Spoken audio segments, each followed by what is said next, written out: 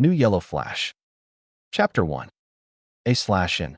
The following story takes place in an EU wherein Obito died from the boulder, and Pain was the true leader of Akatsuki. Naruto learned Hiraishin and not Sage Mode during his training at Mount Myaboku. Events prior to the story unfolded similarly to canon, and how these events happened without Obito's influence will be explained by the story as they become plot relevant. Thank you. Enjoy the story. Naruto struggled through the forest, barely able to stay on top of his feet. He had just learned the jutsu, and he knew that he had not ironed out all of the kinks, but the amount of chakra he exhausted using it was simply insane. Additionally, having clones use the technique did not really help his chakra stores any. Oh well, he would have time to work out everything in the future. It was over now, though. Pain was defeated. He had talked with Nagato, and he was tired. So tired. Next thing he knew, he was no longer on his own 2 feet. He was pretty sure he had fallen forward on accident, finally succumbing to the exhaustion.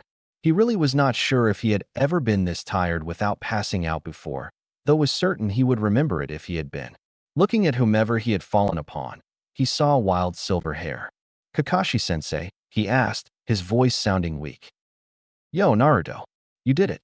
Naruto nodded into the man's back, for the first time a smile on his face. "I'm proud of you." There was something about the sincerity of Kakashi's voice that made the words sound more important than they ever had before, and Naruto felt like jumping up and down. If only he had the energy.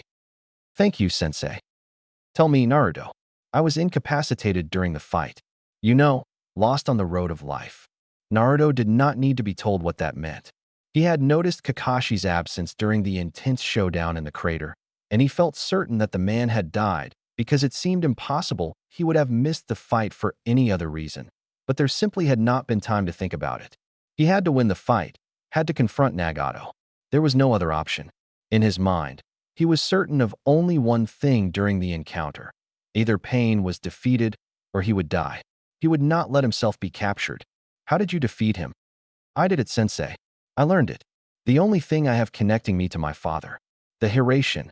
It was the most excruciating training of his life.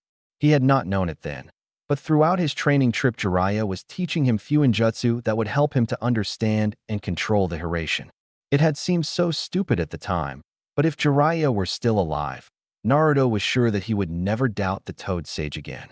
He had wanted Jiraiya to teach him cool jutsu instead, or maybe even how to be a sage, but the man made him learn more about Fuinjutsu and said that the QB would probably make sage training impossible. When Jiraiya died, Tsunade finally told him about his father, the Yondaime Hokage, Minato Namikaze, and the completed version of the Hiraishin, sealed away beneath the floorboards of the Hokage's desk. At times, it had seemed impossible. The scroll was the largest Naruto had ever seen for one jutsu, and he had to understand every kanji to even start unraveling it. Tsunade suggested he study the jutsu at Mount Myaboku in order to not be discovered and to have the maximum amount of peace. She had said he would be summoned if needed. With nothing else to do, he dedicated himself to mastering the technique, which made his father one of the most feared shinobi in the entire world. The perfect space-time ninjutsu. The difficulty of learning the Hiraishin did not necessarily lie in understanding it.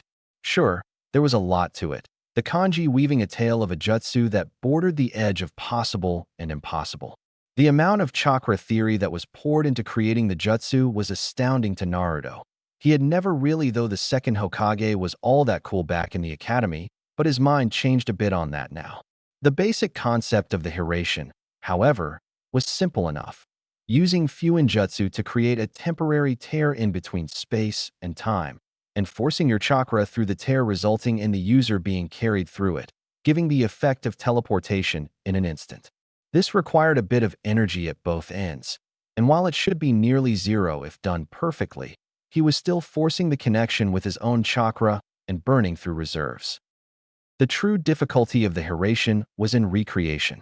His father had famously used tri-pronged kunai with only a few simple kanji written on them in order to use the Hiraishin. He wasn't sure if the second did the same. A few kanji written on a piece of paper was a far cry from the enormous scroll, so that meant Naruto needed to find a way to shorten the formula. Unfortunately for him, the jutsu had numerous blood kanji, meaning that the final product would be different for each individual. Luckily, at least, a few of the kunai were stored with the scroll to help guide him, at least a bit. It took 4 days for him to even get through an initial in-depth reading of the scroll, with the Toad elders forcing him to take breaks to eat and sleep. After that, he began to use shadow clones in order to hasten up the process. He would assign sections for the clones to work on, then make sure that they dismissed in a certain order so that he would remember the jutsu as it was written instead of having memories of unrelated chunks of kanji. Even with this help, the Hiraishin proved a harsh beast to tame. When Naruto felt he had a good understanding of the Hiraishin scroll, it became time to shorten it. He had a plentiful amount of kunai and a ton of paper for the task, and created shadow clones to allow multiple avenues to be explored at once. Even then, it was incredibly difficult. Using even 100 clones the task was the most frustrating concept he had ever attempted to wrap his mind around. How could it even be possible to reduce a scroll containing a countless amount of kanji into a simple 4 to 5 symbol formula?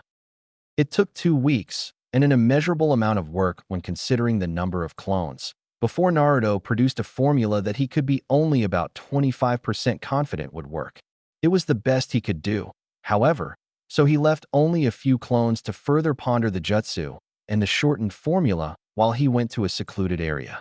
Attempting to actually use the Hiraishin was not something he could power through with a ton of clones. He needed to sit still and feel for the tear in space-time combined with the feeling of his chakra in the handle of the kunai. After a few days, he had still felt nothing and his clones had not made any advance. Naruto was convinced, by this point, that the formula had to work. In order to increase the chances of feeling the kunai's chakra through the space-time tear, he began to excrete his own chakra. At first, it seemed useless. At some point, however, Naruto felt it, the pulse of chakra from the handle of the kunai. It was faint, incredibly so, and obviously there was work to do since the object was only sitting a foot or two away from him, but it was a major breakthrough. As it turned out, once he sensed the kunai the first time, it got easier to feel with every attempt. Whenever he wanted to feel it, he could easily, and whenever he wanted to ignore it, it would stop. Apparently, sensing the kunai was more of a mental skill. Having gotten that down, the next step was simple, at least theoretically, teleportation. Or, as the case may be, forcing his chakra to flow through a tear in space-time, which would allow him to transport himself from one location to another in the blink of an eye. If that was not teleportation, however, he was certain it was as close as was possible through the use of jutsu. Getting his chakra to transport him was probably the easiest part of learning the jutsu, and even then, it took 10 hours. It was obvious that the Naidame designed the jutsu in order to make the process as seamless as possible when compared to the rest of the learning procedure. All he really had to do was focus on the kunai and allow his chakra to connect to the point and move him. After he had managed to teleport a few times, however, he realized that he needed to practice orienting himself when he came out of the kunai. From what he had heard, his father could pop up in any direction he wanted, including even a few feet away.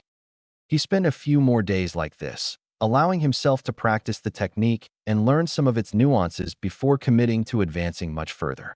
Even in the relatively short amount of time he was working on the technique, at least compared to the many years his father had spent perfecting it, it began to be second nature to feel the kunai's chakra. When he was able to change his stance mid-transport, he decided to move on. Sure, he still could only pop up within a few inches of the kunai, but he decided to work on that later. Somehow, after all of the careful training he had done up to that point, he allowed himself to get a bit arrogant and carried away. He had his clones create approximately 100 sealed kunai and place them all throughout the mountain. It had never occurred to him that he should not go from practicing on one kunai to practicing with so many. However, and as he began to search out the kunai's chakra, he became overloaded and passed out. When he woke up, he had one hell of a headache. The next time he tried, he was less overwhelmed and managed to stay conscious. He began to feel out the chakra when he asked a question that had never occurred to him. Not a single person had ever indicated he was a sensor, and neither had his own experiences. So, how was it that he could feel the chakra from the kunai? After pondering the thought for a few hours, knowing somehow that it would be important for something, he came to a conclusion. There was something about the kanji formula that allowed for the chakra from the kanji to leak into the space-time rift and create a unique path back to him, which he then retraced when he used his chakra to teleport between the kanai.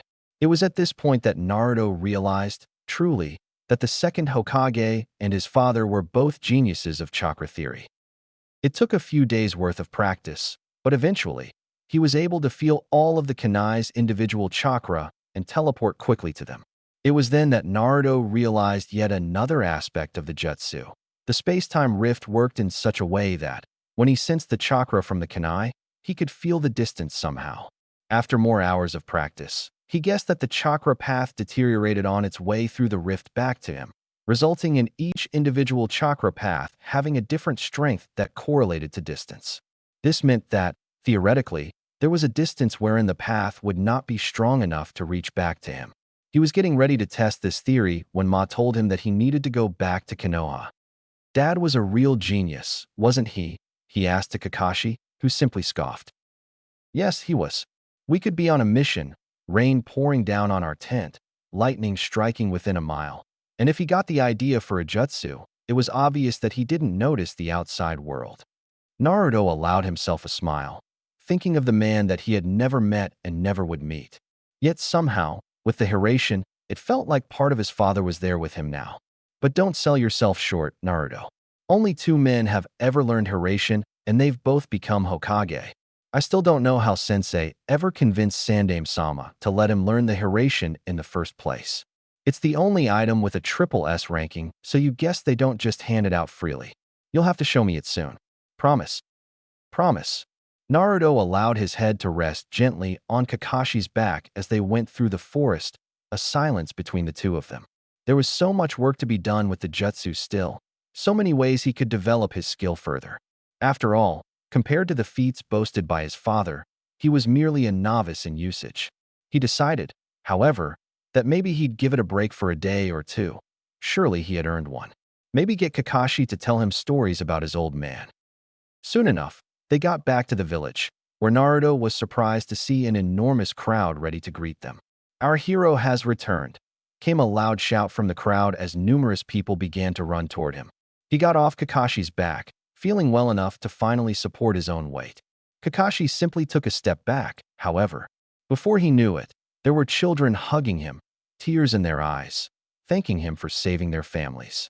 He stood still, shocked. It felt so strange to him. He simply could not react. The hero of the leaf. Naruto returned to us. Our savior. Numerous shouts came from the crowd as they continued moving toward him. It felt surreal. They were talking about him. It seemed too good to be true, almost like something from a dream. He couldn't move his body at all, too dazed by the situation. He was startled back to life when Sakura ran toward him. Naruto, she said, wrapping him in a tight hug. He could tell that she was crying, and from the fact that her hug was not crushing his will to live, exhausted as well.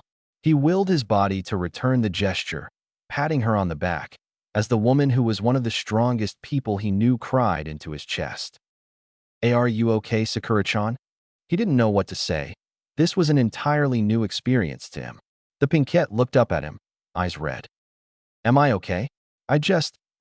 So many people died. He was unstoppable.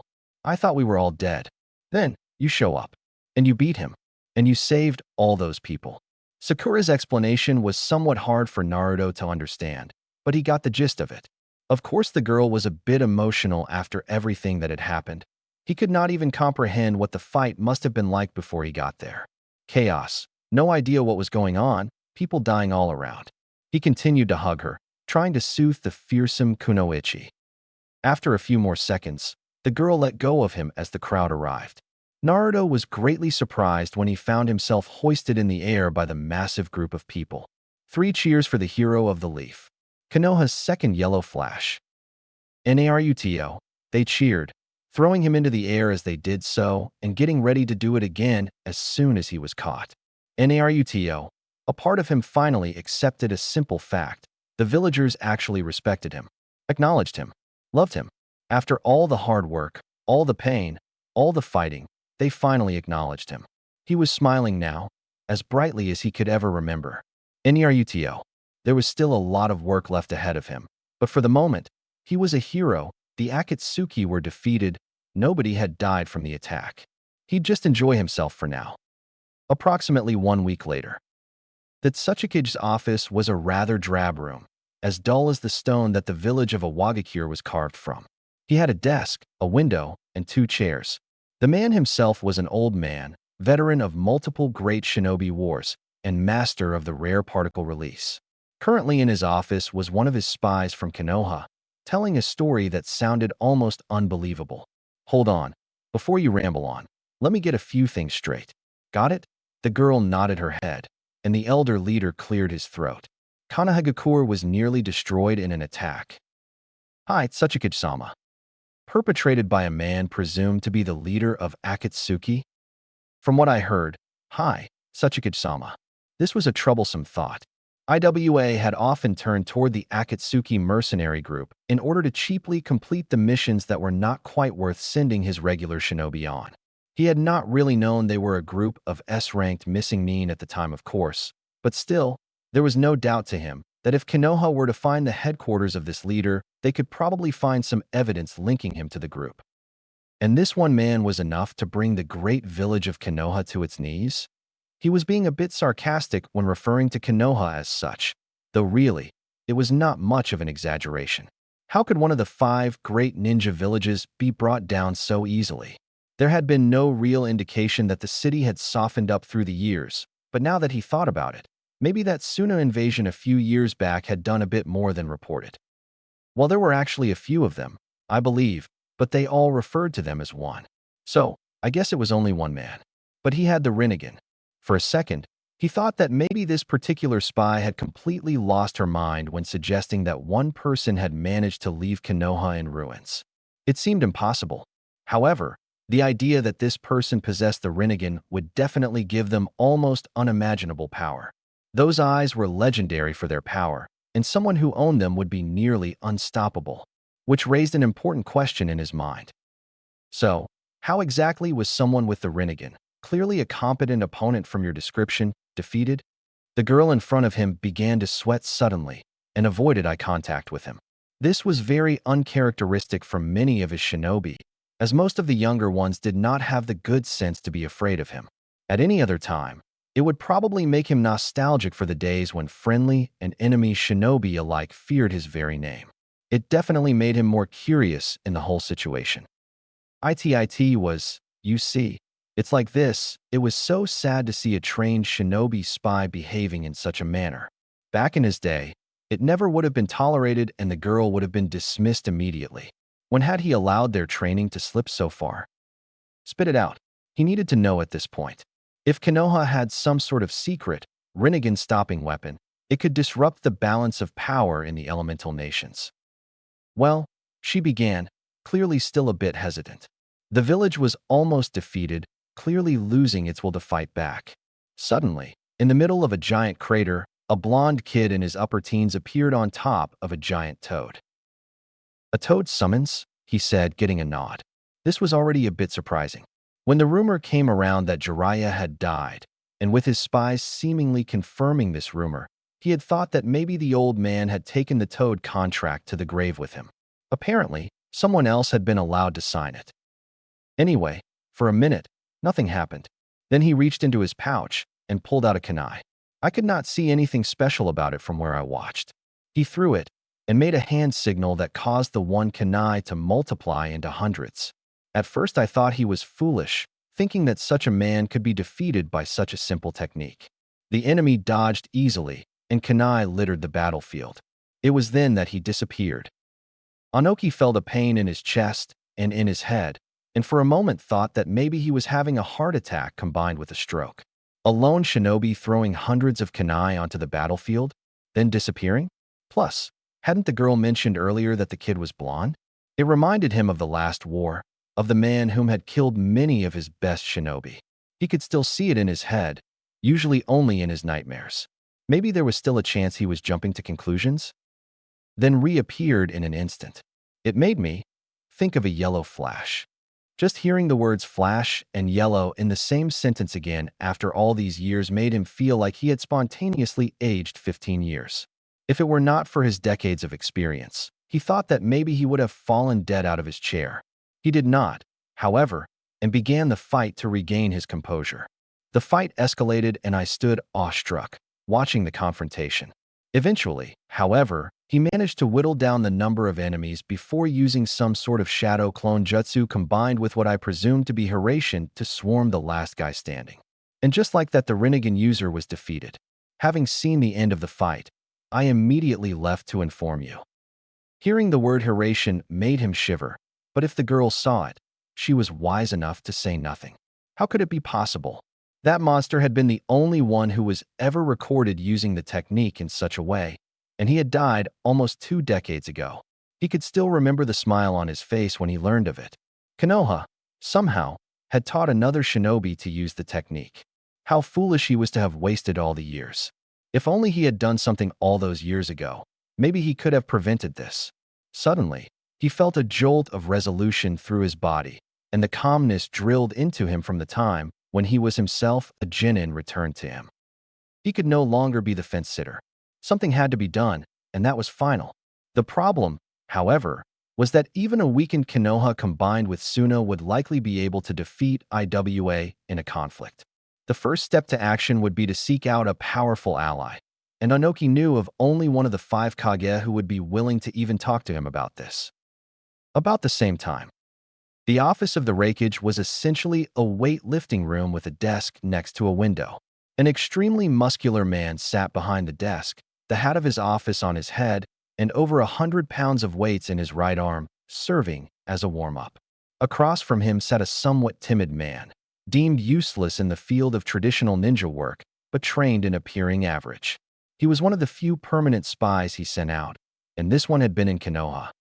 The man told an incredible story, involving a man with the Rinnegan appearing out of nowhere, wreaking havoc, and reducing a large section of the city to rubble. Rarely had he found himself so interested in something that did not involve his own training. If this were true, that meant that Konoha had finally been taken down a notch. And then, when everything seemed lost and I was planning an escape, a giant cloud of smoke arose from the crater. When it cleared, I saw some blonde teenagers sitting atop the boss of the Toad Summons. A teenager being able to summon the leader of one of the major summoning clans? That was very impressive, but he doubted that they would be any match for the Rinnegan. It was admirable, however, for a young shinobi to be so willing to die for his village. Maybe he could replace that kid with some Kumo shinobi and have it taught in the academy? But why exactly was his spy worried with a meaningless detail like hair color in that situation? After a moment, he drew out a kunai. He was a good distance away, so at the time, I did not notice anything special about it. He threw it and did a hand seal which caused it to multiply to around 200 kunais. Naturally, against the Rinnegan, all of them missed. But then, something happened after that. I am not sure if you'll believe me. I raised an eyebrow at the man. He was the Raikage. He could handle any revelation no matter how big or small. How dare he, some cowardly spy, even imply that he would be unable to understand? Maybe he'd give him a lightning straight and hospitalize him to remind him of his place. He disappeared, and a split second later, reappeared above one of the kunai. He did not even have the time for his brain to process what exactly had been said before his body reacted, and his left hand shattered the wooden desk into nothing but splinters. A second later, he allowed himself to think. It seemed that Konoha had found some way to teach the Hiraishin jutsu to one of its shinobi. He knew that it had always been a possibility. He just wondered why they had not immediately done it upon that blonde's death. Anyway, the man said, for some reason shocked by the destroyed desk, that Konoha shinobi won the fight, and I immediately decided that you would only believe me if I told you myself. So I left for Kumo as quickly as I could, knowing that I would not be missed among all the casualties. It was good of you to tell me this. Dismissed, left alone in his office, I began to think. If there was now a second yellow flash, it could be nothing but trouble for his entire village. The original had been the only man he had ever encountered who could move faster than him, and the time they encountered each other in a forest still got under his skin. The way that man had toyed with him and his brother, as if they were nothing. Of course, he had improved in the many years since then and had always wanted another meeting. Until now, That had been impossible with the man dead. The opportunity was perfect, really. Konoha would be weakened and in a state of rebuilding. If Kumo could strike now, it might be the best chance they'd ever have to eliminate Konoha as a threat. Not to mention, he could get the chance to face the Yellow Flash once more and prove that he was now the strongest shinobi in the elemental nations. Even if he did not get to do it personally, the satisfaction would be almost the same. Plus, there was the fact that B would be around to protect the village, meaning he could be on the front lines. And, though he would never admit it out loud, it could be extremely dangerous to let some teenager who managed to learn the Hiraishin more time to develop. There was a problem, however, in the form of Suna. Sure, Suna was the weakest of the 5 ninja villages, but they were not weak. Fighting Konoha and Suna at the same time, alone, would prove a very difficult task. Although he was confident that his shinobi would pull through, especially with his leadership, there had to be some way to help shift the odds even more into his corner. That's when an idea struck him that made him so excited he jumped out of his seat and accidentally threw the weights in his right hand through the ceiling. Of course, there was one other Kage who would hate to hear about a new Yellow Flash. Chapter 2: Rebuilding and Bounties. It had been about 3 weeks since the pain attack, and Naruto was spending yet another day committed to doing nothing other than helping to rebuild the village of Konoha. As he had found out a long time ago on the Wave mission, his shadow clones were perfect for the task of large-scale construction. Sure, they were not exactly carpenters or architects, but people were needed to move the building materials and other simple tasks. He could not be exactly sure, but he guessed there were around 300 of himself running around, all fully occupied. The village was really rallying itself together, and for the first time, Naruto felt he understood the will of fire. Many of these people, ranging from civilians to high-ranking shinobi, had lost all of their worldly possessions in the attack, and yet, here they were working their hardest to rebuild. They had the option to either break down or work hard, and they chose hard work. Unfortunately, not everyone was able to contribute to the effort. As it turns out, when Nagato returned life to the dead, the jutsu healed the fatal wound only. So, there were still a large amount of injuries to deal with. The hospital had been in the center of Konoha, and thus was completely destroyed by pain. One of the first things they set up in the days following the attack was a large medical area consisting of many large tents.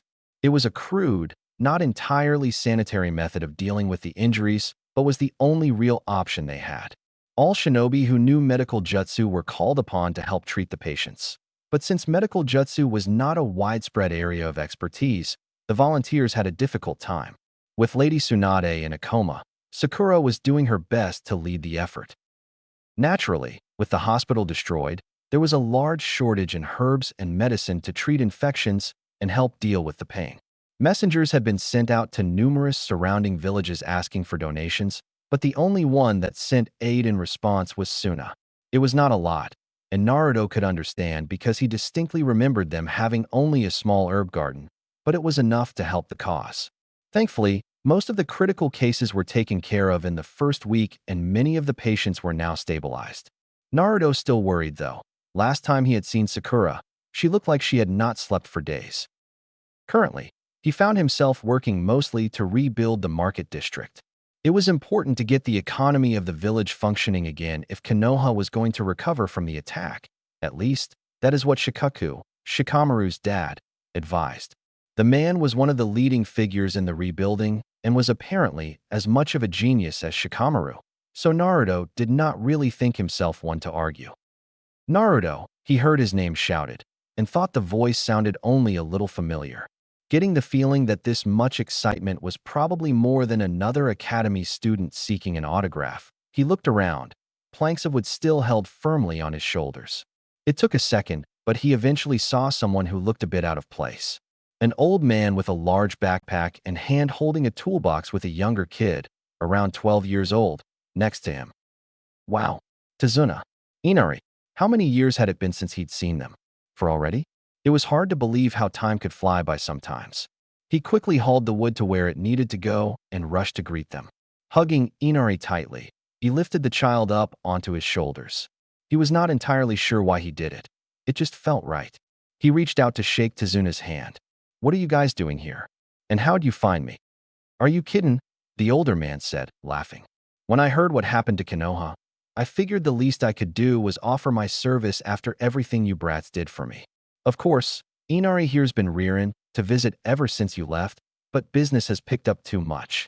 Besides, pretty easy to find you. We just kept asking all those clones. You keepin' busy? Oh yeah, barely have a day off. Maybe one of these days I'll get to come down there and visit you guys, if you don't mind. Naruto did not want to impose, but it would be great to go down to Wave Country sometime and see how much things had changed since his first mission all those years ago. Of course not Naruto and I, the kid atop him shouted, making Naruto chuckle a bit.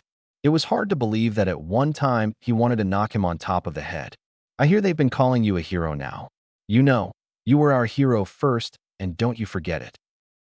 Trust me, Inari, I don't think I'll ever be able to forget your village. Having your sensei captured, almost dying, having your best friend almost die, having your enemy turned friend die, then seeing the demon of the hidden mist shed tears as he ripped men apart with a lone kunai between his teeth all on your first mission outside the village was not exactly something that was easy to forget. How have you been holding up anyway? Good. I'm learning to become a fisherman. Like Kaiza. Well, I'm also learning a bit about construction. Mixing it up, you know? Naruto nodded, happy that the child had a direction in his life nowadays. I'm glad to hear it. I guess I haven't been doing anything too interesting. Mostly training. Huh, you're right.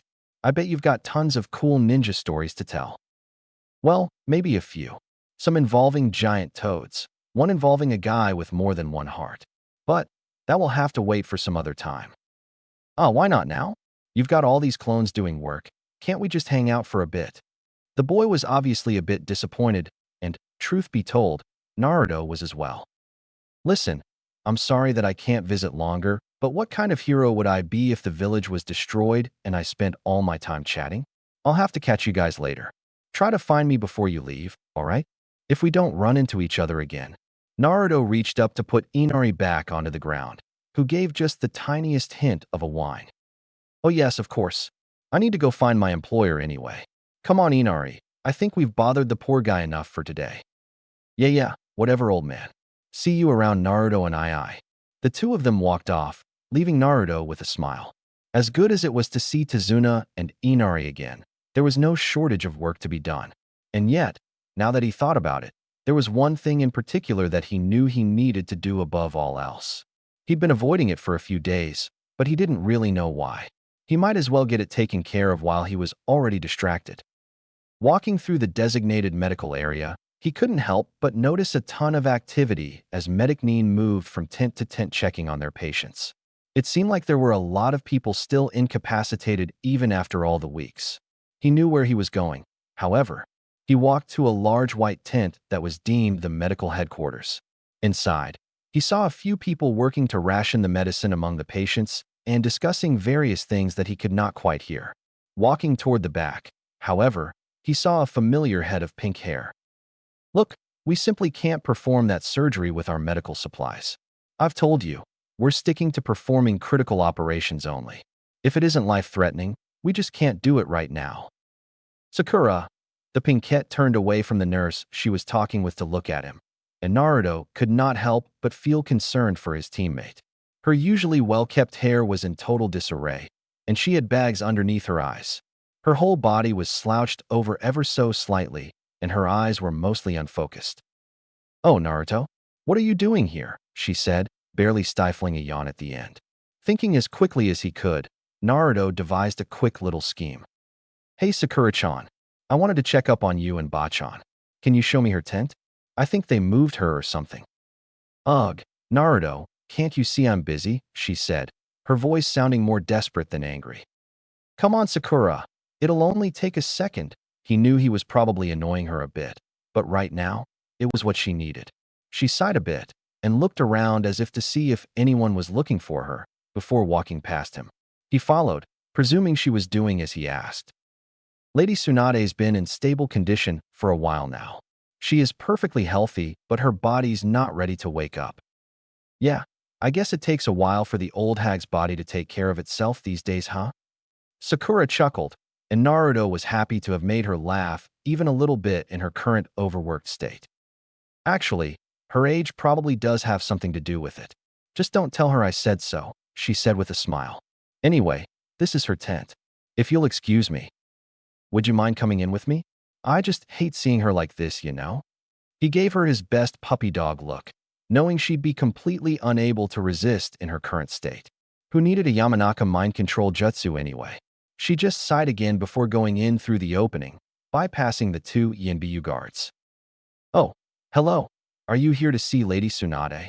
Shizun said from the woman's side. Naruto was glad to see her, and it looked like his little gamble would definitely pay off. Hey Shizun, Naruto just wanted to check up on her. Still the same. Yeah, no changes. Hopefully she'll be waking up within the next few days.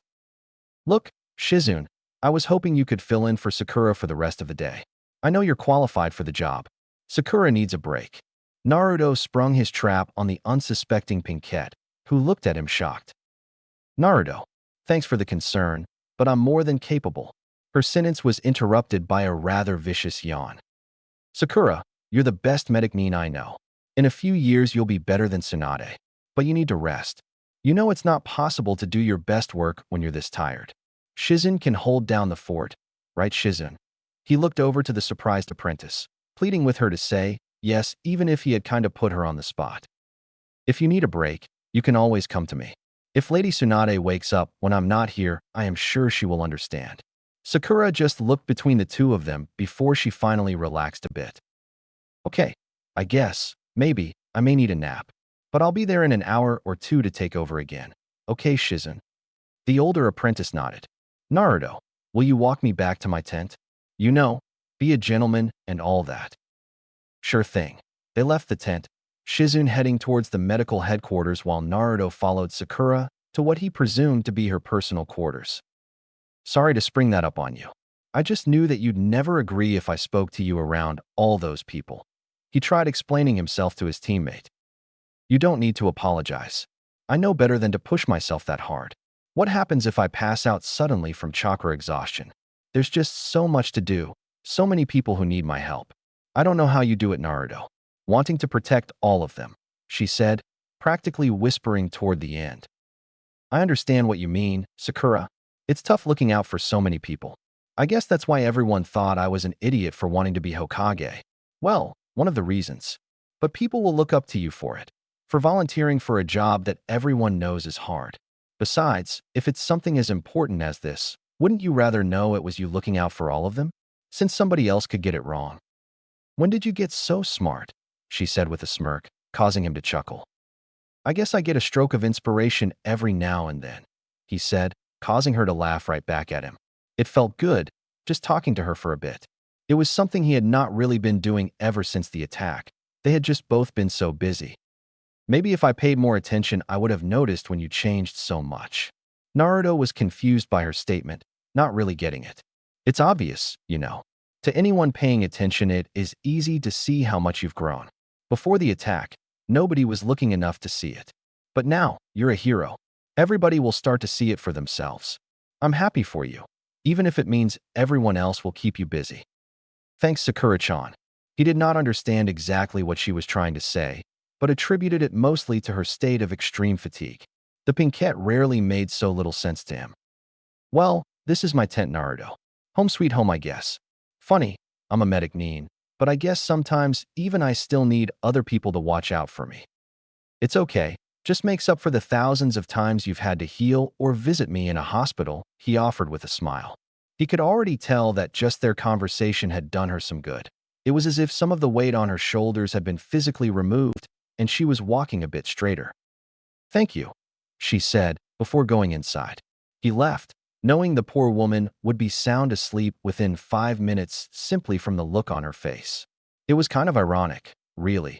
All the times where people had told him that he'd be unable to help anyone if he wore himself out, and now he was making sure Sakura didn't do the same thing. Unsure of what to do with the rest of his day, he started doing a few odd jobs back in the market district. About 2 hours later, he was interrupted from his important menial labor by some messenger. Needless to say, he was very surprised to find that he was being summoned by Shikaku, a man whom he had only met one time prior for about 1 minute while he was told what to do and why. Still, If the Jounin commander was summoning him personally, that had to mean something important was going on. He wasted no time in heading toward the temporary military headquarters.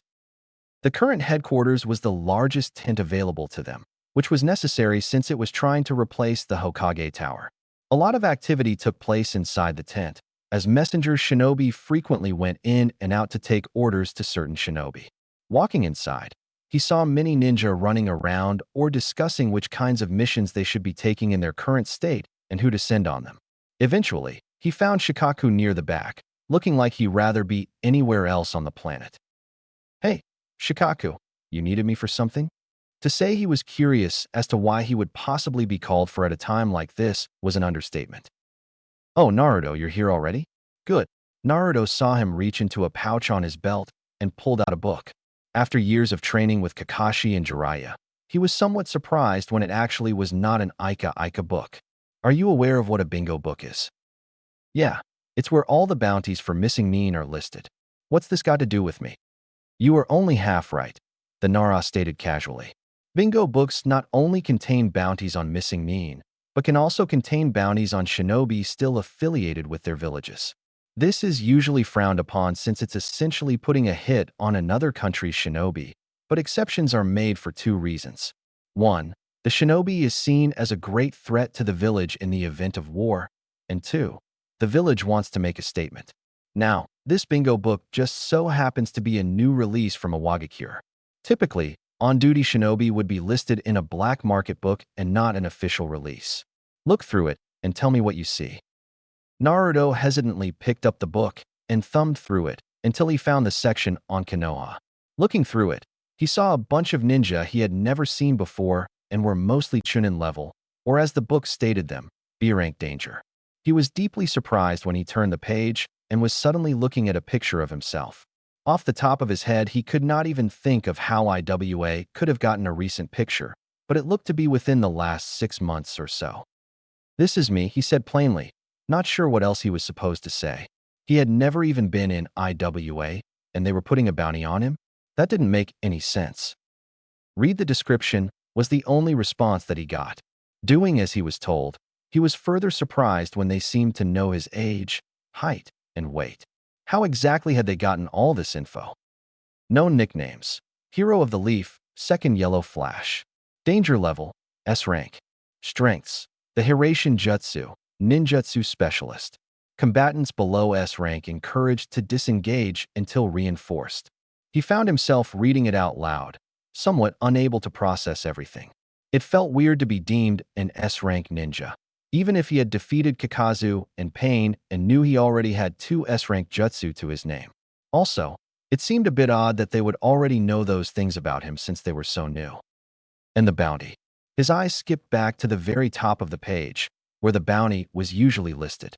He had bypassed it earlier out of surprise from seeing his own picture and name, he supposed. 50 million Rio? That was an absolutely shocking number. He had seen maybe one other person while he was skimming the pages whose bounty even reached close to 5 million. Why was IWA willing to pay so much to go after him? It didn't make any sense. Dead or alive? Now, I need you to listen to me, all right? That is not just a regular bounty on your head. It is the highest current total in the book. For comparison, Kakazu was at 25 million. Haiden was 20 million. Deidara, whom was from IWA, was only at 15 million. Sasori, 13 million. Asuma, son of an active Hokage with direct ties to the daimyo, was held at 35. I think that it's clear that Tsuchikage is holding a bit of a grudge from your father's actions in the last war. Additionally, I don't think it's possible, certainly not probable, that IWA is paying that total alone.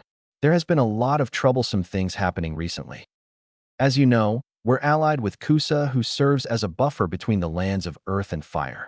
We just got a message about a day ago from them stating that a lot more IWAnin are doing increased border patrols. Coincidentally, to the northeast, we've got reports that Kumonin have been patrolling into the land of bears and harassing Hashigakure. Officially, Kumo and IWA have never been allied, though for a large portion of the last war they practically ignored each other. Personally, I think it is odd that IWA and Kumo are testing our allies at the same time, and I think the two of them are cooperating. It was amazing how lazy the man could sound even when describing something that seemed important. Naruto did his best to try to comprehend everything. Humo and Iwa working together against Konoha would obviously never be a good thing, but it was especially bad at a time like this where a lot of shinobi were either injured or occupied with rebuilding the village. So, why are you telling me all this? He wasn't entirely sure he understood the point of telling him anything past where he learned he was in the bingo book. As interesting as it all was, he was just some low-level genin. You're a hero now, Naruto. The honor is not without its burdens. These people look up to you, respect you. And if Kumo and Iwa start encroaching on us, they'll look for you to leadership. Shikamaru told me you want to be Hokage. Well, this is where it starts. Just like your father. Now, it seems obvious to me that, if you've defeated 2 S-ranked opponents and are S-ranked in Iwa's bingo book, you are not a Genin-level shinobi. On my authority as Jounin Commander, I hereby grant you a field promotion to the level of Jounin effective immediately, to be judged by Lady Hokage upon her recovery. At some point, Naruto had started to wonder if perhaps Shikaku's ability to give such detailed explanations without changing pitch while sounding completely disinterested was some kind of Nara Kekai Jinkai. It was a bit worrisome to think that people would start looking to him for guidance, but like Shikaku said, it was a natural step toward his dream. Still, he was completely blindsided by his sudden apparent promotion. Thanks, I guess. He did not really know what to say. He went from learning that people would be willing to pay an absurd amount of money for his death to being promoted and skipping the rank of Chunin. It was a bit of an emotional roller coaster, to say the least. One more thing. The amount of work you've done for this village is appreciated greatly. However, you should be ready for regular mission duty. At the very least, every Jounin is needed at this time, but we especially cannot have an S-rank shinobi unavailable. That will be all. Naruto gave the man a courteous nod before turning around. There was a lot for him to take in. He had to worry about the possibility of conflict once again on the horizon, as well as prepare for his new duties as a Jounin.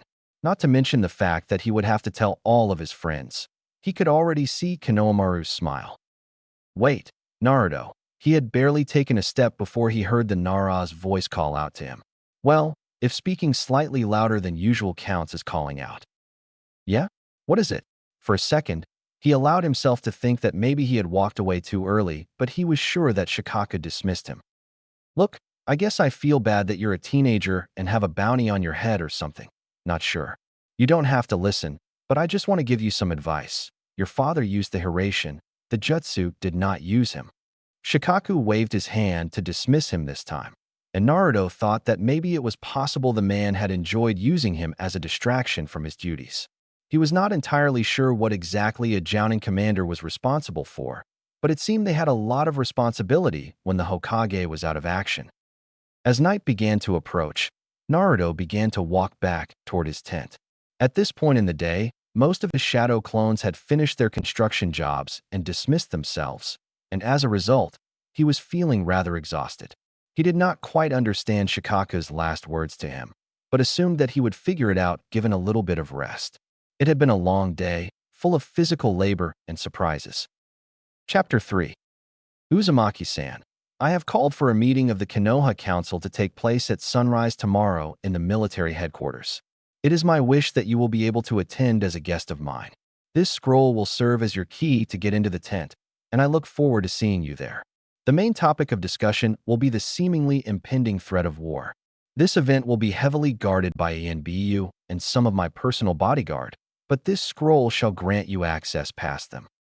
Advisor to the Hokage, Danzo Shimura. Naruto had found the small, somewhat indistinct scroll at the foot of his bed rest as he returned from another long day of laboring. His interest had, of course, immediately been piqued, and he had been eager to read it. After reading it, however, he had no idea what to think. How long ago had it been where he had been training at Mount Mayaboku, before the village was devastated by Pain's attack, before his promotion to Jounin? Not long ago at all, and yet, here he was, requested to attend an important council meeting by somebody he had never met. And so he found himself making his way to the headquarters in the early hours of the day, the sun barely beginning to rise somewhere far to the east.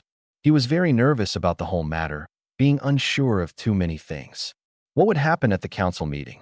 What kind of discussion would it be? Was war really impending? Would he be able to even talk clearly in the face of so many people who were undoubtedly well-versed in politics? And, most importantly, why was he even being called for in the first place? All these questions and more weighed on his mind as he presented the scroll to the ANBU guards in front of the tent, who glanced at the signature at the bottom before giving him permission to go inside. He stepped through the folds of the tent and immediately looked around. In the middle of the floor there was a large circular desk, with chairs gathered around and people occupying them. It was pretty easy to recognize most of them, considering the number of friends he had who were the children of clan heads. Yamanaka, Hyuga, Akimichi, Aburame, Inazuka, and Nara made up most of the group, with several of the clan heads having an advisor for themselves. "Naruto, what are you doing here?" Shikaku asked, rising from his position of being head down on the desk with a questioning look in his eye. Naruto was not really too sure what to say, aside from being invited, before someone else answered from right behind him. "Uzumaki-san is a guest of mine, Shikaku." Shikaku kept the same questioning look in his eye as he put his head back down, his glance not breaking from them. Naruto turned around and came face to face with the man that he presumed to be Danzo Shimura. He was flanked on either side by an older man and an older woman, people he had seen prior at the third or Tsunade's side. He was a tall man, standing straight and composed though supported by a cane. His right arm was covered in bandages and supported by a sling. His right eye and forehead were also covered in bandaging. Naruto wondered what sorts of injuries the man must have endured to be in such shape.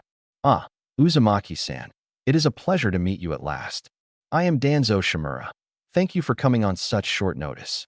The man bowed ever so slightly, and Naruto returned it with a slightly deeper bow. He then walked past Naruto before taking a seat at the sole remaining empty chair. "I thank you all for coming on such short notice." The older man and woman, the Hokage's advisors Naruto reminded himself, both stood to the left of him.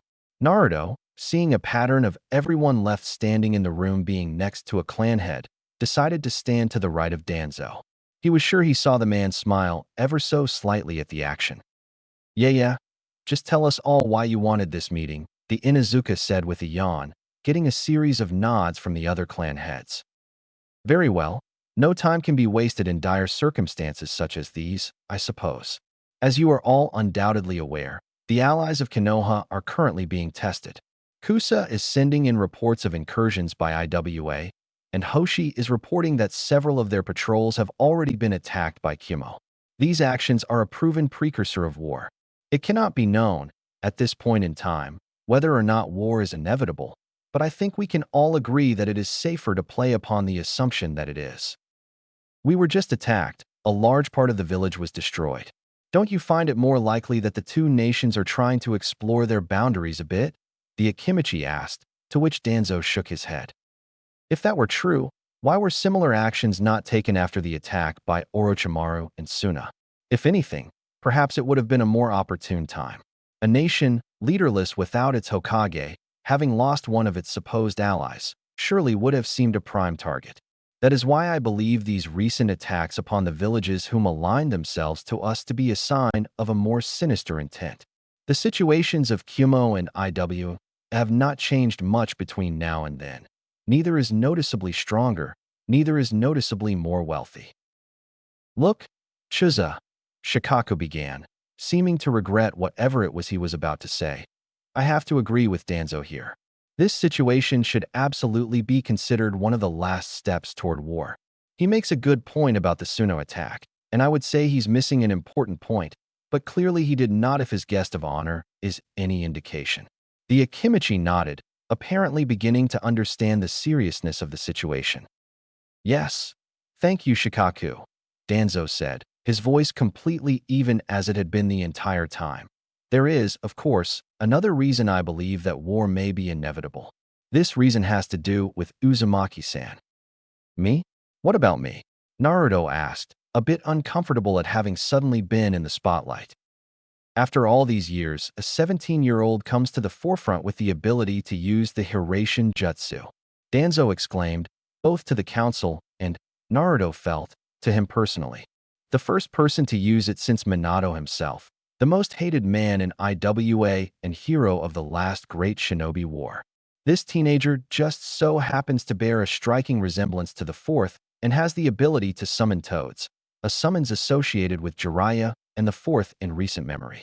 Immediately after Uzumaki-san unveiled his learning of the Hiraishin, we begin to see these actions by IWA and Kumo. I do not believe it a coincidence. But ultimately, that is of little importance. The true importance is that we have a response. We need to send forces to Kusa and Hoshi, show them that we're not going to back off. Sum said, to which a few agreed. Inazuka-san, I do not think it logical that we attempt to meet both sides at once. If they escalate the conflict, shinobi on both fronts will be at risk, and there may be significant losses. So what would you suggest, Aburame-san? Her words held a bit of bite at being so calmly dismissed, yet genuine curiosity was present. We send a strong force to Kusa to assure them and dissuade IWA. If IWA and Kumo are secretly allied, then we need only discourage one. There were a few nods for the Aburame, some of the present agreeing with his position. But how do we explain to Hoshi that we are ignoring their plight? It did not seem that the Yamanaka was among the supporters, however. Yamanaka-san is right. It would be a disgrace to this village if we should abandon an ally in their time of need. Our reputation will be forever stained. Nor was the Hyuga. All of the proposals are plausible options. That's why it is important to have a strong central figure who makes the decision. That's where this is going, isn't it, Danzo? Shikaku was looking at Danzo with nothing but calculation in his eyes, seemingly sure of the man's intentions. Naruto, for his part, had been attempting to figure things out for himself. If it were his decision, he would never abandon Hashigakure. He could still remember his mission there, years ago. You are correct, Shikaku. With the position of Hokage being empty in this time of crisis, our actions are unguided and imprecise, our direction unclear. How can this village possibly be expected to deal with threats such as IWA or Kumo without a decisive leader? Even you, as Jounin commander, are greatly restricted in your abilities to assign missions. If memory serves, it is illegal for anyone not of Hokage status to issue an S rank, is it not? Yes, that is correct. It has not, however, been much of an issue yet. You say much, and yet meaning that it has been a slight issue, and that you understand it could be a major one in a time of war. Additionally, the NBU commander is not authorized to carry out missions outside the Land of Fire in such a time as there is no Hokage. So, all of you can surely understand lacking a Hokage at this point in time could be a critical blow toward this village. But we have a Hokage, Naruto said immediately afterward, causing Danzo to tilt his head toward him a bit, but not say anything. It made him slightly uncomfortable. He could feel that the man was looking at him, yet it was only the bandaging. Tsunade is our Hokage, and Shizune says she could be waking up at any time. Ah yes, of course. All the reports regarding Lady Tsunade indicate that she is stable, that is, neither improving or worsening. I have few doubts that she will awaken at some point. The question is when. Her condition has been stable since the first day after the battle, and yet she still slumbers. It is possible there is an underlying mental condition, some sort of trauma, that we do not yet know about. Even when she awakens, we do not know the extent to which she will have to recover. If Hokage-sama is unable to perform her duties for, say, even another month, will it be too long? Will we be in full-scale war with IWA and Kumo without a Hokage, without a strong leader? What if it's 6 months? Perhaps, without a visible Hokage, IWA and Kumo will be more inclined to continue their escalation. All of these questions have answers that this village is better off not knowing. Naruto, though he hated to admit it, could see that the elderly advisor was probably correct about the matter. Still, it did not seem right to replace a living Hokage, whether or not they were briefly incapable of leadership. Perhaps with the rising threat of IWA and Kumo, however, it was the necessary thing to do. Maybe they would back off if a Hokage was around to deter them, and even if they didn't, well, the leadership would be needed regardless. So, you wish to have a vote to replace the Hokage, Danzo? You know the procedure. We hear nominations, assess their viability, then have a vote on the matter. If the vote passes with a majority, then the person who wins it is deemed temporary Hokage pending approval from the daimyo. Shikaku asked, the smallest hint of a glint in his eye. Naruto couldn't help the feeling that these two had a bit of a history. Maybe he'd ask Shikaku about it at some point. Yes, I am aware. All right then. Who here would like to make a nomination for the Hokage position? The Nara asked, still looking directly at Danzo and apparently expecting something. If the man was deterred or intimidated in any way, however, it did not show on him at all. Danzo was like a stone statue, sitting straight up and fully composed with no emotions visible upon his face. It seemed the man had a lot of experience with the realm of politics. I would like, the elderly man to the left of Danzo began, to nominate Danzo Shimura for the position of Hokage. So, was this all just some clever play for the man to get the Hokage position? It hardly seemed like he was fit for the job, with his apparently permanent injuries. A bunch of eyes lit up across the room, and Naruto had the distinct feeling that this was not the most surprising nomination for many among them. Danzo was an older ninja. Perhaps he had been in the running for Hokage before. Fifth, fourth, maybe even third now that he thought about it. Danzo, while you are certainly an experienced shinobi and valued advisor, Shikaku began. I decline the nomination, Danzo said, causing a few of the people in the room to stare wide-eyed at the man. Interestingly enough, one of the most shocked was the man who made the nomination. Shikaku, for his part, was actually visibly shocked. A brief moment of utter confusion displayed on his face before he was able to mask it. He sat straight in his chair, for the first time in the meeting, and was staring at Danzo intently. If Shikaku was able to be tricked to such an extent, Naruto began to wonder just exactly this Danzo guy was capable of. Although it is true that, in the past, I longed to become Hokage, I fear that I may finally be too handicapped to accept the nomination in earnest. It was a dream of mine throughout my life, ever since my experiences in a team led by Naidame-sama himself. Having been passed on for the titles of third, fourth, and fifth, it is clear to me that at this point in my life it is foolish to pursue such a direction. For a brief moment, there was a slight pang of sadness in his voice. I believe, at this time, the only use I have left in this withered body of mine is as an advisor, the man continued. I would, however, be interested in making a nomination. Who would you nominate for the position, Danzo? Shikaku asked, genuine interest present in his usually bored voice. Naruto Uzumaki. The room was silent and Naruto, for his part, felt like he had just been struck by a boulder. What was going on? Here he was, suddenly thrust into the conversation for a new Hokage by a man he had just met. The only way he could have been more surprised, at this point, was if Itachi and Sasuke came through the door singing a duet about pacifism. He wanted to say something, he was sure of it, but nothing came to mind for him to say, and his mouth was suddenly feeling a bit dry. If I may, allow me to explain my nomination. Uzumaki-san is certainly young, Danzo said, every eye on him at this point, yet seemingly unaffected. However, we must look at the bigger picture. His strength has grown at an incredible rate, and his most recent feat includes taking down the owner of the Rinnegan. Considering that Kakashi and Tsunade were unable to surpass Pain, this makes him quite possibly the strongest shinobi in the village, and at such a young age. With his unique shadow clone training method, we are looking at a Hokage whose ability to train while even on duty is unparalleled. A shinobi strong enough to defeat the leader of an organization of S-ranked criminals who will continue to get stronger as the days go by. Additionally, even at the age of 17, he is an accomplished sensei of sorts and has taught Kinomaru Sarutobi both the Shadow Clone and Rasengan Jutsu. Would Team Ebisu be the most accomplished Genin team of their generation without Uzumaki-san assisting in their progress? Such a thing seems doubtful. I know that he may currently lack experience, but realistically, with a team of advisors and the aid of Shikaku, I imagine that it will not be as important as it would seem.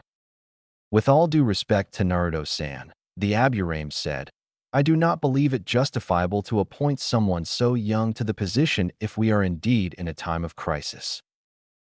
We must also think of the long-term interests of the village. If Lady Tsunade continues to be incapacitated, then it poses a major problem for the village. But if someone is appointed, then they will remain so even upon Tsunade's return. This means it has to be a person who is strong, passionate, and willing to put the village first and foremost. Surely, no one is better suited by such criteria than Uzumaki-san.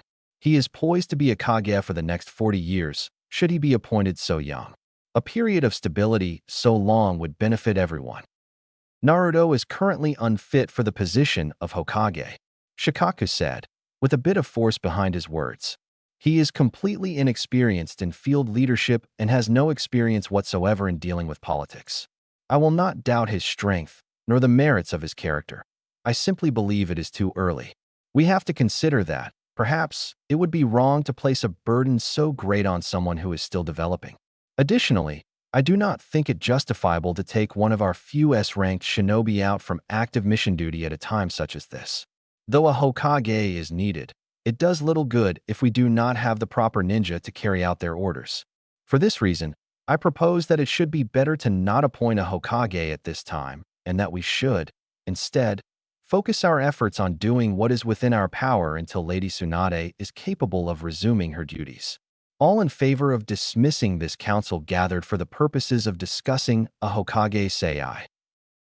There was a chorus of ayes from the clan heads, who seemed happier at getting the chance to leave than having to really think about all that they had heard.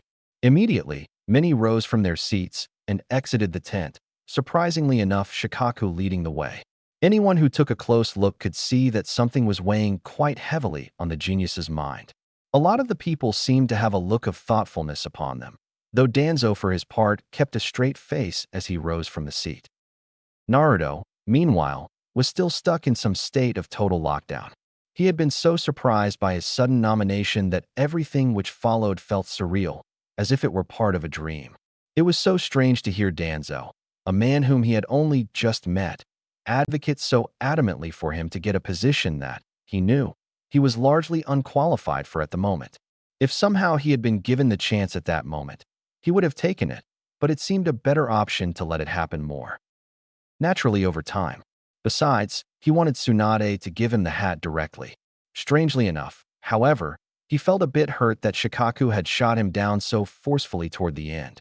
He hadn't even heard what grievances the other clan heads may have with him. Realizing that Danzo was leaving the tent, Naruto walked after him. Danzo, what exactly was that all about? Why would you try to nominate me? And why wouldn't you let me know first? Part of him was upset over the suddenness of it all, and he wanted an explanation from the man before he disappeared. Uzumaki-san, you will have to forgive me if I sprang it upon you. I had been hoping to discuss it briefly with you this morning, but, unfortunately, had very important matters which came up and delayed me. Why do you seem a bit upset?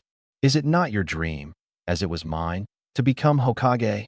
The man was perfectly calm and did not even miss a single beat between Naruto's questioning and his response.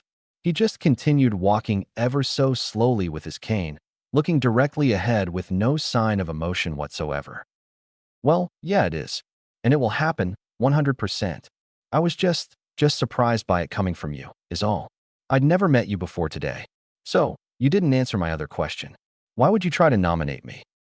I suppose it is only fair you receive the truth. Ever since the very day of your birth, I have known of your Jinchuriki status and your parentage. As such, I was interested in how you would be treated and how you would progress. I wanted to be able to train you myself, but Hiruzen ruled against me on that regard. I hired a number of retired shinobi who kept tabs on you whenever you were in the village, throughout your childhood all the way up until you left with Jiraiya. They would report to me on your status, things such as your apparent mental health, your reaction to the villagers' treatment, and eventually on the results of your training. And though I know you may bear some ill will over me watching you, I assure you it was on behalf of your potential both as a Jinchuriki and the fourth son. Potential of such levels must not be left to chance when it could benefit the village ever so much.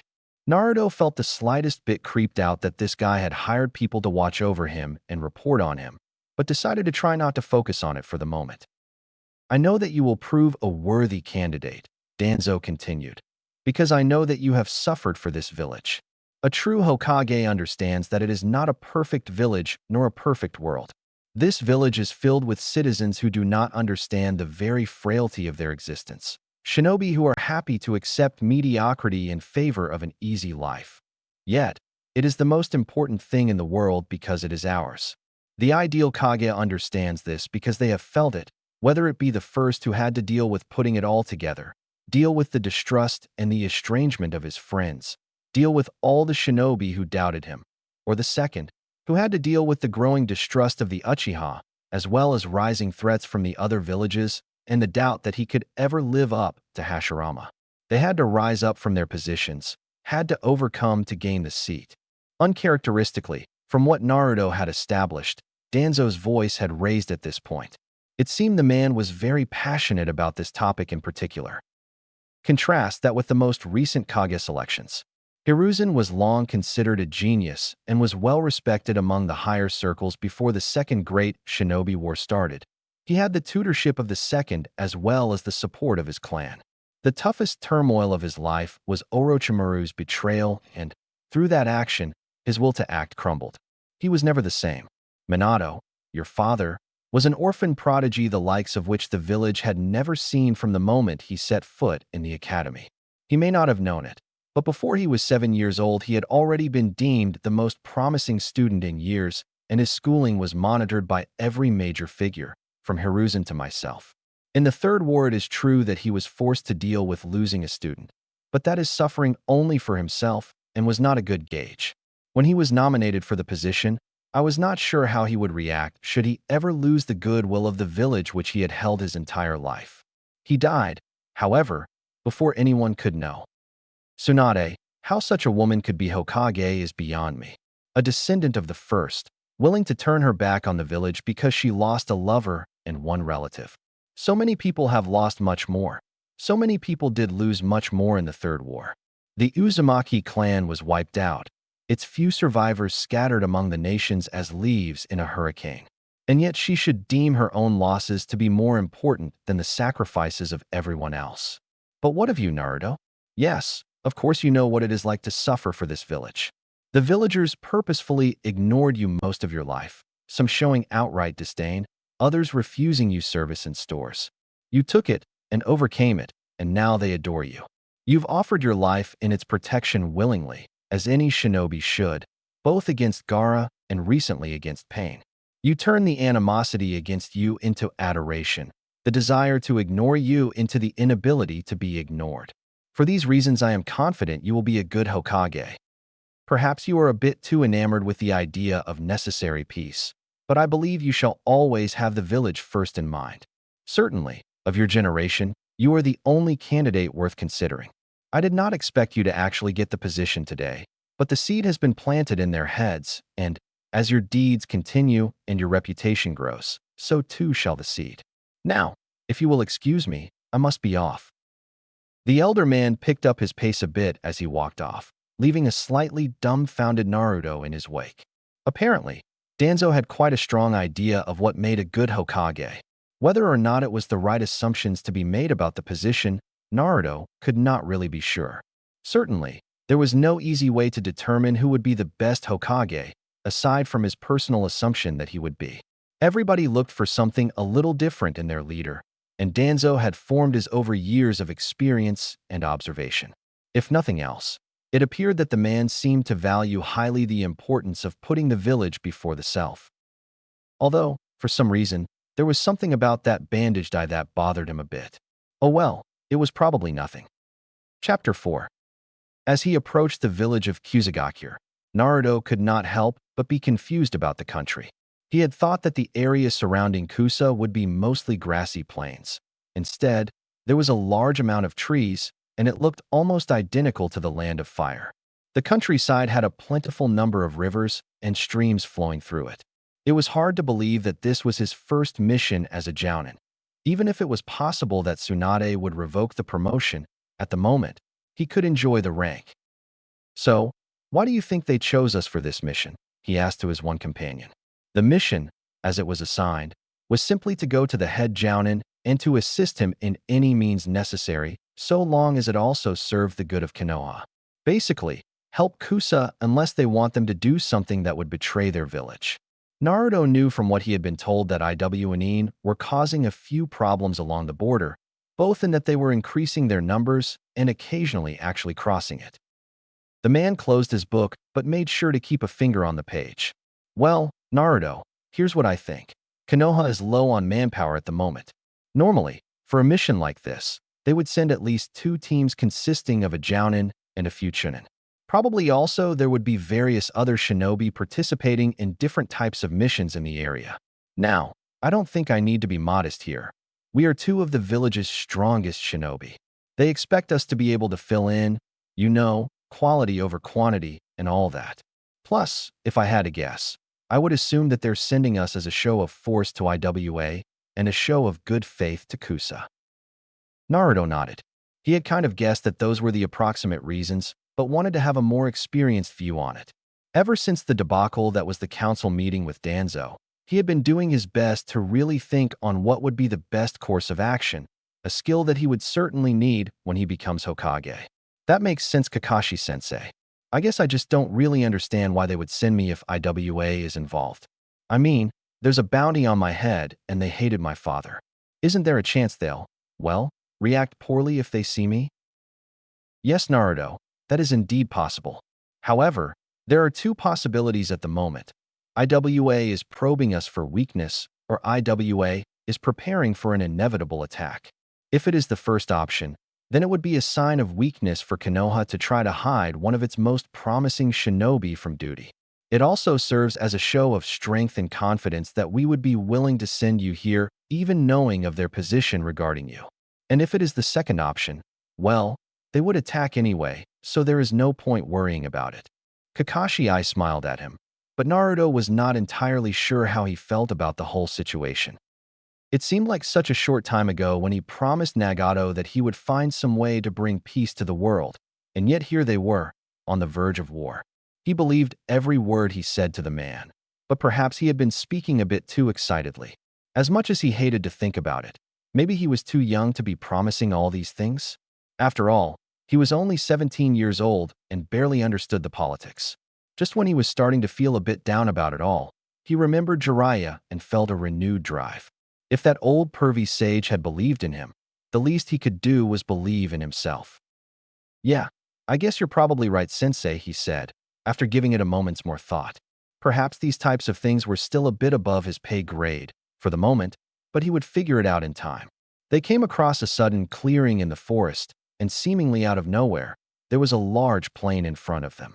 On this plain he saw for the first time the village of Kusagakure, and thought that maybe now he understood the name. The village was built in a large natural clearing in a forest covered by grass, so he supposed that they were hidden by the grass. Truthfully, part of him kind of thought that the village was just too late to name themselves Konohagakure, but maybe he was a bit biased. The village itself was of a decent size, nothing near Konohagakure, but definitely bigger than some of the smaller ninja villages like Hashigakure. It made sense though. Kusa was often seen as one of the most likely villages to replace Suna, though Naruto was quite sure that would never happen in Gaara's term of office. Naruto and Kakashi casually strolled up to the village gates, making sure they would not be presented as a threat. The Kapinin showed the guards their signed mission scroll, and they were free to meet with the leader of the seemingly growing village. Walking down the streets of the foreign village, he could see that they were doing well. A lot of people were strolling the streets, with merchant stalls up and down the sides. It made sense that they would be doing well. Lumber and food were in heavy demand by his home village at the moment, and Kusa could provide both with little issue. He tried his best to take a good look around since it was his first time actually inside the village. It was not very long before they approached the building of the village leader. Konoha had a tower designated for their Hokage, but apparently, Kusa decided on some kind of castle-like structure that was more popular among the daimyo. It was a very impressive structure in its own way. For his own part, he preferred the tower. After a couple of minutes, they were allowed to meet the village head. At first sight, Naruto could tell that it was a man of average height with brown hair and brown eyes who seemed to be in his later 30s. Ah, the Konohanin are here. My name is Ayashi. It is a pleasure to meet you. The man gave a respectful tilt of the head, which Naruto and Kakashi returned with a half bow to indicate their respect. Kakashi then proceeded to hand the man their mission scroll, which he briefly skimmed over before closing it. Good. Needless to say, I was expecting a bit more than two shinobi with the way that IWA has been behaving lately. Of course, Ayashi-sama. Kakashi began respectfully, and Naruto was almost surprised by how respectful his sensei could sound when he tried. Normally, there would certainly be more. However, your message got to us at an awkward interval in mission assignments, and many of our more capable shinobi are unavailable. My colleague and I were chosen, however, because our village does value your mission request highly. I understand. Forgive me if I sounded like I was complaining.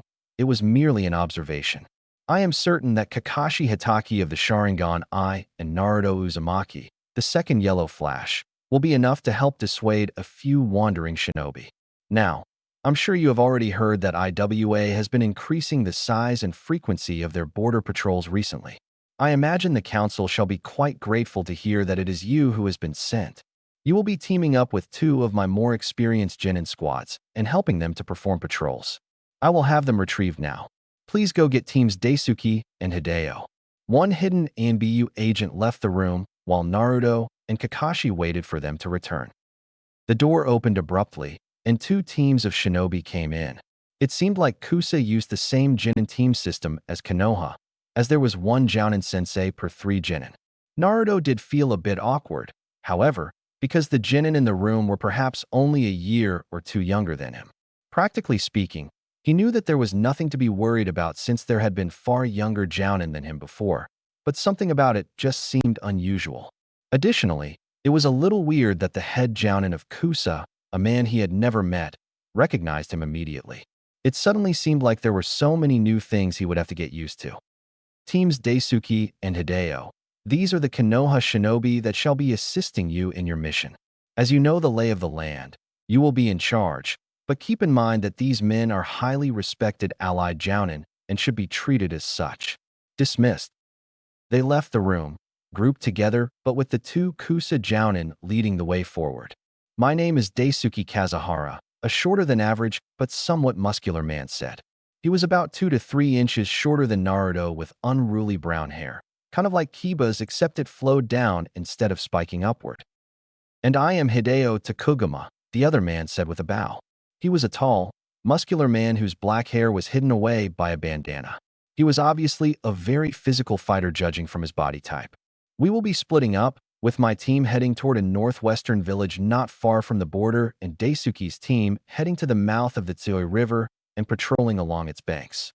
We will patrol these areas for 2 weeks, keeping an eye out for IWA shinobi. The current rules of engagement are as follows. Should we find IWA Nin have passed the traditionally accepted borders, we are to provide them a chance to leave. If they refuse, we are to trail them. We are not authorized to commence first conflict. Naruto and Kakashi nodded. Then the man leaned in closer to his group of Genin, seemingly staring all 3 of them in the eye at once. Are we clear? Hi sensei, they all 3 said. Daisuke simply gave a sideways glance at his group, whom all promptly nodded their heads. This is where we split up, Naruto. I think I'll go with. The man proceeded to point between Hideo and Daisuke, humming something that was barely audible. It almost felt relieving to Naruto to see his sensei behaving a bit like his normal self. The man had been a bit too serious ever since the pain attack. Hideo, you shall patrol the river with Daisuke then. Kakashi put a hand on his shoulder and pulled him a little closer, before speaking softly into his ear. Be safe, Naruto. I know it's your first assignment as a Jounin, but just keep a cool head and you'll pull through. Thanks, sensei. Naruto's eyes lit up as he thought of something. By the way, he said, backing away from the man and reaching into his kunai pouch, pulling out one of his Hiraishin kunai he used during his training. Here, take this. I can't be sure the maximum distance I can travel, but it just seems like a good idea for you to carry one. The Kapinin nodded before putting the object into his pouch. You should probably also take one as a precaution, he said toward Daisuke. Ah, so you were the Hiraishin kid then? You know, I thought it was you, but I didn't want to say anything, the Kusanin said with a smile as he took the kunai, examining the formula on the handle closely. Naruto was not particularly worried the man would try to copy it or anything, since the shortened Hiraishin formula varied on an individual basis. The guy was probably just curious about the famous jutsu. After a few moments, he put it into his own pouch. Alright, well team, let's get going. Best of luck to you, Hideo. The teams left the village gates and immediately split off into separate directions. So, I didn't introduce myself properly. My name is Naruto Uzumaki. It made him feel a bit awkward that he had never actually told them his name. Or, maybe it made him feel more awkward that they had never even asked. Right. It is good to meet you, Naruto. Daisuke said. You will have to excuse my genin here. They are used to foreign shinobi, I suppose. They are usually somewhat more talkative. I'm Hitachi. Naruto looked at him. A young man, probably about a year and a half younger than him. A few inches shorter than him, lanky body, not seemingly very muscular. Brown hair, which seemed to be quite dominant within Kusa, with brown eyes as well. He had an energetic voice, a bit like Kiba or himself. Natsuko, a young woman whom he would guess was the same age as Hitachi. Way shorter than him, probably 6 or so inches, with long flowing black hair and dark brown eyes. Her voice confident yet withdrawn, like a less forceful Sakura. Tadashi, young man, almost the same height as him, probably same age as the other two. He had a muscular body, and Naruto could plainly see a sword sheath on his hip. He also had brown hair, but his eyes were green. His voice was hard to place, sounding like some odd mix of Kakashi and Guy. Cool with an underlying energy. They said their names one after another, as if performing a roll call. Naruto did his best to try to memorize their names with their faces, as you never knew what could prove useful knowledge. I always like to get to know my teammates. What are you guys' strengths? I count myself as a ninjutsu specialist with a wind element. Now that he thought about it, he really should put some training into learning some new simple jutsu. As nice as Shadow Clones, Raisengans, and Hiraishin are, it couldn't hurt to branch out a little bit. Maybe he'd get Kakashi to teach him a few things the next time they had the opportunity. Taijutsu ninjutsu mix, fire element. Daisuke said, seeming to comply with Naruto's wishes to have some sort of idea of what everyone was capable of at a basic level. These three are still genin, so I've been teaching them mostly the basics, except Tadashi knows some very basic kinjutsu. They are quite capable, just not very specialized, and they are planning to take the next Chunin exams in Konoha. Naruto nodded, in his mind learning a bit more about life in a smaller shinobi village. The team did not seem to have a Kekai Genkai user, as all of the successful teams from his graduating year did. Still, he had no doubt that with enough hard work, they could be strong shinobi, like Rock Lee or Sakura. Are any of you from clans? Tadashi here is from a Kenjutsu-focused clan. That's why he has a sword. He's not too experienced with it yet, though, but in time I am sure he will become quite proficient. Hitachi and Natsuko are not clan shinobi, which is to say that they are not from established clans with sufficient influence in the village. What's Konoha like? One of the genin asked, and Naruto was pretty sure that it was Hitachi. He had curiosity written in his eyes, but both of his teammates glared at him a little bit. Suddenly, something clicked in Naruto's head. Kusa was a village known for its diplomatic niceties, and it seemed to him that it was mostly the Jounin's job to talk to him. He had noticed Daisuke jump in to speak for the genin a bit too much. Naruto was glad he had made the connection because he had thought that the kids were afraid of him or something. Konoha is a very large village, with a lot of people and a lot of different clans. I don't think we're too different from any other village in how we operate, though. We have an academy, Kage, Jounin, clan heads, all those things that I'm sure are no surprise. There are a few things that I think need to be fixed, but it's a place that I'm proud to call home. Even after we were attacked recently, with a large part of the village destroyed, the citizens continue to work together and endure while the shinobi work with them and try to recover. That's why I'm going to lead them and protect them as Hokage someday. They settled into a silence, advancing through the woods at a steady pace, though Naruto got the idea that the genin were exerting themselves a bit more than they should have had to and wondered about their conditioning. After a few hours, however, Daisuke broke the silence, but spoke in a softer tone of voice that would not carry through the trees. The Tsuyo River is a large portion of our border with Iwa. The river originates in Iwa and flows south before curving eastward through some lowlands, carving a valley, and ending in the land of waterfalls. It has a strong current, hence the name, and its canyon makes it impossible to pass by any method other than via bridge. In the last war, the Canopy Bridge was destroyed to force IWA to navigate the heavier forests west of the river, where shinobi from Kusa and Konoha would have a natural advantage. We have since rebuilt the bridge, as it is a vital part of our economy. Naruto nodded, taking in the short history lesson. It seemed to him that if IWA were going to start a war, then the bridge would be a good place to start, if it was as important as Daisuke made it seem. A shinobi would likely be able to get past a river valley with relative ease, using any number of techniques to get across. A caravan of supplies, however, would not be able to with any sort of efficiency. Plus, the roads to the forests to the west were likelier not as well maintained and not good to travel on in rainy weather. You know, it occurs to me, couldn't IWA just use an earth jutsu to make an earth bridge across? It seemed a rather obvious question to ask, given the nature of the enemy that they were fighting against. And he was sure that, if Konoha had some vital bridge destroyed, then it would be entirely possible to get Yamato to build a sturdy wooden one. Yes, they certainly could. However, an earth bridge would be very chakra-intensive to build in the first place and would require at least a jounin. After that, they would need to keep a similarly skilled jounin on duty to ensure maintenance. After all, a bridge of earth would have a harder time dealing with the current of its oi, as well as withstanding foot traffic across it. Next, that jounin, who is on maintenance duty instead of fighting at the front, will need to be protected just in case a raiding party goes after him, so that's further resources diverted away from fighting, waiting for an enemy that may never come. An obvious advantage for us. In the last war, they deemed it more worthwhile to simply try bypassing it.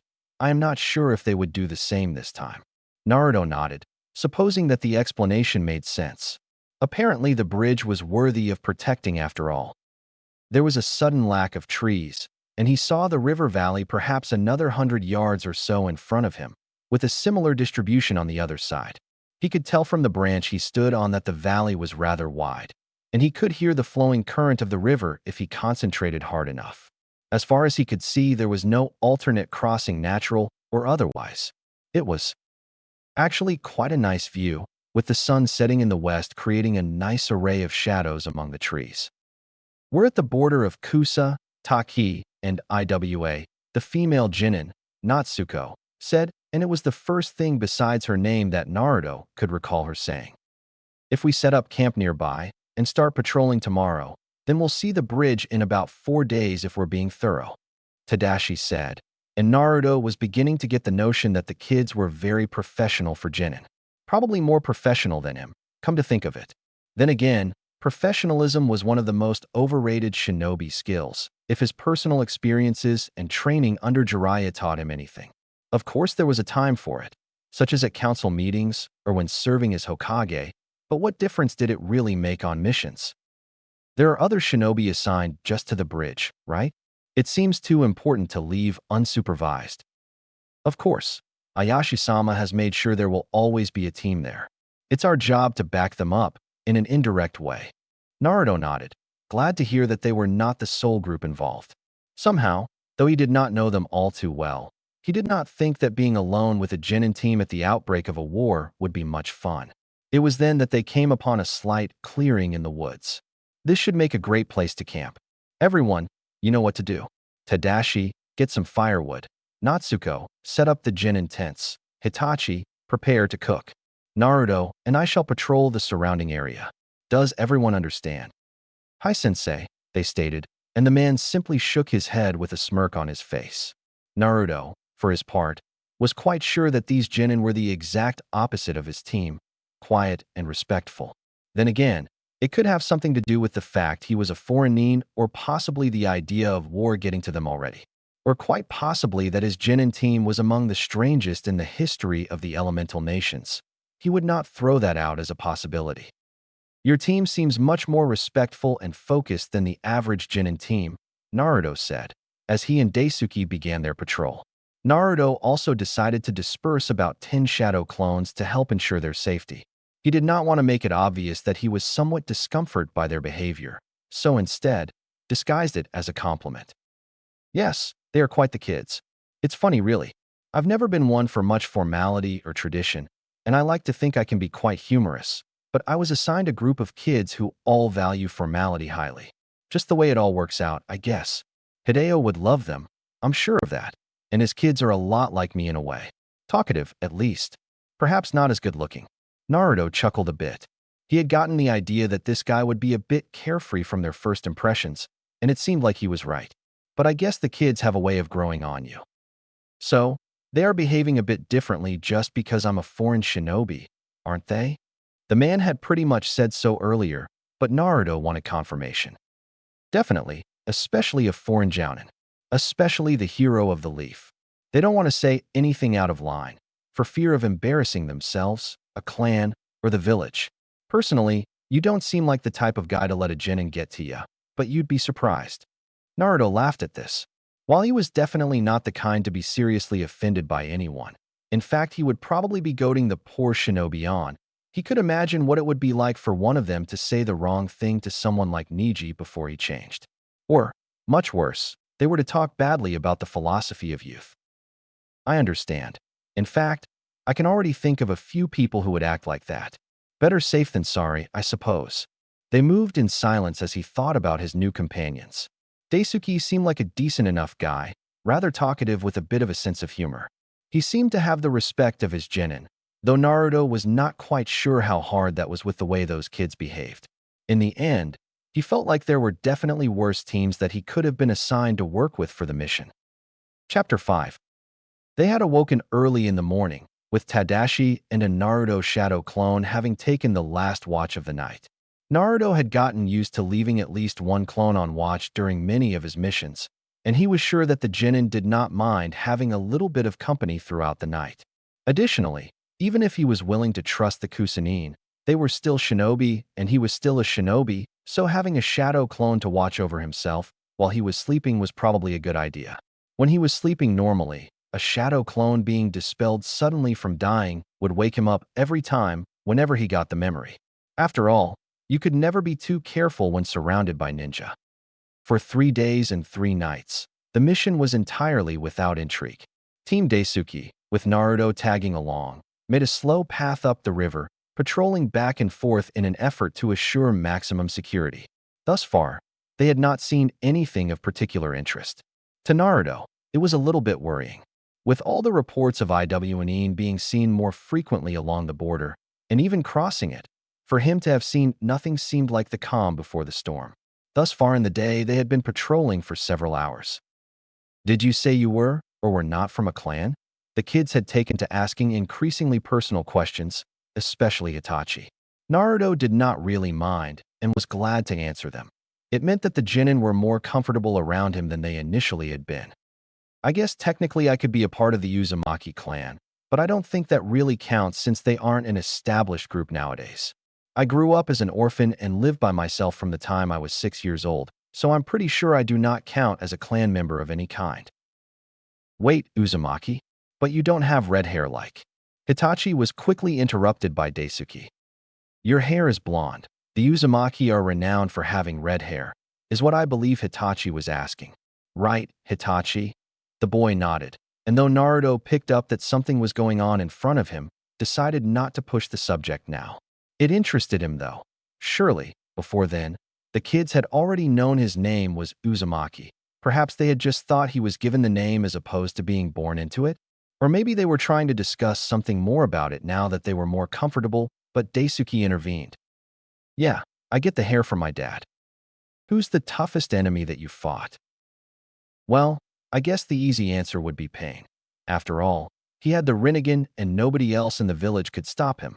On my very first mission, however, I fought against a guy named Haku, who traveled with Zabuza Momochi.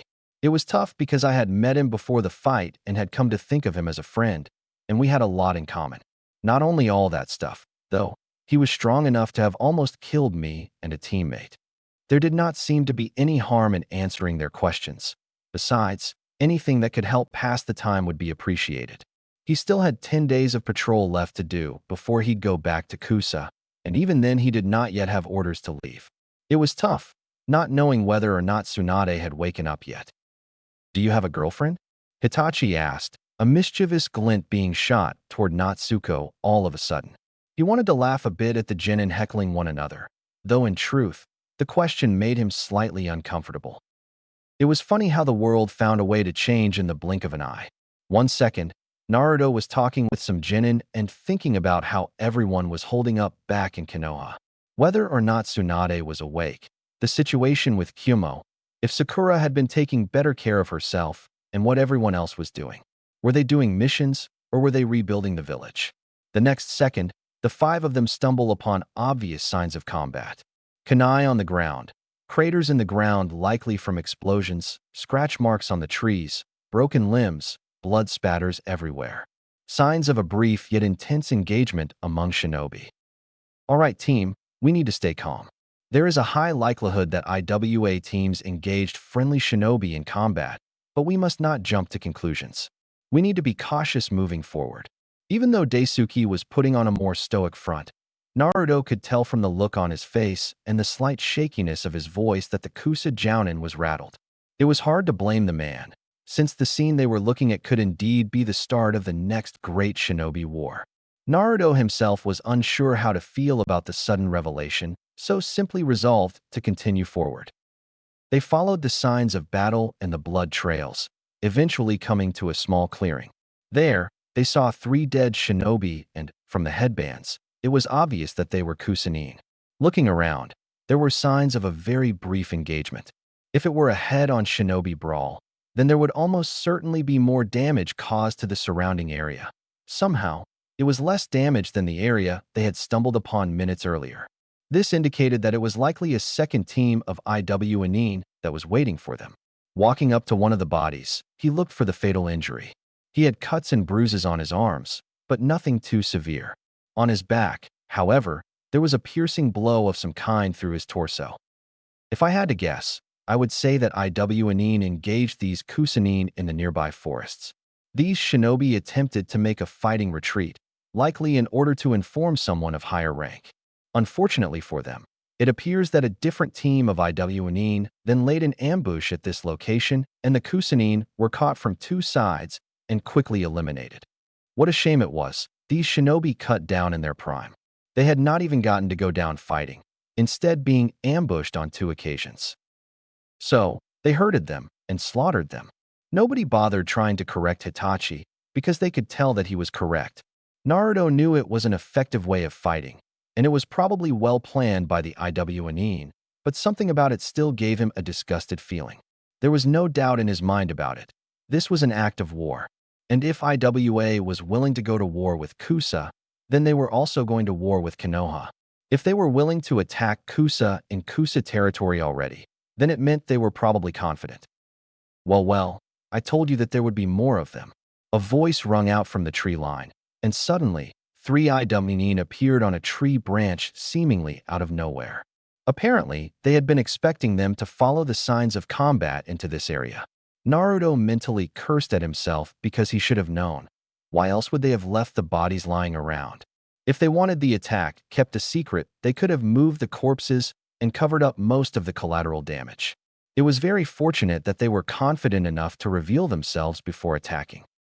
I thought the plan was to lay an ambush. Arrogance kills, you know. One of the other IWA seemingly scolded his apparent teammate, who simply rolled his eyes. Oh please, like we could lose against some Kusa shinobi. Look at them. They've got 3 kids. Naruto looked from the Nin back to Team Daisuke. The 3 genin were frozen up, fear on their faces, and he wondered if they had ever been in a true combat situation. Sometimes he had to remind himself that not every genin squad ended up fighting highly ranked missing Nin every other mission. Most normal genin shinobi their age were going to relatively safe villages overseeing protection for some rich family or clearing bandits who had gotten a bit too strong or deadly, not fighting the demon of the mist. Even Daisuke looked frightened, though he was clearly more ready for a fight than the rest of his team. They have a Konoha Nin, and he looks familiar, the 3rd shinobi said, getting his 2 teammates to focus on Naruto. At this point, he knew that he had to make a decision. Having the enemy recognize him and allowing them to make the first move could prove an extremely costly decision, especially with his Kusa teammates seeming a bit frozen and fearful. So, the wise thing to do was strike first. It was clear already from the way they had killed the prior team that IWA was not going to take it easy on them. and he had to assume that this was a conflict where only one side could walk away with their lives. Yeah, he kinda does. The shinobi were visibly leering at him, and he knew that it was time for a bit of a preemptive strike.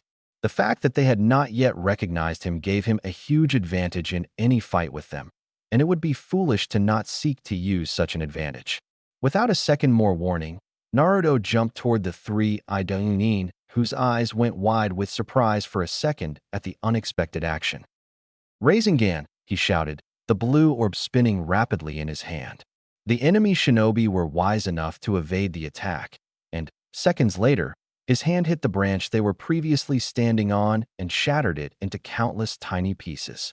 He had not assumed that the attack would land. He simply wanted to start an engagement to get the enemy shinobi thinking about combat and not his identity. Luckily, the attack succeeded in having a secondary effect.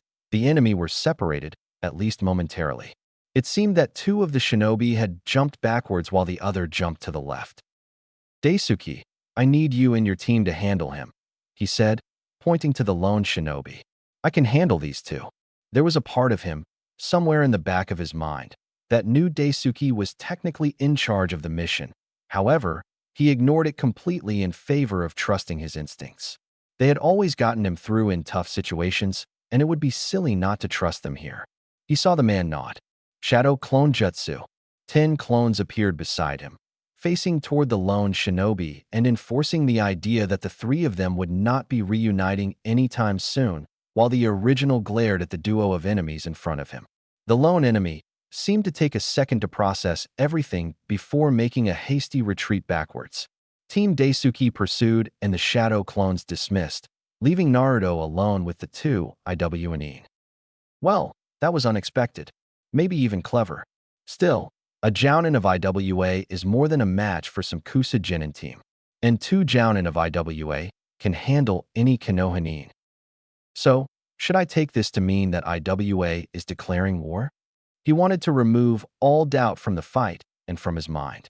It was obvious that all the signs pointed to him being in the beginning stages of a large-scale conflict, but there was a lingering voice of doubt somewhere in his mind. He didn't want it to be true, but at the same time, he couldn't try to hide from the obvious. No matter how much he wanted there to be peace in the world, facts were facts. It was strange to see the two enemies smirk at him, seemingly self-confident. Naruto wondered if it was self-confidence from already having defeated the prior Kusanin. It's about time we put Konoha back in its place. Ever since the last war, you people have been acting like it's your job to mingle in everyone else's business. Well, Sachikage-sama finally had enough of it. Naruto barely kept himself from sighing. How was it even possible to hold a grudge for 2 decades, especially a grudge that was going to end up getting your loved ones killed and force you to kill others? For the moment, he would have to ignore that. He had to finish these guys off, then reunite with Daisuke. If his earlier guess was correct, there would be at least one more team of IWA. And if this was the start of an invasion, who knew how many more there could be after that? Earth-style, rising stone spears. It seemed like the enemy were also not ones to waste time and wanted to get things started immediately. He felt the ground under him rumble only for a moment before jumping into the air. A split second later, spikes emerged from where he used to be standing. Earth-style, mud bullet. The other shinobi's mouth expanded and he beat his chest, forcing a large chunk of hardened mud to shoot directly toward him. Thinking quickly, Naruto created 4 shadow clones who appeared directly in front of him to absorb the damage. Landing back on the ground, he immediately created a dozen more shadow clones who pulled a kunai out from their pouches, making sure to cover the formula written on the handles as they charged at the enemy nin. Earth-style, battalion spear charge. A large amount of spear-tipped projectiles raised from the ground and launched themselves at the quickly charging clones. Naruto got the impression that this was the jutsu that most likely killed the Kusanin they had found earlier. Although a few of the clones were incapable of escaping the attack, the rest of them managed to get into taijutsu range, where the Idainin began to engage them in fist-to-fist combat. Naruto had the distinct feeling that his clones were being underestimated. In a way, it felt unfair that the Idainin truly had no idea what was about to happen to them. He searched for the chakra of the kunais and quickly felt the connections. He could feel the 9 in front of him as well as one more, somewhere back to the west. Briefly, he attempted to connect to Kakashi's kunai, but it appeared that his theory was correct and that the copy nin was out of range. It was good to know that he was right, but he would need to test exactly how far the Hiraishin could extend in the future. With a moment of focus, he disappeared in a flash of yellow light. He reappeared in another flash, right next to a kunai, an arm's length away from a very shocked IWNine. The enemy, however, was not going to be given a moment's reprieve. They had been all too willing to start this fight, and now he would be all too willing to end it. "Raising Gan," he shouted, slamming a quickly formed blue sphere into the enemy's stomach, their hands having been distracted by the taijutsu engagement. The orb ground into the opponent before exploding in a blast of chakra and knocking them a few feet away. With one dead, he disappeared again. Reappearing once more next to a clone and somewhat to the side of the remaining shinobi, Naruto finished the man off quickly with another Rasengan. It was amazing how quickly he had managed to kill 2 enemy jounin. The fight had lasted maybe 2 minutes or so. The Hiraishin was truly a terrifying weapon. Looking at their bodies, he shivered slightly. They had been so confident, so sure in their abilities. And here they were, lying on the ground, never returning to whatever families or friends they may have had. 2 enemy shinobi. 2 shinobi, each with complicated lives of their own, likely both having people waiting at home for them to return. Yet, they would never return. They had been killed by him. What were their crimes? They had none. Just 2 shinobi following orders, taking the pride they had in their village and turning it into overconfidence on the battlefield. Before he could allow himself to contemplate things further, he remembered Team Daisuke. He quickly honed in on the kunai's chakra and flashed to the location, where he immediately attempted to get his bearings. He appeared next to Daisuke, whom had his 3 genin behind him, all in defensive stances. In front of him, about 20 feet or so on tree branches, were 4 IWNine. A few of these enemy were rather young, although Naruto had to remind himself that they were still around his age, so he assumed they were Chunin strength but would try not to underestimate them in combat. "Yellow flash," one of the opposing shinobi said, before they all looked at each other and proceeded to asterisk retreat. Naruto, for his part, was surprised by the action. Sure, he realized that the bingo book entry said for shinobi to not engage him under certain circumstances, but there was a difference between reading it and seeing fully trained adult ninja fleeing. Seems that, despite their rhetoric, the IWNine did believe that discretion was the better part of valor. He stayed in a defensive stance for a moment, before figuring that they had actually gone away. "It's a good thing that you showed up when you did. He led us right toward a backup team. I'm not sure we could have managed. But what about those shinobi you were fighting? Dead? Well, probably. I didn't really check." Naruto saw the genin's eyes widen, and even Daisuke seemed a bit shocked.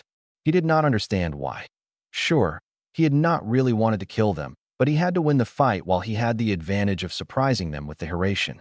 If the enemies had recognized his face from the bingo book, they probably would have been more careful of clones trying to fight with kunai, and it would have been more challenging. While normally he might be in the mood for such a challenge, it'd be a bit too careless with a genin squad relying on him. "That quickly?" Tadashi asked, and Naruto understood now that they were more surprised in the speed of the fight than the conclusion of it. He nodded, even though the question was probably rhetorical. "So what happened with you guys? Any injuries?"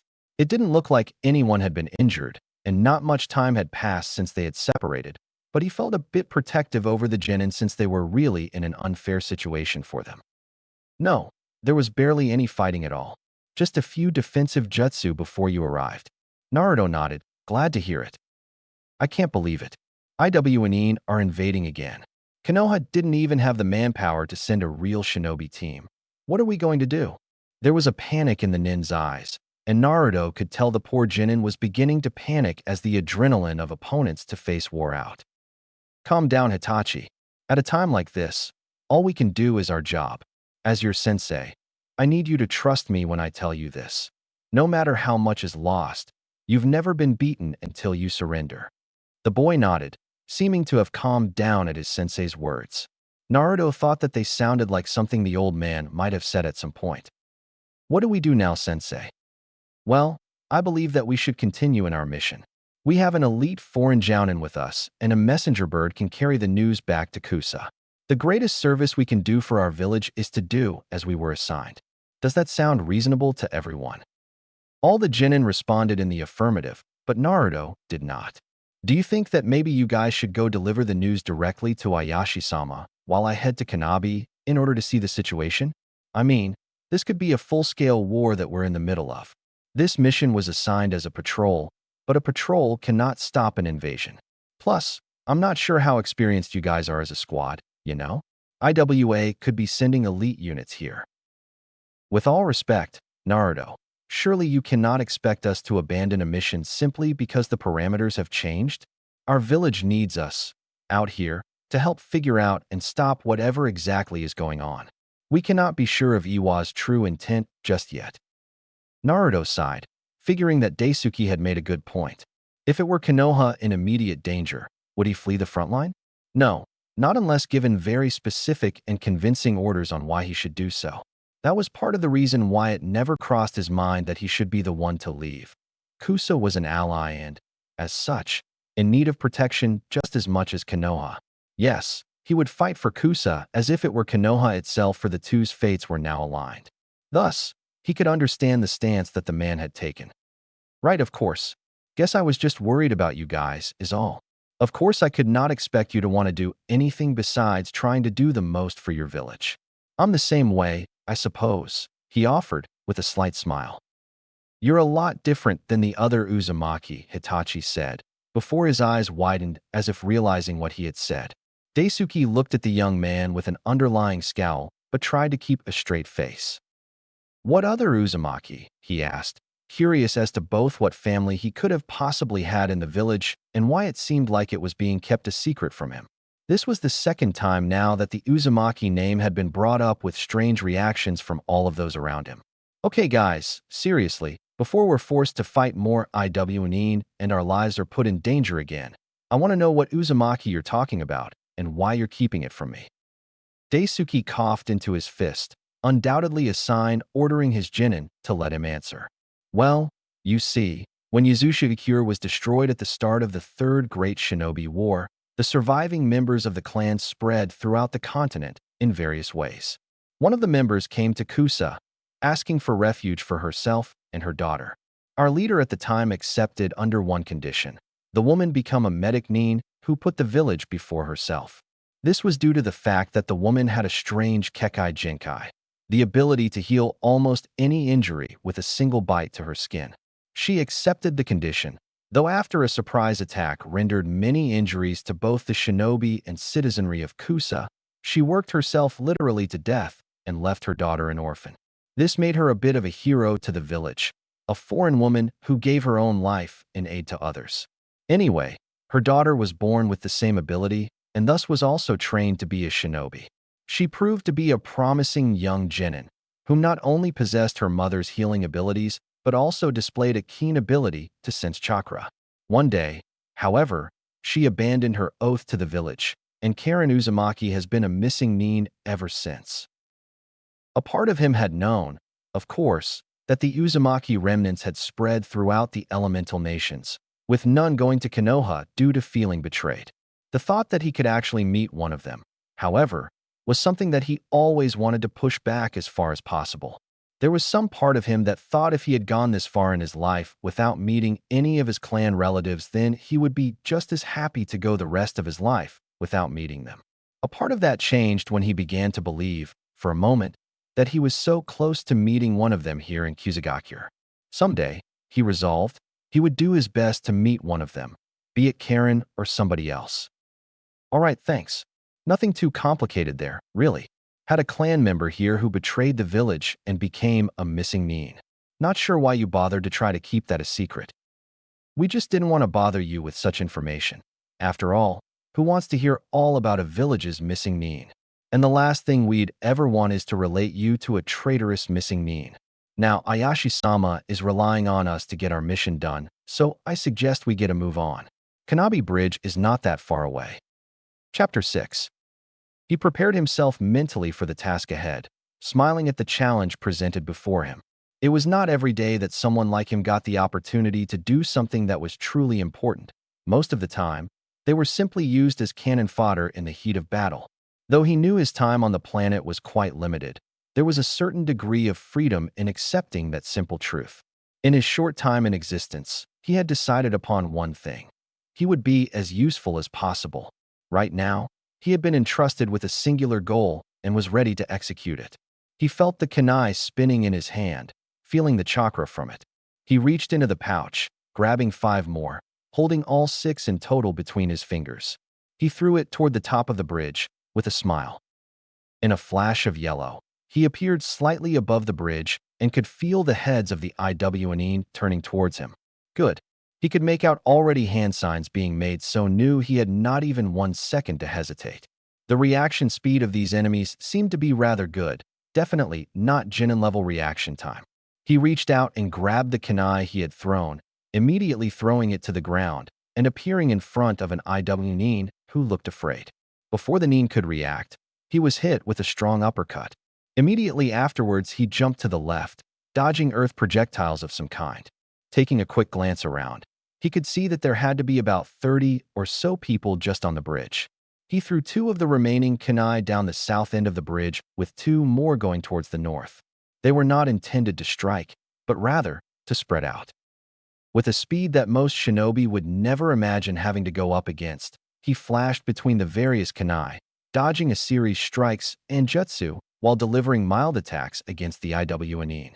Thankfully, the enemy were limited in their jutsu arsenal due to the risk of friendly fire. His goal was not to kill these particular shinobi, for there were too many for him to accomplish this task, but rather to anger them.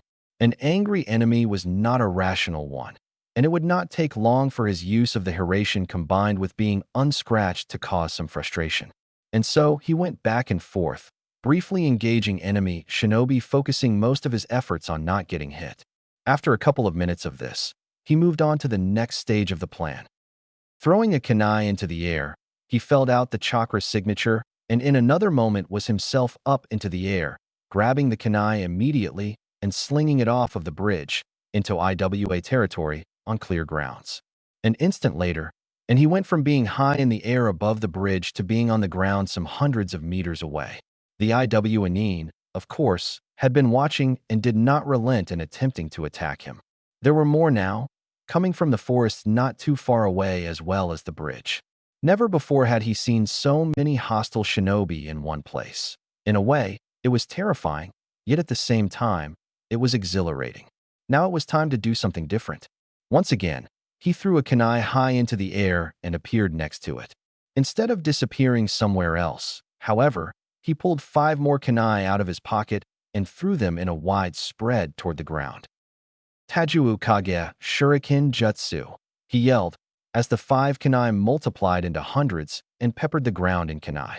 It took a lot out of him to use the jutsu on such a scale, and immediately upon feeling the chakra feedback from the hundreds of kunai, he felt his head begin to hurt and had a general sense of being overwhelmed.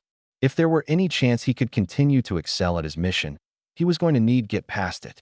The battlefield was now his. He could move almost anywhere on it in the blink of an eye.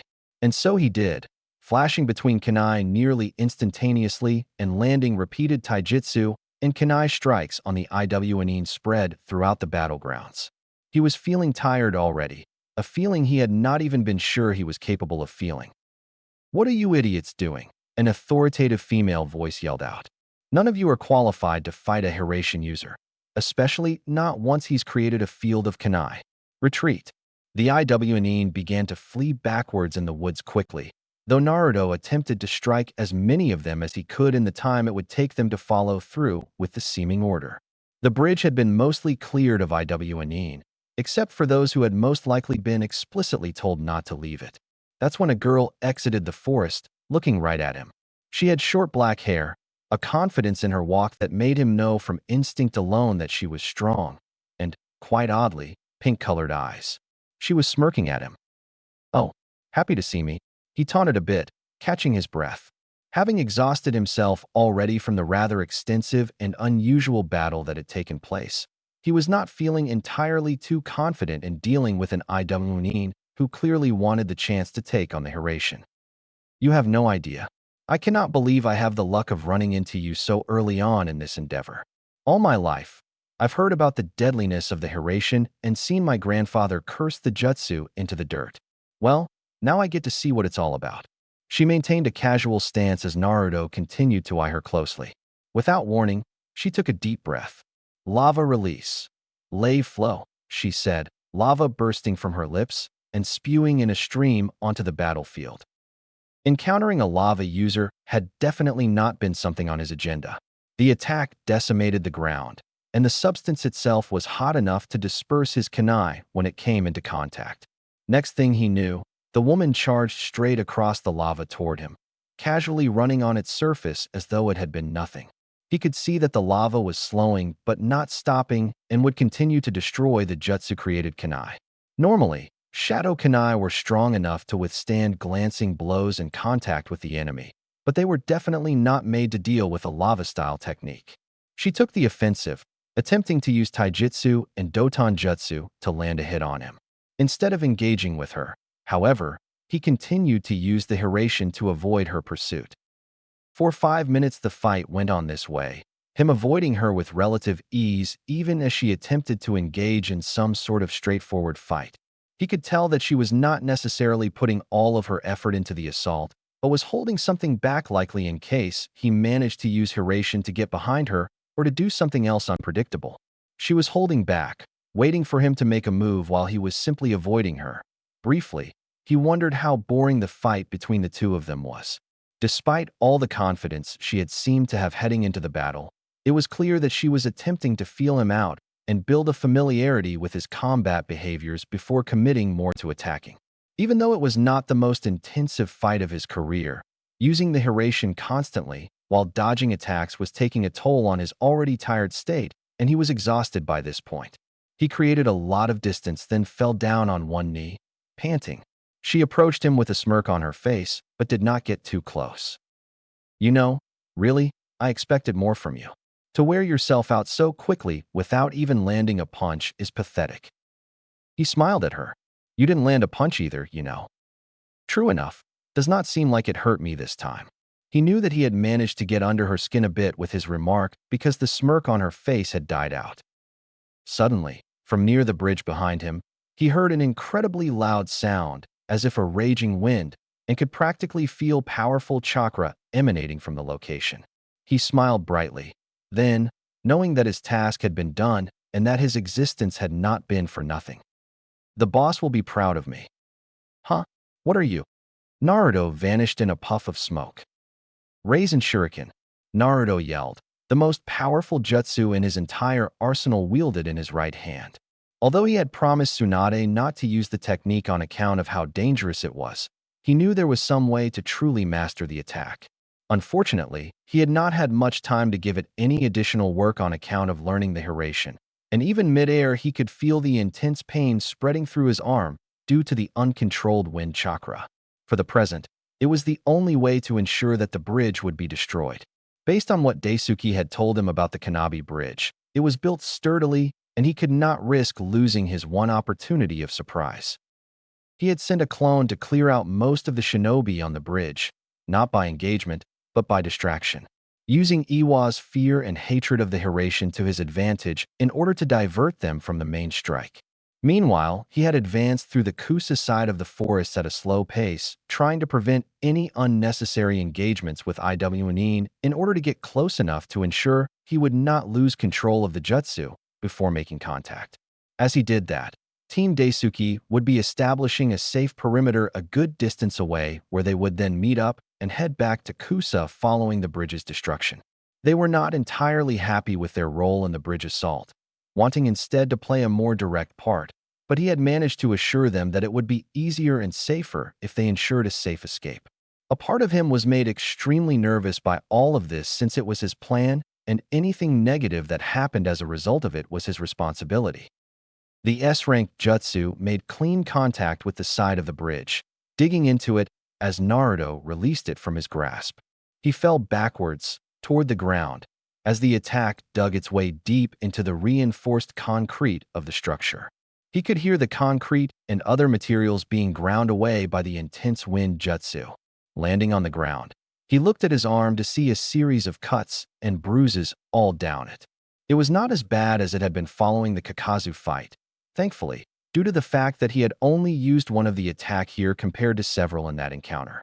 Randomly, a thought occurred to him to help hasten the healing in case he should need to fight again. He called upon a rather small amount of the Kyuubi's chakra, which he had been made to have easier access to during his training trip with Jiraiya, and attempted to focus it into his right arm. Suddenly, his arm became encased in red chakra, as often happened when he drew upon the fox's power. The pain quickly began to subside, and he let out a sigh of relief. Maybe this was one of the ways it could be possible to prevent the Raisin Shuriken from tearing apart his arm. It was incredibly dangerous to risk using the power, but if it enabled him to use his most powerful jutsu, then maybe it was worth it. There would be time to think about it later. For now, he flashed out of the river valley and back into the woods, where he had a small force of 50 clones prepared. There was a huge explosion of chakra as the attack finally destabilized in the bridge, the densely packed wind chakra bursting violently in every direction. Chunks of concrete were thrown in every direction, with one going nearly 30 feet into the air. He couldn't help but smile a bit as he watched the ninjutsu in action, an S-rank jutsu of such immense power, and he had invented it. He was the only person in the entirety of the elemental nations capable of performing it. As the bridge collapsed around it, a giant chakra dome formed in the middle that continued expanding as more and more of the structure was destroyed. After another 30 seconds, the jutsu was finished. In its wake, over half of the Kanabi bridge had been totally destroyed, a huge portion missing in the middle that would undoubtedly take a substantial time investment to repair. All right, clones, teams of 5. 5 teams defend this area from any vengeful IWNing. The rest of you sweep into the woods looking for those who have already crossed. For Konoha, they gave an enthusiastic hi before heading out, and yet again he was reminded of the incredible power of the Shadow Clone Jutsu. Reconnaissance, training, diversion, brute numbers. The jutsu seemed to constantly keep a world of opportunities open. If just one of his shadow clones had proven capable of distracting the IWN in a few minutes, would 50 of them each supplied with a fair bit of chakra be able to actually hold their own? How strong, exactly, was one of his shadow clones? Obviously, they were not as strong as him, since they could not take a hit, but were they B-ranked, A-ranked? Something else to add on to the ever-growing list of things he wanted to know in order to be a better shinobi. He mentally searched for the farthest chakra signal and flashed to Team Daisuke's location. Kanabi Bridge destroyed, he said to the spread-out team of 4, though of course he was situated directly next to Daisuke who, from the surprised look on his face, was not quite used to the suddenness of the Hiraishin's transportation. Wow, you're really something else, aren't you? Glad you're on our side, Daisuke said, with a smile. All right, team, it's time we head back to Kusagakure and report to Ayashi-sama with everything we've seen and done. By the time the 5 of them arrived back to Kusa, it was turning to nighttime, and all of them were tired. For Team Daisuke, it had undoubtedly been an incredibly stressful day to have to deal with the seeming invasion of their homeland, but they were also quite tired due to how quick of a pace that was encouraged for the travel back. Naruto was worn out a bit due to having used the Raisin Shuriken, but most of his exhaustion was undoubtedly from his brief use of the Kyuubi's chakra on his arm. Bringing out that chakra always had a way to affect him much more than anything else. There was also the fact that he had lost 50 shadow clones worth of chakra, though they had seemed to prove more than a handful for their opponents. It did not take long at all for them to reach the head governmental building, and, to Naruto's immense surprise, there was not considerably more activity than there had been when he was previously here. That could only mean one thing. Some way, somehow, Ayashi had not yet been informed of the attacks by Iwagakure. If he had been, then there would surely be many more people running through the building attempting to organize a strategy to fight the opponent. They reached Ayashi's office and knocked, finding themselves immediately admitted. Ayashi-sama, Daisuke began, getting the man's attention. I'm afraid that I have some incredibly urgent news. Yes, what is it? The man said, looking extremely worried. On our mission to patrol the Tsui River, we encountered IWNing that had murdered a group of our own shinobi. After a brief period of combat between ourselves and 2 teams of IWNing in that area, we were able to drive them away. Afterwards, we decided to check on Kanabi Bridge to ensure that it had not fallen into enemy hands. When we first got eyes upon the bridge, however, it was clear to us that there were many more shinobi upon it than we would be able to station. After confirming that IW and Een were in total control of the area, Uzumaki-san proceeded to destroy the bridge in an attempt to prevent IWA from using it. Sir, we believe that there is indisputable evidence that we are experiencing an invasion from a Wagakure. The village head nodded, eyes closed, seeming to take in every word and attempting to make sense of it. He sighed. I understand. Jinin, please leave the room. We may have to discuss things that are a bit above your pay grade. Hitachi, Natsuko, and Tadashi left without any fuss, seeming to have little desire to discuss the very real war that seemed to be ready to unravel around them. Now then, while we have much to discuss, there is something that we need to take care of first. The man stood up, walking around the desk and taking a few steps toward them. I must express my gratitude for everything you have done in my service so far, he said with a smile while getting slowly closer. Naruto began to feel every instinct in his body instruct him that something was not quite right, but he could not actually process what was wrong.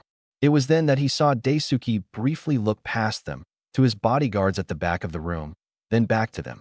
Yes, something was absolutely horrendously wrong. Thank you, the man said, with a bow. Suddenly, there was a burst of action from behind them. Naruto immediately ducked and attempted to perform a sweeping leg kick out of self-defense. When his opponent attempted to grab his leg with both of his hands, he felt 2 needles prick into his skin. He backed off to the corner of the room as he saw Daisuke getting stabbed in the back and dropping to the ground. Why? He asked to Ayashi, now in a fighting stance, though, admittedly, feeling a little bit lightheaded. Incredibly fast-acting poison, 100% lethality. Used only for cases of certain kills in order to prevent anyone finding an antidote. Daisuke never was one of my bigger supporters, so having him die here was a bit of a net positive. Killing you is also a major plus. I can't even imagine how much IWA will appreciate it. If he were in control of himself, he would have noticed that his leg had gone numb. At the moment, however, it was hard to process that due to the absolutely blinding rage he was experiencing. He was doing everything he could think of to control it, but as he kept looking at Daisuke's body, motionless on the floor and soon to be a corpse, he could not experience anything other than anger for the man who had been betrayed by someone he was supposed to be able to rely on. Although shinobi may die following the orders of their leader, for a leader to deliberately order one's death simply out of convenience was inexcusable.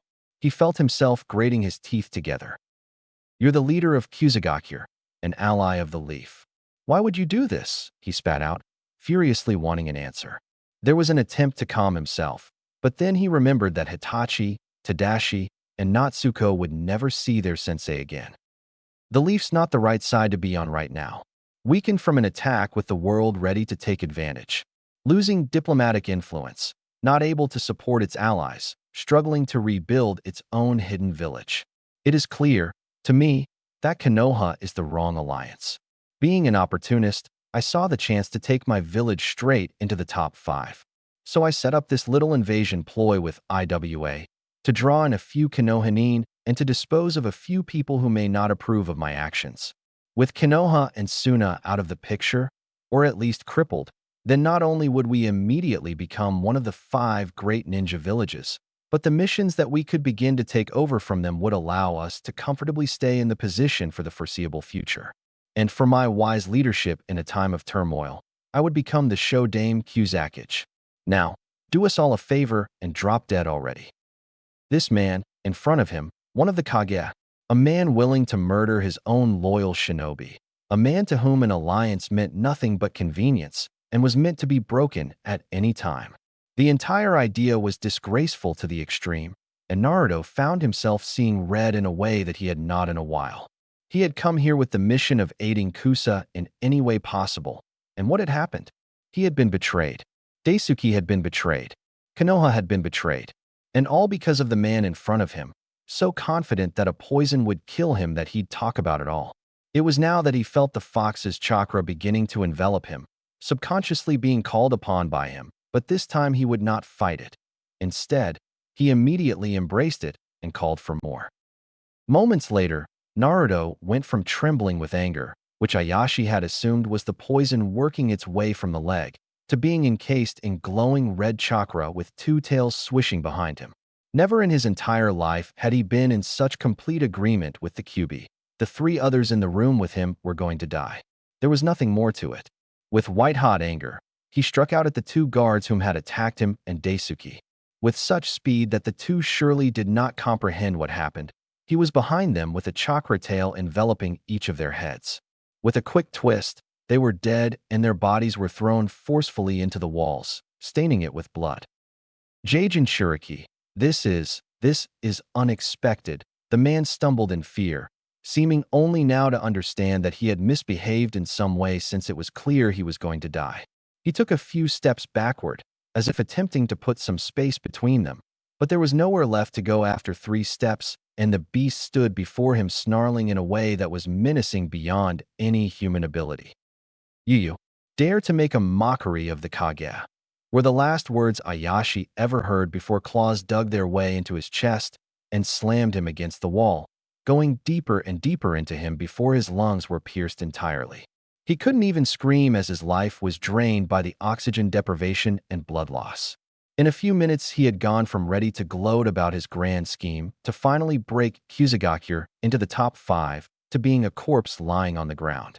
Naruto looked at it in disgust before realizing the sheer brutality of what he had done. He drew himself into his mindscape in order to think. Even in his own mind, however, he could not escape the rage that had consumed him. Even with Kyuubi's chakra not surrounding him in here, his sheer disdain for Ayashi's actions made him dwell on it. How could one man be so greedy, so cold, so arrogant, with so little care for integrity or honor? Sure, maybe he had met plenty of people who could fall into those categories, but none of them had ever been the leaders of an important hidden village. In his anger, Naruto found himself aimlessly walking forward until he found himself walking toward the Kyuubi's cage within him. He saw no sign of the beast, though its chakra tainted the floor and gave the air a bit of a foul smell. It made sense. He had drawn upon its chakra twice in one day. But if his mindscape was tainted with Kyuubi's chakra, did that mean his own thoughts were affected by the chakra? No, that couldn't be right.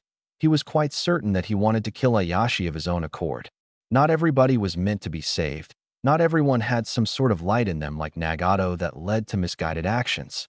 No, people like Ayashi, who were willing to use everyone to get what they want, who would betray anyone, who would put on a performance of caring, they could not be helped. The man had no intention of ever trying to better the world, but only to better himself. As far as he was concerned, Ayashi may as well have been Orochimaru. He was now standing directly in front of the gate and still saw no sign of the gargantuan beast. How far back, exactly, did things go past that gate? Then, he began focusing on something else entirely. The seal on the front of the gate.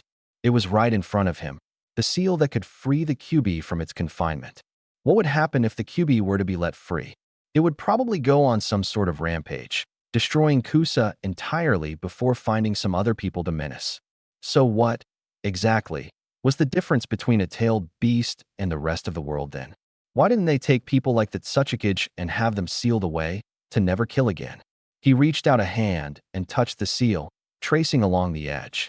When you thought about it, it hardly seemed fair that a tailed beast should be imprisoned for killing without reason when so many others were free to do it. "Hey, I really think you should not do anything with that seal," a voice said from behind him, startling him greatly and interrupting his thoughts entirely. "I wasn't doing anything, I swear," he said hastily, before getting a good look at the man who seemed to materialize out of nowhere. Suddenly, he found himself almost out of breath as he looked into the eyes of someone he knew there was never a chance of him meeting. "Hello, Naruto," the man said, bright smile on his face, eyes closed, head tilted. "D-Dad." Chapter 7. "D-Dad," Naruto said, not quite believing his eyes. There, standing before him, was the Yondaime Hokage of Konoha, Minato Namikaze. His father. It was strange really how his own father could look only about 5 or 6 years older than him. "So, I see that means they told you about me after all. You know, I had my doubts." The man was smiling brightly as Naruto walked toward him. As he got closer, his father extended his arms as if to receive a hug. Perhaps, then, he was a bit surprised to receive a punch to the stomach. "That's for the Kyuubi," he said, remembering all the trouble the fox had caused him throughout his life. From villagers to the Akatsuki, being a Jinchuriki had certainly been a pretty constant struggle for him. Granted, it was never actually the Kyuubi's fault, so it was not really fair to get that upset about it. Perhaps, really, he kinda liked the idea of being able to punch his father. That made sense. He had just landed a sucker punch on the yondaime himself. He smiled to himself, feeling good just from the thought of getting to roughhouse a bit with his father like every other kid. He reached his arms around the other man, who was bent over from the unexpected hit, and wrapped him into a tight hug. "And this is for Hiraishin. And, cause, I kinda just want to." The other man returned the embrace, and, for a moment, Naruto let himself enjoy the sensation of being able to hug his father. "You've thought about that punch a while, haven't you?" his dad said, seemingly not angry, but perhaps a bit upset though not at him. "I promised myself, not too long after I first learned of the Kyuubi, that if I should somehow ever get the chance then I would do it. Of course, I was a bit mad at the village for how they treated me, and I had been betrayed by my sensei. And maybe being a Jinchuriki is kinda cool in some ways, but a promise is a promise."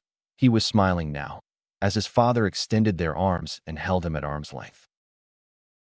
So much like your mother. Vicious, yet kind. I guess my last wish to have you treated like a hero didn't exactly work out as hoped, huh?" The man wore a sort of grimace, seemingly regretting what he had done. "Well, not as you planned, I'm sure. But don't worry about that. I'm the recently crowned hero of the Leaf." Okay, he could not resist the urge to brag to his father about his accomplishments. Maybe, by his age, most people would have stopped, but he had to make up for lost time. "So, don't take this the wrong way, but how are you here?" "In my last moments, I guess I got a bit creative. I used my own chakra to create an emergency failsafe just in case you ever started wanting to release the Kyuubi. I don't really have that long to talk. It was a small amount of chakra. I wasn't going to do it. I was, well, just thinking. If everyone else is free to kill and cause havoc, why not the Biju? Well, for one, releasing it would kill you, and I don't really want my son to die. Call it overprotective, I guess." Funnily enough, the man had a bit of a mischievous smile, and Naruto got the idea that his father was quite the humorous person in his own right. "Second, I didn't really have much choice in the matter at the time. It was either seal the Kyuubi or everybody died. Maybe it felt wrong to seal a sentient being inside of my own son, who appears to be sentient as well, but there's an important lesson in it all. Sometimes, you have to do what's wrong to do the most right. Oh, but don't become some genocidal maniac because of that. It's really not applicable all that often." "Yeah, I guess that makes sense. I'll try not to think about it too much right now." "Good. Now, I'm guessing that there's something that triggered all this thought. Why don't you tell your old dad about it?" His father seemed to be nothing but smiles, and it really had a way of making him feel good. His dad was clearly so excited to see him, and it helped to kill all those thoughts he once had about his parents not wanting him. Sure, Sandaime and Tsunade could tell him that his dad would have loved him, but it was entirely different to feel it. Of course, he knew he had a stupid grin on his face too. "Well, you see, this issue started when I learned the Hiraishin. Immediately after I learned it, probably a little over 2 months ago, I had to use it to fight a Rinnegan user named Nagato, who was the leader of a group of S-class criminals that wanted to catch all of us Jinchuriki. He managed to destroy a large part of the village, but I convinced him he was wrong, and he brought everyone he killed back to life. Anyway, right after that, IWA and Kumo started to act a bit too aggressive towards our allies in Kusa and Hoshi, and the council seems worried that it means we're about to go to war and that it has something to do with me learning Hiraishin. Kakashi-sensei and I were sent to Kusa in order to reinforce them, and we split up to the 2 most likely areas to be attacked. The team I was with found a dead Kusa squad and were ambushed, and we took that to mean Kusa was being invaded. We made our way to Kanabi Bridge, and I destroyed it with a Raisin Shuriken. Oh, that's Rasengan combined with Wind Chakra. After that, we made our way back to Kusagakure and reported to the leader. He betrayed us, having both of his bodyguards attempt to poison myself and Akusa Jounin. They did it, but it didn't really work on me because of the Kyuubi. I used some QB chakra to kill him and his bodyguards, and now I'm here." His father was looking at him kinda wide-eyed, and Naruto thought that he may have rambled a bit too much and not been clear enough. "You've led an eventful life, haven't you, son?" He rubbed the back of his neck. "Haha, how'd you guess?" Fatherly instinct. Learning Hiraishin, fighting the Rinnegan, mastering the Rasengan. I couldn't be more proud. He felt like a 5-year-old kid, having his father say those words to him, and his eyes lit up in pure delight. I'm not too surprised to hear that Kusa's village leader would do such a thing. They were considered the 6th best village at the end of the Third War, and it was probably just a matter of time before they had a leader who tried to be a bit too clever in moving up. "Oh, hey, so, I just realized that I killed the leader of Kusa and that, in reality, I'm probably standing above his body with his blood on my hands. Shouldn't I take care of that problem real quick?" I'm pretty sure that, since we're in your mind, things are moving much more slowly in here than they are out there. Not a big deal." "Ah, really? Okay then. Anything else happen in Konoha I should know about?" "Well, Tsunade Bachan's the Hokage, but she's been out of action since the last attack. As much as I'm sure we'd both love to keep talking politics, I think I've got a good picture. Iwa and Kumo causing trouble, Kusa's turned traitor, Hokage out of action. It seems rough, but there is not much I can say about it without knowing more. I'm going to disappear soon and never show up again, so I shouldn't really waste this time I'm given. You mentioned earlier that you just learned Hiraishin 2 months ago, correct?" "Yeah, had this long training trip up in Mount Myaboku and everything." "Mount Myaboku? Have you done sage training? I would guess that the way I designed the seal to work should make senjutsu impossible." "That's what Jiraiya said. Haven't tried it." "So, Hiraishin." "Right, distracted, sorry. So much I wish I could hear. Anyway, I'm going to guess you've only learned the basics of the jutsu. Kunai formula and kunai-based teleportation, right?" "Well, if you can call that basic." "So, that means I can bet that there are 2 extremely effective uses for it that you have not quite figured out yet. Applying the formula to opponents with simple skin contact and the ability to teleport enemy jutsu like I did with one of the QB's attacks. Am I right?" "I haven't really had the time to work on those yet, sadly. Been busy ever since I learned the jutsu, whether in rebuilding Konoha or in my mission to Kusa. Guess I do need to find some time somewhere to keep training." It's hard to describe how to apply the formula with physical contact. It took me a generous amount of work to figure it out. Let's see, oh, I know? Do you know how, when performing summoning jutsu, a string of kanji appears temporarily that coincides with the release of the chakra? His dad was not really asking him a question. He was no longer smiling. He was talking as a teacher does to a student, like Irika-sensei had. Basically, what you need to do is to find a way to replicate the chakra pattern on the kunai with the chakra in your body, then to release it in such a way that it results in the formula becoming a part of the person. Ideally, you want to use as little chakra as possible when doing this so that the opponent is less likely to detect anything. It may seem easy to replicate the formula doing hand signs, and that's not a bad place to start, but you need to train yourself past using hand signs in order for it to be truly effective. Okay, yeah, that makes sense, I guess. Naruto almost wished that he had a notebook, but he was sure he could remember everything his father said during their first meeting. He was sure of it. Besides, this was taking place in his mind, so how was it possible for him to forget? Now, in order to use it to deflect attacks, well, that's not actually part of the Hiraishin. I mean, sure, it's a possible use for it, but it is not integrated into it. The way I did it was actually simple.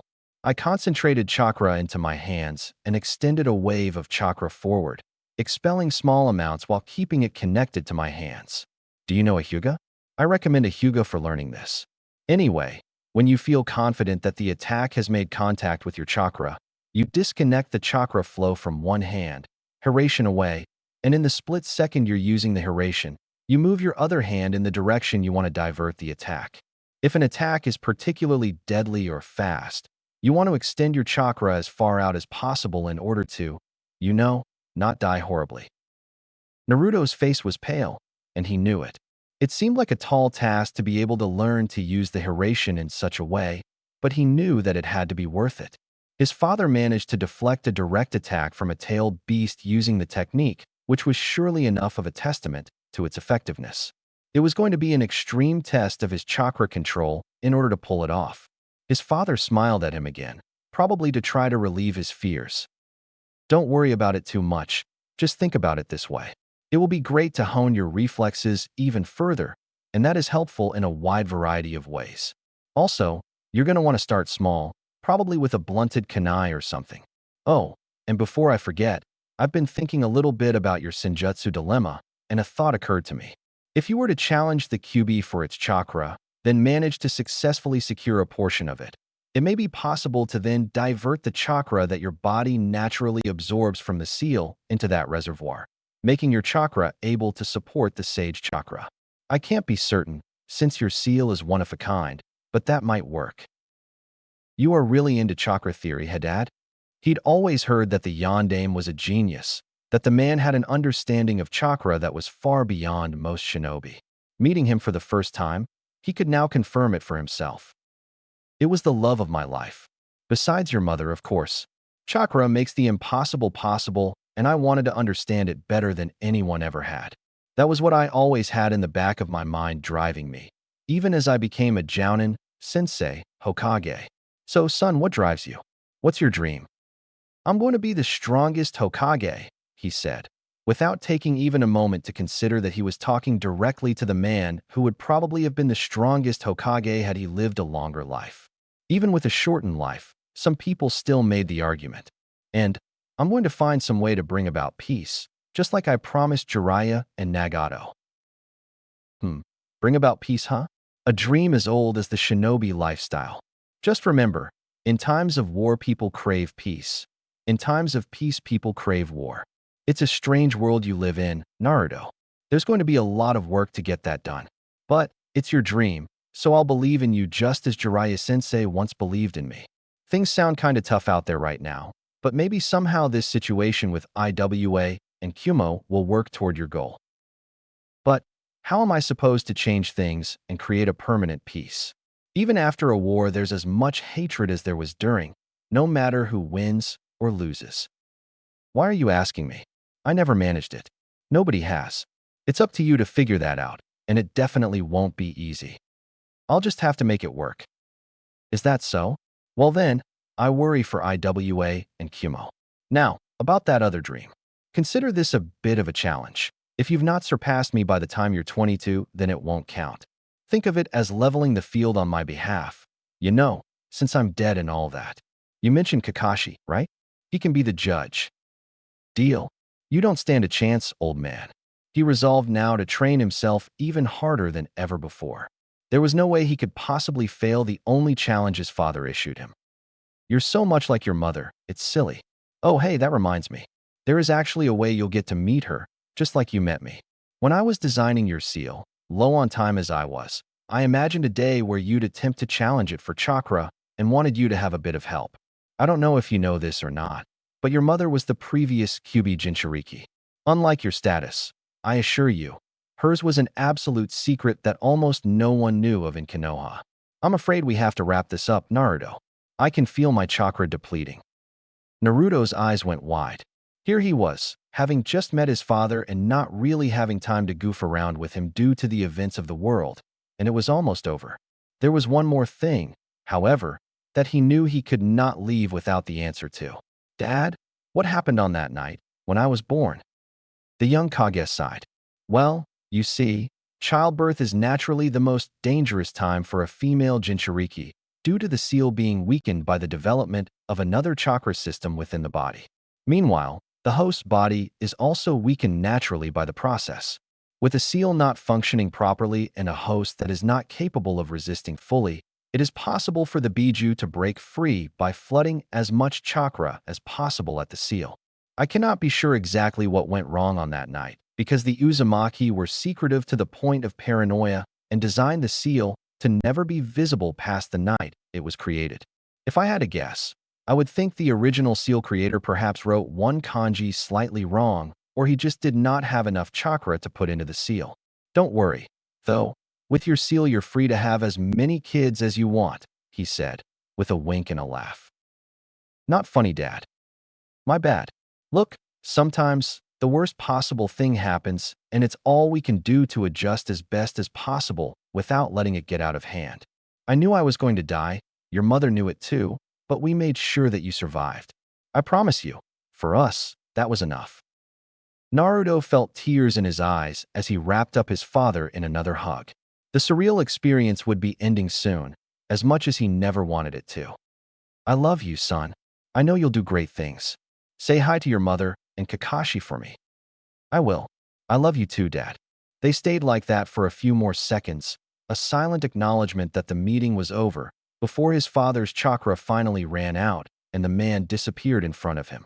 For maybe a minute or so, Naruto stood there, thinking about everything that had been said. From Hiraishin advice to the challenge, it was clear that he had a lot of training left to do in his immediate future. It was going to be difficult to find time to properly dedicate to it, if there was a lot of fighting upcoming.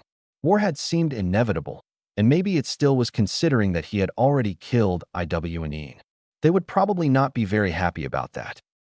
He opened his eyes to see the very dead body of Ayashi on the floor in front of him, in a puddle of blood, where it seemed that not very much time had passed at all. Still, it had to have been some, because he could hear the sound of many footsteps coming upstairs down the hall. Someone must have heard a commotion. Making a decision, he decided to grab Daisuke's body, now definitely dead, he noted, before leaving. He felt for chakra signatures from the kunai and, disappointingly, felt nothing. Surely Kakashi was on his way back to Kusabai now. Putting more chakra to it, he continued to try to sense something. The footsteps were getting closer rapidly, and he did not want to have to fight his way out. He was not willing to bet that Kusa would believe that their leader attempted to kill him. More likely, they'd try to kill on sight. Suddenly, he felt it. A faint chakra pulse, very faint, definitely far away, but he was not sure exactly how far. Had Kakashi moved into range, or had him attempting to use more chakra allow him to feel it from further? Yet more questions. As the door opened, he vanished. The only thing that the Kusanine saw was a yellow flash. He appeared next to Kakashi, who managed to get a hand into a kunai pouch as quickly as Naruto identified that it was in fact him. Looking around, he saw all of Team Hideo. They were eyeing him carefully, which made sense considering that he was in fact carrying one of their dead comrades with blood on his hands. It wasn't Daisuke's blood, though surely they recognized that. What happened to Daisuke? Hideo said, worry and anger evident in his voice. Naruto lay the body on the ground, remaining adrenaline dying off and realizing that he was extremely tired currently thanks to using a, perhaps, overly generous portion of the Kyuubi's chakra. We fought with Iwnin around the river and at Kanabi Bridge, then went to report to Ayashi. Things seemed normal, but then his bodyguards rushed us from behind and injected both of us with some fast-acting poison. Daisuke's was near the heart, and he fell unconscious practically instantly, but mine was in the leg. With Daisuke down, and Ayashi presuming I'd follow shortly, he told us how the IWA invasion was actually a ruse so that he could get his detractors killed, and that IWA would be thankful enough to support him while he was in power. Yeah, well, if you were poisoned, how are you still alive? It seemed to have turned into mostly anger from Hideo, who seemingly doubted his recounting of events. Uzumaki resilience, he answered, not feeling confident about letting the Kyuubi be known to them. Bullshit. You're behind this. I'm going straight to Ayashi-sama, and I'll get the real version of events. You Konohanin better be out of the country by then. Did Hideo really think that, if he had killed Daisuke, that he would let the man carry through with that? There might be a problem with that. Oh yeah? And what's that? It seemed that the man was now anticipating a fight, and even his genin seemed to have taken up fighting stances. I killed that traitorous bastard before he could do more harm to Kusa and the rest of the world. You killed our leader. Dirty no-good backstabbing. Before he could say another word, he was suddenly dragged into the dirt with only his head remaining above ground. Kakashi popped back up near him, a glint in his eye that would have been enough to scare any genin given the situation. Now, let's all keep our heads clear here. My friend and I shall now be leaving this country while you genin dig up your sensei. If there are any objections to this plan, then I shall kill all of you without a second thought. I'd prefer not to escalate things further than they already have. Oh, and bury your friend. The genin said nothing, but one of them nodded their heads after a moment. Naruto admired their reluctance, given that their sensei had just been incapacitated easily, and they were looking at two S-ranked shinobi. After 10 minutes of running with Kakashi, in which Naruto kept up with the man's fast pace despite his body wanting nothing but sleep, the other man broke the silence. My little Naruto, killing a village leader. They grow up so fast. Shut up, sensei. I told you he betrayed us first. Did you not run into any issues? IWNing. Nope, all was quiet for us. No IWNing at all. I suspect that the incursion was planned only at Kanabi and its surroundings, and that Ayashi sent the ninja he wanted dead there. Just your luck that you should, by chance, go with the jounin that would be on his hit list. Naruto thought back to the moment when Kakashi was picking which sensei to go with, and wondered how his luck could actually be so bad. You know, Naruto, I suggest you start writing your report on this matter as soon as possible. I can only imagine how much of a fuss this little mission of ours is going to cause. Hey, you alright? You're slowing down. Why, yeah, I'm fine. It's just that I used the Kyuubi's chakra twice today. And between that and the poison, I think I need some rest. The man sighed before making a shadow clone. I'm still pretty much full on chakra. Hop on its back, my sleepy little student. We can't afford to rest now. Naruto muttered a few curses under his breath, but climbed onto the clone's back, resting his head on its shoulders. Oh, sensei, before I forget, I have to tell you something. His eyelids were heavy, even with how uncomfortable the position was combined with the high-speed running, and he let out a yawn. And what is that? The man said, pulling out one of the Aiko books he had undoubtedly read hundreds of times. Dad says hi, he said lowly, before drifting off to sleep. Chapter 8.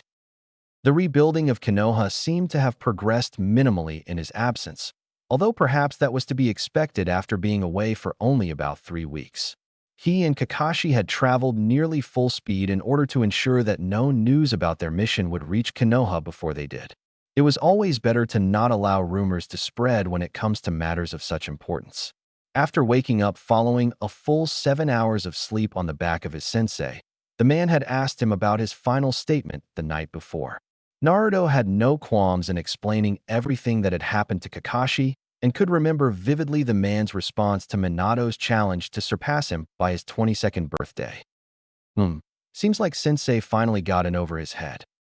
Currently, he was about to enter the military headquarters alongside Kakashi with his written mission report in hand.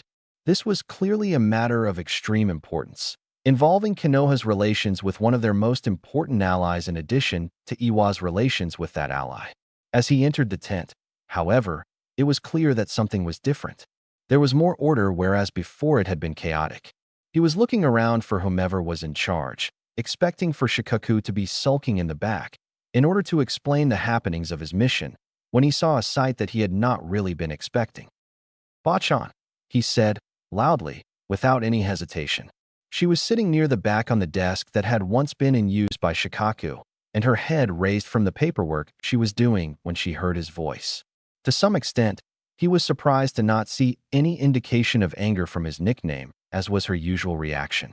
She simply took a deep breath before she smiled, and Naruto realized that she looked as weak as he had ever seen her.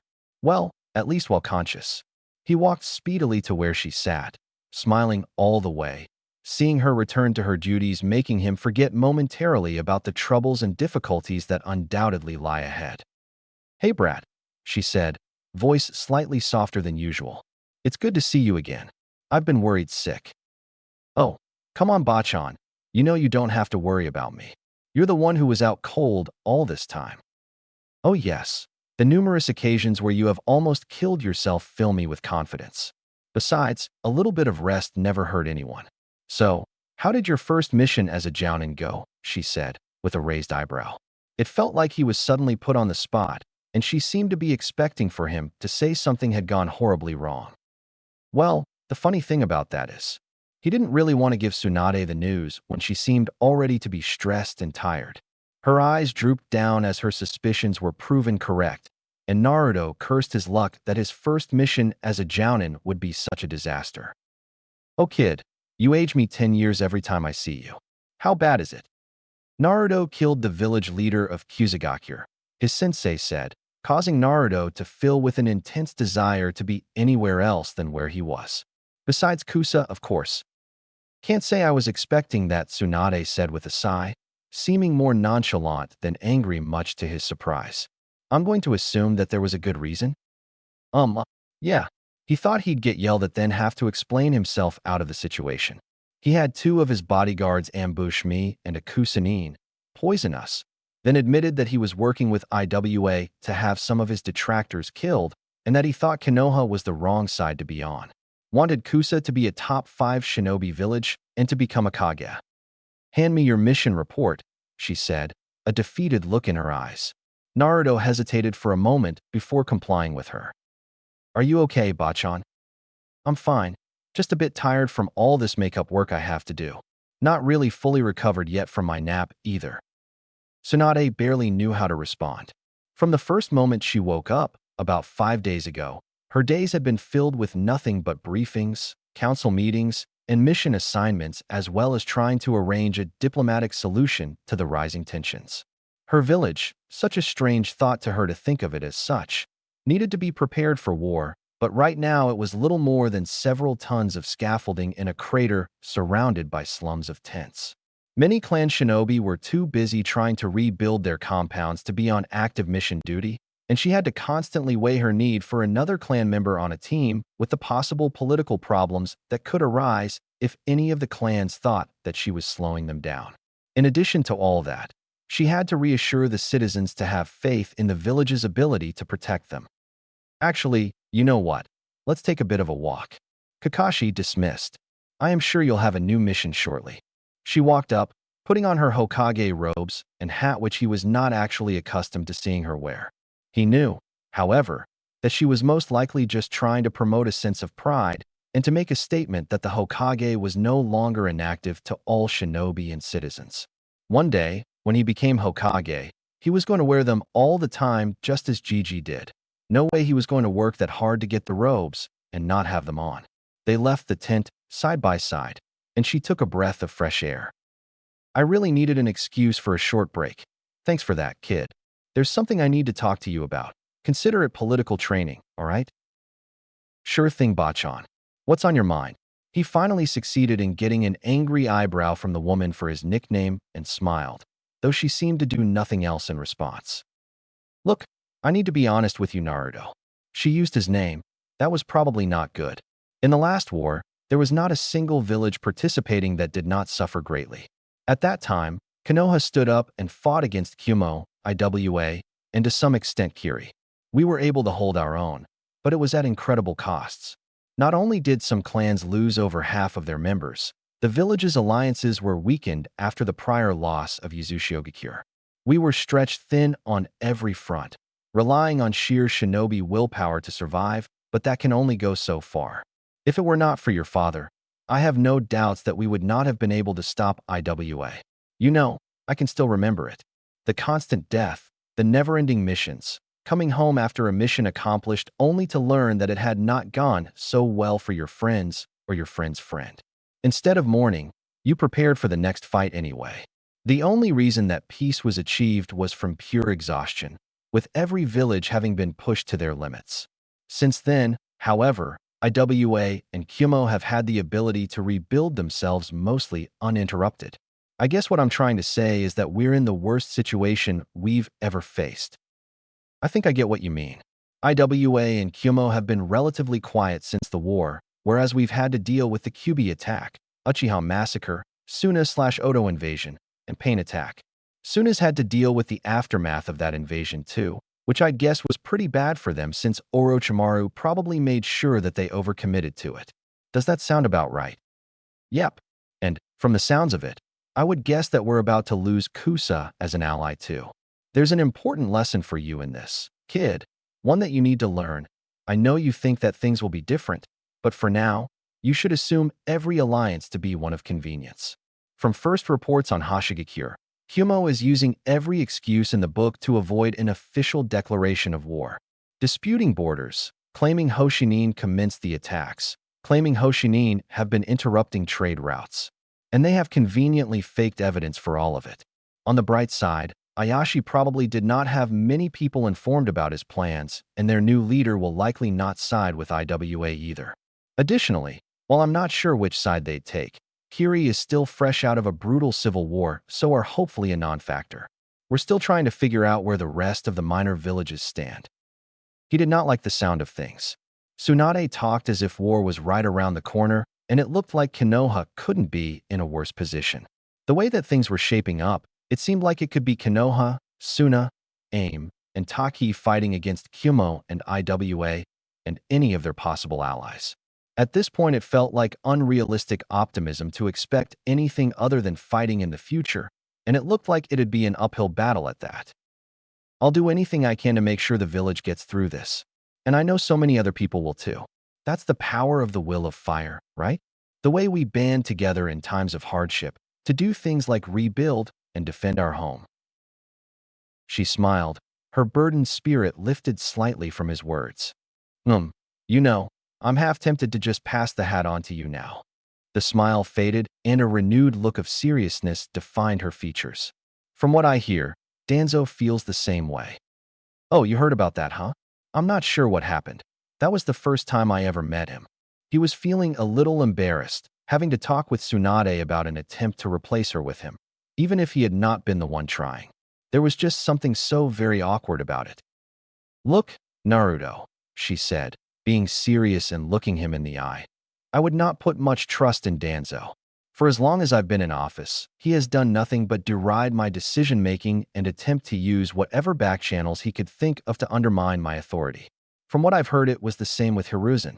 He and the other advisors do certainly offer quite a bit of knowledge and experience, and they are helpful, but they're set in their ways about what a Hokage should be. Before Hiraishin died, the three of them were in disagreement often from what I heard. Since, though, it seems they act together and none of them like me. He decided it would be better not to mention that the man had already voiced his extreme displeasure of her to him. If he's throwing his support behind you, I can only imagine that he has some reason that benefits himself. Right. I'll make sure not to let my guard down around him. He thought back to the way that Danzo had talked in their discussion, to the way the man talked of the Kaguya with an obvious passion. Maybe it was a bit naive, but he wanted to believe that Danzo truly did want what was best for the village. Still, after the Ayashi incident, he would ensure that he kept his guard up and would not let himself get so caught by surprise again. That's all I ask. I know this message will be lost on you, but be careful, brat. I'll try. He did not really think that being too careful was a possibility in his future, but it didn't hurt to ease the old woman's worries. Caution was never really his style. She did nothing but nod. By the way, I've been thinking about my training. You know pretty much every ninja in the village. Do you know anyone who could help my elemental training?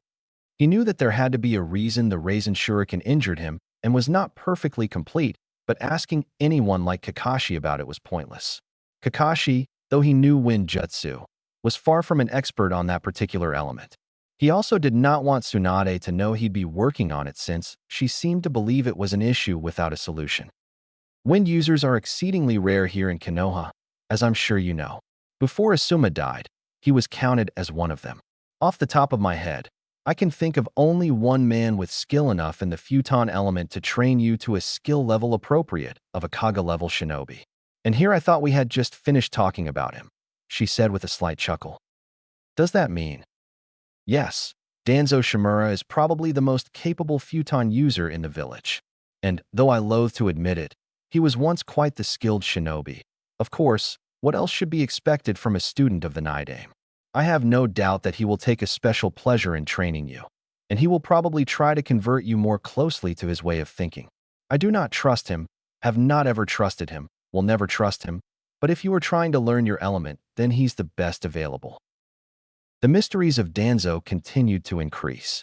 The man who was an advisor to both the third and fifth Hokage, probably even the fourth, and who had invited him to a council meeting despite the two of them having never met, was according to Tsunade his best possible trainer. A man who seemed to despise Tsunade and whom the woman had just finished warning him about. He also would not forget that the man's actions at the council meeting had managed to catch seemingly everyone off guard, including himself. The man was a veteran politician, veteran shinobi, and from what Danzo himself had told him, a self-proclaimed Kage specialist. Maybe, though, he could use the elemental training as a way of unraveling the story behind the figure. I have been thinking about something ever since I was briefed on the escalating situation, and I've made up my mind, she said suddenly, causing him to look over at her with a questioning look. I'm going to call for a Kage summit between all the Kage. Has that ever been done before? Yes, once, during the Shodame's term. It was when they distributed the tailed beasts, actually. I assure you that what we have documented of that meeting indicates that it did not go all that smoothly. Normally, the hard part would be trying to get all the Kage to attend, but we're at an advantage this time. Obviously, we've got 2 villages guaranteed in Konoha and Suna, and I strongly believe that the Reikage and Tsuchikage will agree under the pretenses of seeking a diplomatic solution. The Mizukage will probably be intrigued enough to agree as well. All I need is a willing host. You think it will actually accomplish anything? It is unlikely. In fact, it will probably be the very last step before an official declaration of war. All the reports I'm getting make it seem fairly obvious that they are committed, and I'm sure, based off of what you told me of Kusagakure, that I will be even more convinced shortly. Still, it's our best shot, and will at least let us see how the Mizukage is reacting to this fiasco. Additionally, I'll be taking an added risk that, well, to be honest, might be a bit silly, but I think it will prove worthwhile. And what's that? He asked, confused by the sudden smirk on her face. You'll be one of my bodyguards. Huh, that confused him. If a large part of the reason that Iwa and Kyumo were acting this way was due to his learning the Hiraishin and likely assuming he was the son of the Yondaime, as Danzo and Shikaku seemed to suppose, then it seemed like a bad idea for him to be in the same room as them. The Reikage and Tsuchikage are very different people, Naruto. The Reikage is an aggressive man, yet surprisingly cunning and well known for his incredible strength. The Tsuchikage, however, is an elderly man whom his entire life has preferred to sit on the side and carefully choose before he involves his village, and these actions from Iwa are entirely uncharacteristic of his decision-making. Undoubtedly, he is convinced that it would be very dangerous to allow someone who can use the Hiraishin to develop and is acting out because of that, afraid that soon Konoha will have another Minato. After all, as the leader of Iwa, I have no doubt he must have hated your father. I need to see their reactions to your presence so I can gauge their likely attitudes should it come to war. It is possible that it may just escalate things, but it is hard to believe at this point that it would not happen anyway. We must be willing to take risks. In a war of shinobi, any and all information can prove useful. There is also the fact that bringing along a shinobi officially listed in Iwa's bingo book to the summit will send a strong message to the minor villages that we are not afraid and should help to ensure our allies are cooperative. Anyway, we do not know if it will happen yet, but consider yourself off mission duty until I know for sure. They did not say another word, standing side by side looking at numerous civilians, and Shinobi continued working to bring the village back to its former glory for a few moments before she dismissed him with a rub of the head. He stood there for a while longer, thinking over the events of the day and of the training he would need to ensure he committed himself to shortly. In the coming days, he understood that there would be a lot to do and that a lot of people would be relying on him, and he determined to do everything within his power to make sure he would not let them down. Still pondering the events of the day and of the future, he began walking around the city, looking to see its level of rebuilding. Boss, you're back. His wanderings were interrupted shortly later by the energetic voice of his only student, Konohamaru. Naruto smiled at this. It really had been a bit too long since he had any interaction with the genin. Yeah, went out on my first mission as a jounin, he said with a grin, causing Konohamaru to become starry-eyed. You got promoted? Huh, well, maybe you've got a head start on me, but I won't be a genin for long, you know. I'm definitely becoming a chunin, sooner rather than later. You think so? It was always fun goading the kid onward. Oh yeah, I know it. I took out one of the pains myself. How many of these regular chunin could do that? Naruto gave it a thought. While he was sure there was some element of surprise involved, and Nagato was not really very careful with the paths since he assumed they would be able to always be restored, it was quite an impressive feat, and chances were that most of the chunin may have struggled since they were unlikely to have a jutsu like the Rasengan to use. Well, there's Sakura. Kiba, and Lee. I'm sure any of them could have. Yeah? Well, why didn't they then? Besides, you know they're way above an average chunin. I know, I know. I would bet not many chunin could have done what you did. Plus, there's been talk that there is going to be a lot of fighting soon. I'm going to do my best to make sure I get noticed so I can get a field promotion instead of doing those stupid exams. Like you, huh, boss? It seemed that word of rising tensions, to put it lightly, with Kumo and IWA, had probably been leaked to the general populace by someone now. With the village being rebuilt and the Hokage having been absent, that was probably not a very good thing. Despite the attack, there was a certain liveliness in the village as people began rebuilding their homes, and it would be a bad thing to have it interrupted. Don't sound so eager, Konohamaru. There could be tough times ahead for all of us, you know. Where there is fighting, there will be death, and I need you to be there to replace me after all. He tried to sound nonchalant about it, but, in reality, he did worry quite a bit about the young genin. Konohamaru was always so enthusiastic that you could count on him to want to charge headfirst into a fight no matter how lopsided it was against him. Very much like himself, now that he thought about it. He shouldn't really judge Konohamaru since neither of them liked playing the odds.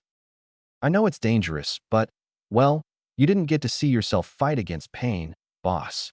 Konohamaru said, his voice sounding suddenly a bit more solemn as he became lost in a memory. I'd never seen you like that before. It was awesome. You were moving faster than anyone I've ever seen, appearing and disappearing before I could even tell where you were. You were hitting them with everything you had. Your punches felt like they were echoing through the rubble, and every time you managed to connect another Rasengan, the people around me started to feel hope again. Hope that it was not the end. I couldn't even say anything when you fought the final pain and used the shadow clones and the Hiraishin to hit him faster than he could push back. You were so focused, boss, like the rest of us were not even there. People are still talking about it all the time. They say that it'll be in the history books. I understand what you mean, Konohamaru. Nothing pushes a shinobi further than a good fight, and my fight with Pain was definitely one of the toughest I've ever had. When I was fighting Pain, I only had one thing on my mind: victory. I knew that I had to defeat him for everyone who had been lost. You want a real fight, something to push yourself to the limit like I've had to. He smiled and put his hand in Konohamaru's hair, ruffling it much to the genin's chagrin. I know how you feel. Believe me, I do. And I know you want a really tough opponent, not just some bandit or some guard duty against enemy genin. You just need to prepare yourself for them so you're ready when they do arrive. Do not go looking for them. Got a kid. Maybe he was being a bit unfair and criticizing Konohamaru for wanting a fight. After all, it would be an absolute lie to say that there was not a part of him that did wonder about the combat ahead. But he could hardly imagine coming home from some mission and finding out that something had happened to the kid. Yeah. Come on, you're reading into it too much, boss. I'm just saying that I'm ready to become a chunin, and I don't want to take those stupid exams. He probably was thinking about it too much. It seemed lately that he was thinking about everything a lot more than ever had before. It was hard not to feel a little bit burdened by the fact that the elemental nations were on the brink of war so shortly after he had promised Nagato he would find peace. It seemed his world was changing very rapidly, from outcast to hero, and from barely knowing the location of most shinobi villages to being more involved in politics to the point of going along with Tsunade to a possible Kage summit. Yeah, I guess you're right. Maybe how fast everything is moving is starting to get to me. Whatever. Anyway, you look like you have some free time. Need any help with your training? Yeah. You gonna teach me, Hiraishin? The genin said with a smile that Naruto could not distinguish between being either hopeful or mischievous. In your dreams, maybe. Chapter 9. I must admit, Uzumaki-san, I am greatly surprised you would seek me for your training. May I ask why you should specifically ask for me? Tsunade Bachan said you were the best wind user for teaching me. You can call me Naruto, by the way. Yes, my apologies. When you've been in my position for so long, it becomes almost impossible to drop the formalities, Uzumaki-san. Naruto had Tsunade arranged to have Danzo deliver a message asking for the man to assist in his training at the training ground early in the morning today, and the man had almost immediately returned with a reply in the positive. The mysterious nature of the elderly advisor was something that discomforted Naruto slightly, regardless of how he had been treated thus far. After all, Here was someone he had never heard of who was an advisor to several Kage, while being the most accomplished wind user in the village, according to Tsunade. I must admit, I am somewhat surprised she would recommend you to me. I do not believe it a secret that she despises me. Well, she knows that you never supported her getting the position and are not a fan of her, but I suppose she still recognizes your abilities. Fair enough. I would be willing to admit that, though she may not be fit for the position of Hokage, she would be valuable as the head of medic nin and training ninja who may not be suited for other positions. Anyway, forgive me if I strayed away from the point. I am sure you are very busy these days, especially with the Kage Summit coming up in the Land of Iron shortly. It was official now, and not really a tightly kept secret, that there would be the second Kage Summit in history in a matter of weeks in an effort to lower tensions. It seemed now that all of Konoha was preparing itself for war, even as it rebuilt itself. Priority was now given to any areas that would offer a military advantage, with economic motives taking second place, especially as the market district was mostly rebuilt. Residential life was in shambles, however, and it seemed like it would stay that way for quite a while longer. I guess, but I'm not really going to be doing anything, just standing beside her as a guard. Tsunade had been very clear that he was expected to behave as a guard, and only as a guard, not interjecting no matter what was said. His input was going to be his appearance, and nothing more. For some reason, that was not enough to ease his nerves about what the Tsuchikage and Reikage would say about him at the meeting. That is understandable. After all, a Kage Summit should truly be between the Kage. However, I do believe her taking you is a strong sign for the village that we will not back down. A very sensible decision, surprising for her, I would say. I would not be shocked if she were taking you for some additional, alternative reason that only she knows. Anyway, allow me to delay no longer. Please describe your issue with futon. Right. I started learning how to use my wind element not too long ago, before my fight with Kakazu. I really only had one goal in learning it, adding wind chakra to my Rasengan. At first I thought I succeeded, but whenever I use the jutsu it hurts my hand and arm.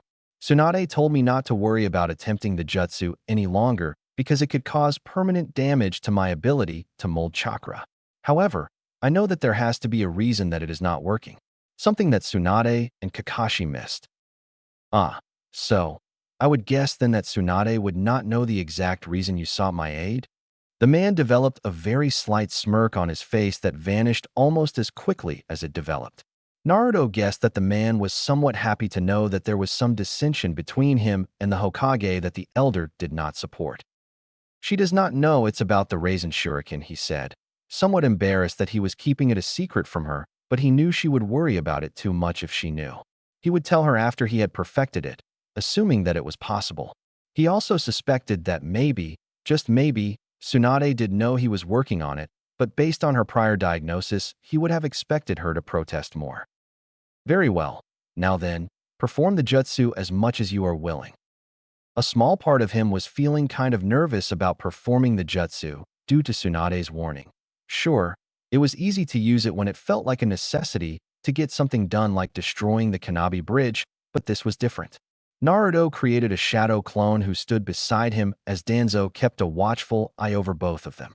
With no further hesitation, he created a Rasengan in his right hand, which his clone began adding wind chakra to as he worked to keep it stable.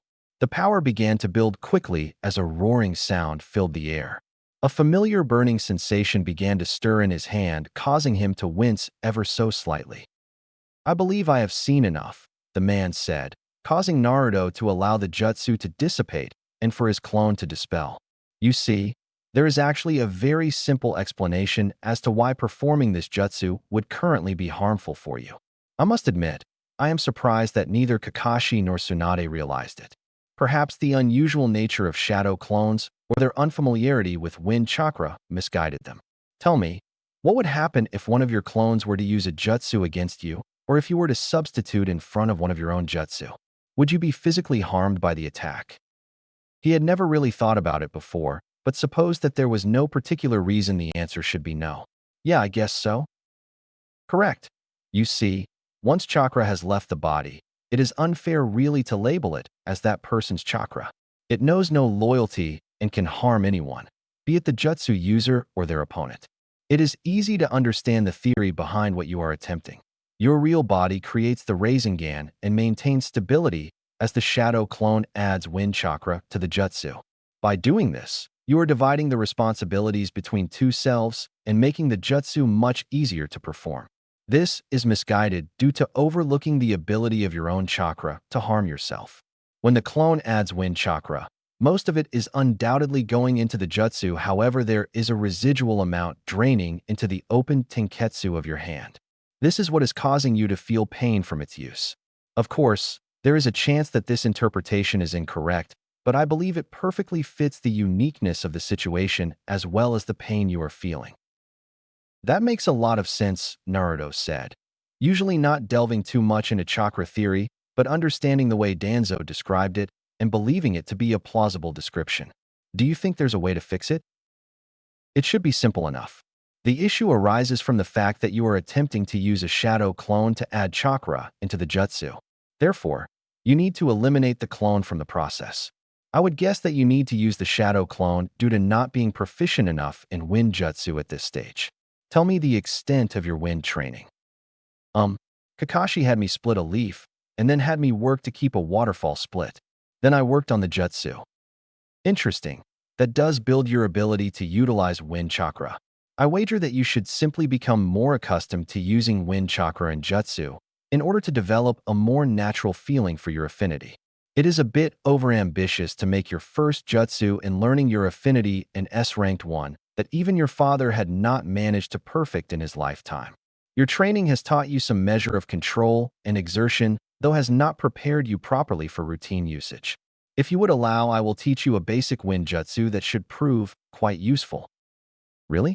That'd be awesome, he said, his eagerness at possibly learning a new ability outweighing whatever caution he had held thus far in his interaction with Danzo. Having it help him learn the Rasen Shuriken in some way was definitely a very nice bonus. Very well. I shall show you all the hand signs this once, though I am capable of performing it with merely one. The man's one hand slowly went through the signs which Naruto could recognize as being tiger, ox, dog, rabbit, snake.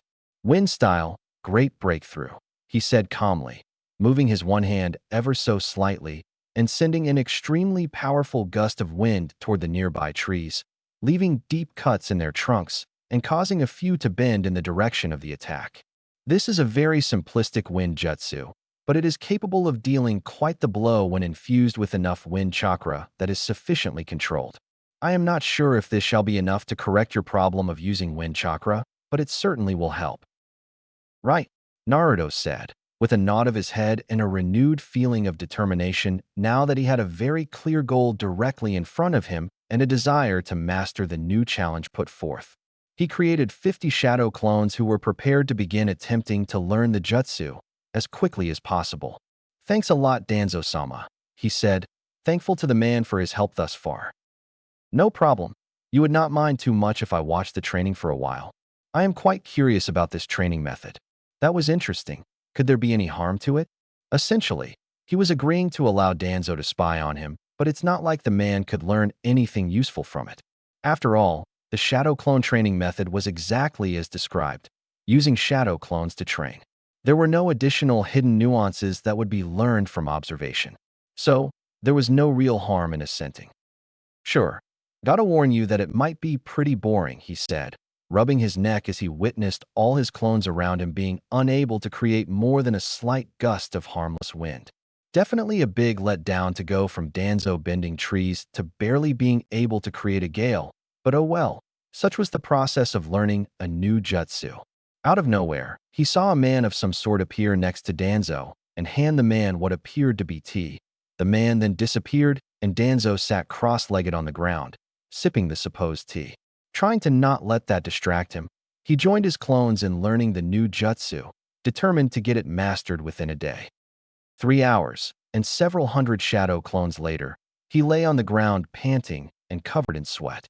Truly, the jutsu had been rather easy to get a basic handle of, but was somewhat difficult to control its power instead of letting it spread in too wide an area to be useful. Still, the more he practiced the wind jutsu, the more he was able to do damage. The progression was easy enough to see, from a small gale to an obvious burst of wind, to scratching the tree line, to controlling to an extent the width of the attack, and thus its concentration, and finally, to leave deep cuts in the trees. The more chakra he put into the jutsu, the more damage it seemed to do. However, at some point, it became clear that putting more chakra was having reduced benefits and became wasteful. There was still room to improve. First, he would focus on being able to use it with merely one hand sign. Then he would focus on finding the best way to be able to bend the trees back as Danzo had done. I've seen my best shinobi, the true elites, take approximately 5 days to reach the point in mastery that you are at in 3 hours. Your training method is extraordinary, Uzumaki-san. Yeah. Thanks, he said, sitting up and catching his breath. It sure takes a lot out of you, though. Think I'll take an hour break for lunch and then get back to it. Maybe it was not as intensive as his Raisin Shuriken training had been, but it was exhausting in its own right. Thankfully, this one felt a bit more rewarding due to the ability to really feel and see the progress quickly. With as many clones as he had practiced with, there was a decent chance at least that he had killed a few trees in that nearby treeling. Although, now that he thought about it, the best thing to do would probably to have clones work on the great breakthrough after lunch, while he personally used the Hiraishin a bit and tried to get a bit of the nuances down, such as lowering the chakra usage and being able to control his location within a few feet at the destination. If you don't mind my asking, what drives you to train so hard? If you believe that the nations should be at peace, then what use is your strength in such a world? He had the idea that Danzo was genuinely curious, but that the question was intended to make himself think of an answer as opposed to making the advisor convinced of anything. That was fine by him. Ever since the fight with Pain and that sudden nomination at the council meeting, he had been thinking a lot more about the reality behind being Hokage, why he wanted it, and what he would do with it. I guess it's kind of simple to me. I need to be as strong as possible in order to protect as many people as I can. I know that the path to peace is not easy, and maybe I don't know what obstacles will be on that path, but I need to be as prepared as I can be. The goal is not only to be at peace, but to build a lasting peace, just like Jiraiya hoped. But how can there be a true peace when there is so much worth fighting for? Glory, honor, money, family, village, friends, loyalty? Are not all these things something which could drive a war? Peace has to be seen as the most beneficial option. It needs to be ensured that, in any case, preserving peace is better than the alternative. Sure, he was not exactly sure of how that was going to be done yet, but having a basis for it in his mind was much more than he used to have. Obviously, there will still be obstacles, but so long as the benefits outweigh everything else, then the majority will favor peace. Now he decided to switch it up and ask Danzo a question instead. You mentioned earlier that you saw your best shinobi take longer to learn the jutsu. Were you a sensei or trainer? Uzumaki-san, please, there is no need to be so indirect with me. Of course, trying to play politics with an experienced advisor was perhaps a step or two out of his reach. Danzo seemed to have read through the question as if he had not even tried to disguise it, and he had the distinct feeling that the man knew very well what he was trying to ask. It felt like they were playing a game with each other, wherein Danzo tried to get information from him, and he tried to get information from Danzo. But right now he felt a little outmatched. If you love the village so much, why would you train shinobi and have them operate illegally? Don't you think that's dangerous? Why? Because some missions are too risky for the Hokage to send valued ANBU on, or it'd be too catastrophic if the shinobi was caught and revealed to be working for Konoha. My route would take these missions instead, and, should anything have gone wrong, Konoha would not be connected. Dangerous? How so? My shinobi were trained from a young age to know one thing: loyalty to me. So long as they were loyal to me, they were loyal to the village, and if they were not loyal, they were eliminated. The man's voice remained perfectly calm, as it almost always seemed to be. Don't you think some of the missions are too dangerous for all the time it takes you to train them? Orochimaru could have easily killed Sai when you sent him to make your offer. Perhaps, however, it was our only chance at getting to Orochimaru. I believed we needed to make a move as the timetable Jiraiya provided for when Orochimaru could transfer bodies was reaching its end. In theory, Danzo had essentially confessed to treason by practically admitting his program was still in place, but Naruto had to admit that there was some truthfulness to what Danzo was saying. After all, If the snake had somehow managed to acquire Sasuke's body, which everyone else seemed to believe would happen though he knew the Uchiha would find some way out of it, then it would have been supremely dangerous. Much more dangerous than Sasuke being a stuck-up idiot. I still do not think it was worth the risk, he said. Knowing a bit more about Sai now and thinking of him as a teammate made it impossible to agree with sending him into such an overwhelmingly dangerous situation with very low chances of success. What, exactly, were the odds that Orochimaru would believe Danzo then agree to a meeting where he could be ambushed or whatever it was Danzo planned? You are aware that, as Hokage, you will send people to their deaths on a regular basis? Even in times of peace there are bandits, missions, missing Nin, and many other things that we cannot predict. Of course, obviously it's not an easy burden to bear, but I prefer to be the one doing it so nobody else has to.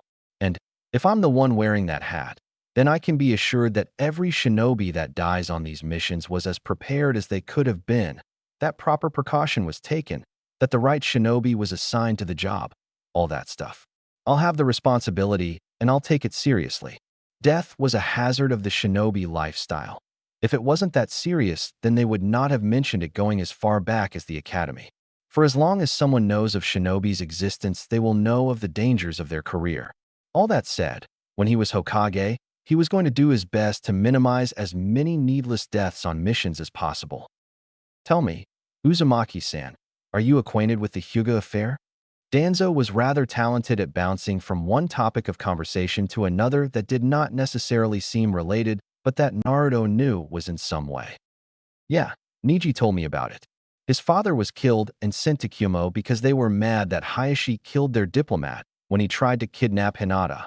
He could still think back to the hateful way that Neji had first described it, all those years ago, and to their brutal fight in the Chunin exam that he was barely able to pull a victory in. The Hyuga had changed so much since that fight that sometimes it was hard to believe it was the same person. Correct. Now, I want you to tell me, would you have sacrificed Hisashi? No way. They tried to kidnap a clan heir then called for the death of a clan head. I would never have let us sacrifice Hisashi or Hiraishin. Are you sure? We still had not recovered from the effects of the last war. People wanted peace. We had a chance to secure it at least with Kumo. Our shinobi were exhausted and had suffered many casualties over the preceding years. To not sacrifice Hisashi could have been the beginning of the next large war. There was no evidence truly that the Kumonin had attempted to kidnap Hinata aside from the testimony of the Hyuga clan. At least, that's how the other villages would have seen it. He thought about it a bit more. On the one hand, it was obviously wrong to have sacrificed one of their own shinobi after a foreign Nin had done something so terrible as to try to kidnap one of the village's children. On the other, it had been able to keep them at peace for all this time. Yes, I am sure. Kumo was undoubtedly tired of war, as well whether or not the Raikage was willing to acknowledge it. I think they took a risk, got caught, then bluffed their way out of it. Humph. So you would presume to say that the Sandaime Hokage and his advisors made the wrong decision on the matter even though you were not there to see for yourself the state of the village?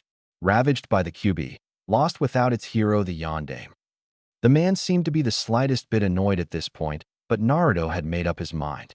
Perhaps, in a way, it could be justified as one man being willing to sacrifice himself to save the lives of others within the village, but something about that did not sit right with him. There was just something wrong about a shinobi who had trained his entire life for combat and had started a family to die in his own village to appease another, whether or not the man had been accepting of it.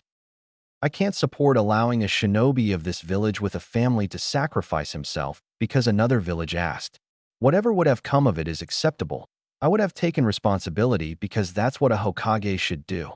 Make the right decisions, not the easy decisions, and bear the burden of their aftermath knowing that he did the right thing.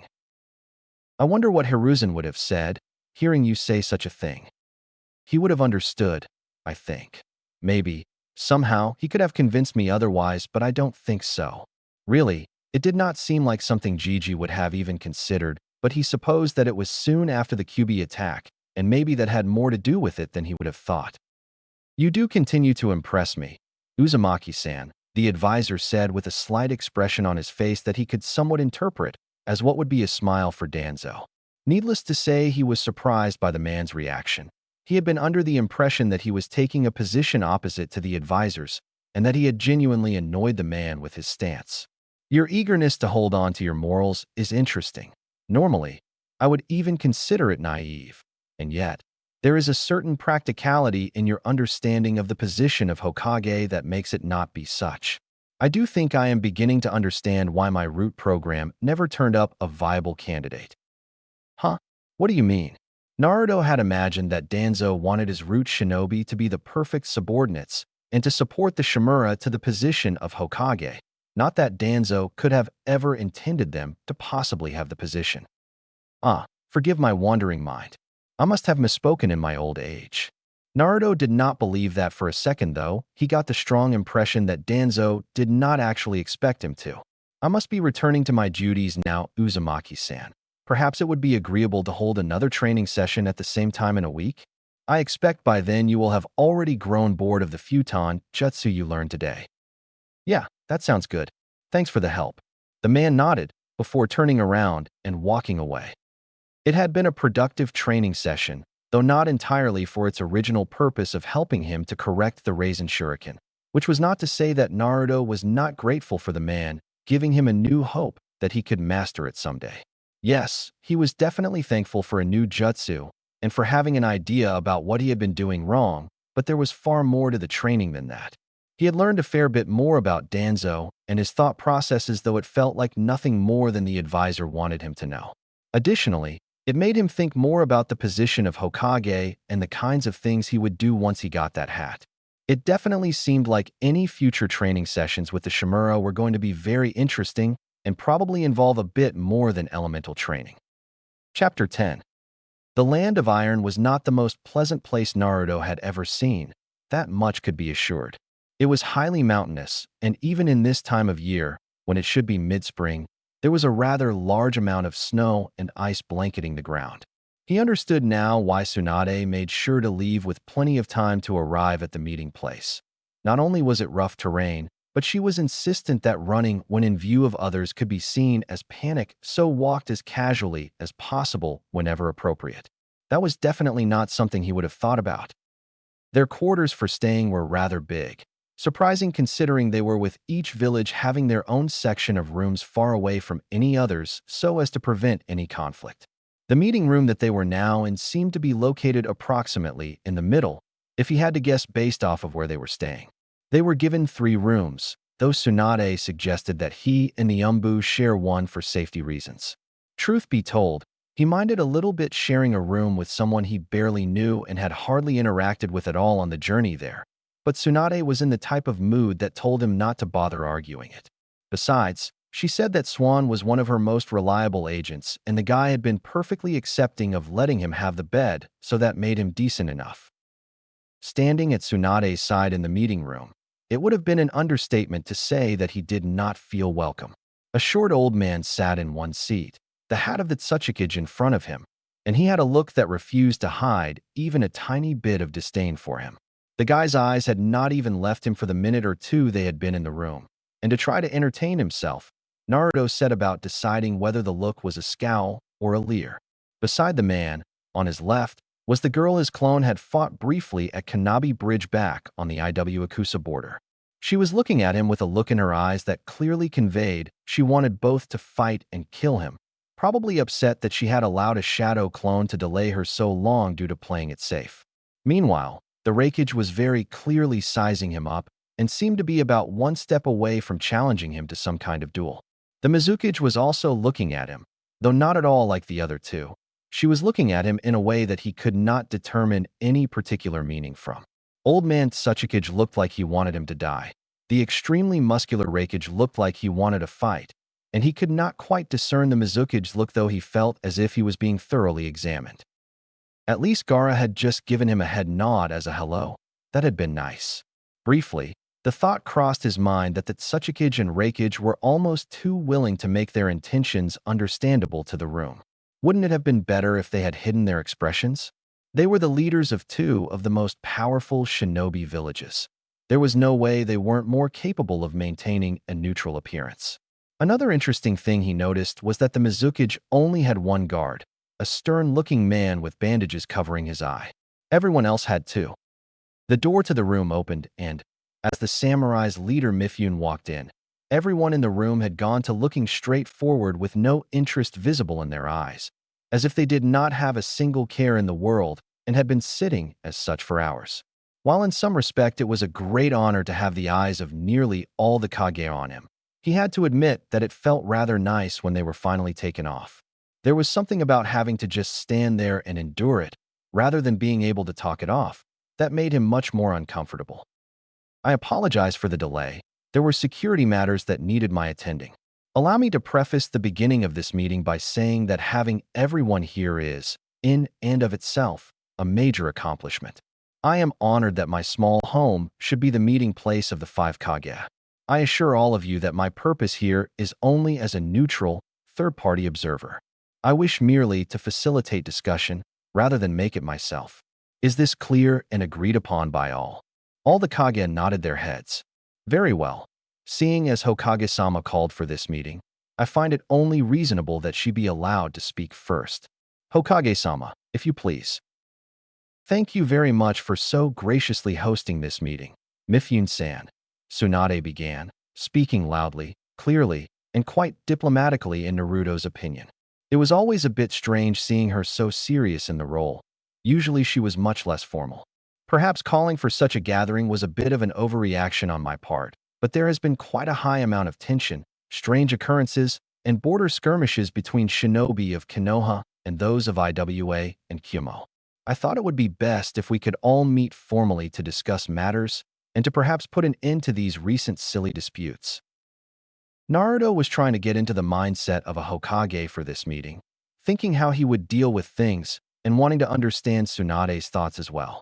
It seemed that she wanted to slightly downplay how much things had escalated, citing strange occurrences instead of Idamunin venturing into Kusa and killing Kusanin, or Kyumo continuing to put more and more pressure on Hoshi in various ways. It'd be interesting to see if that was the right tone for the meeting. He knew he probably would have been direct. Then again, everyone always said he could be a bit too direct at times. With all due respect, Tsunade, it was not lost on him the rudeness of the Tsuchikage referring to Tsunade by her name rather than her title in this situation, so that meant it would definitely not be lost on the more politically seasoned among them. It is hard to believe the sincerity of your intentions when you would so willingly bring a shinobi who is in our very own bingo book for unjustifiable attacks on my shinobi. I assure you, I have no idea what you mean. Please explain why you should have a bounty on the heads of one of my most valued young shinobi. Rather recently, in Kusagakure, we have confirmed reports that this shinobi, Naruto Uzumaki, the man said the name in a way that made Naruto convinced he had a difficult time keeping a normal tone, was seen by my own granddaughter to have, alongside a team of Kusanin, crossed over into the land of Earth and killed several of my shinobi before destroying the Kanabi Bridge. I had a team sent out to take pictures of both the fallen and the bridge. It was difficult to stay quiet whenever such a lie was being spoken, and it was obviously a deliberate lie because the Kusa team had not gone into the lands with him, staying behind on Grass Country's side of the bridge. Besides, Iwa had put him in the bingo book before that ever happened.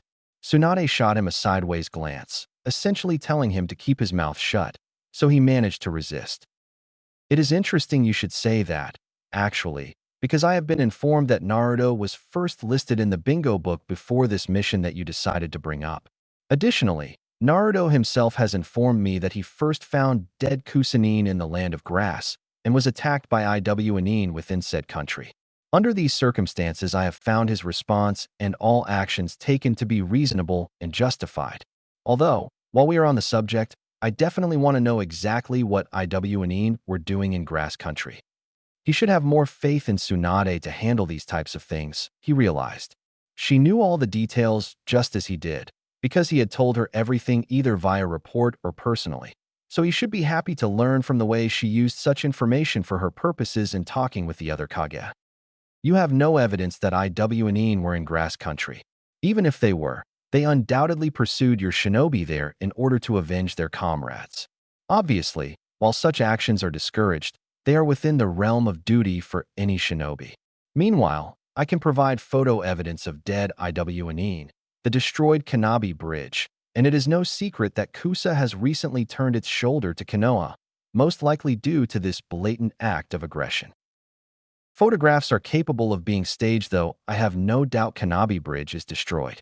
Upon seeing IW Anin in grass country, the reasonable assumption was made that a state of war existed. Given such belief, the destruction of the bridge was deemed necessary by both himself and the Kusa team with him. He would later learn that the leader of Kusagakure, Ayashi, arranged for IW Anin to take care of a few dissidents and wanted to offer a few Konohanin as leverage for a deal. Naruto rightfully responded to this revelation, which Ayashi himself spoke, by killing him. Kusa, perhaps, took it harshly. To some extent, he did regret his decision to kill that guy because it obviously was a huge negative to Konoha and Kusa's relations. So long as Ayashi was in power, however, the relationship was destined to sour anyway, so he tried not to think about it too much. Preposterous. Kusa has long been no friend of IWA, ever since the last war especially. Certain strategic decisions during the Third War alienated us to them, and they have been distant ever since. This story is entirely fabricated, unless you have some evidence. The word of Naruto Uzumaki is all the evidence I could ever need. His actions have not been the point of conflict, only the motives. In such a case, I would absolutely believe my own shinobi with a proven track record as opposed to wild theories from second-hand accounts. I know anyone else in here would do the same. You should put so much faith in one shinobi. A shinobi who you just admitted killed the leader of a village that was your ally prior? The older man scoffed, essentially mocking him. When it is Naruto, I would do so every time. Suno would also be willing to place its trust in Naruto's recounting of events above any other. Gaara spoke up, for the first time since the meeting started. He felt much more confident in everything after the way Tsunade and Gaara both said they would believe him because, in this particular instance, it was much more than that. It was telling that Tsuchikage that, regardless of any agenda the man may have had for this meeting, they were not going to give in. Perhaps, then, we should move on to discussing Hashigakure and their recent hostile moves. They have raided our villages, engaged our shinobi, and begun claiming that certain civilian villages are within their sphere of influence that have always been understood to be ours. Now, while they would certainly never be willing to take such actions on their own, they could have been emboldened in some way. Surprisingly, the Mizukage spoke for the first time and finally truly made it a summit of all 5 Kage. Reikage-sama, it seems rather difficult to believe that a minor village such as Hoshi would be willing to engage your shinobi. A village can do many things when their strongest ally begins pressuring them, Mizukage-sama. It would be unacceptable to write off such actions on account of their status as a minor village. Even a minor hidden village is a village filled with warriors. It was like Tsunade said. The Reikage gave off the appearance of a man whom would only be concerned with his personal physical strength and fighting, but he was more than capable of holding his own in a conversation and could be plenty clever when necessary. There is also the fact that Hashigakure is the only minor village which calls their leader a Kage, an affront to all the major villages. Their leader's status as a Kage has never been recognized, either by us or any of your villages as well. We have never considered it a substantial risk.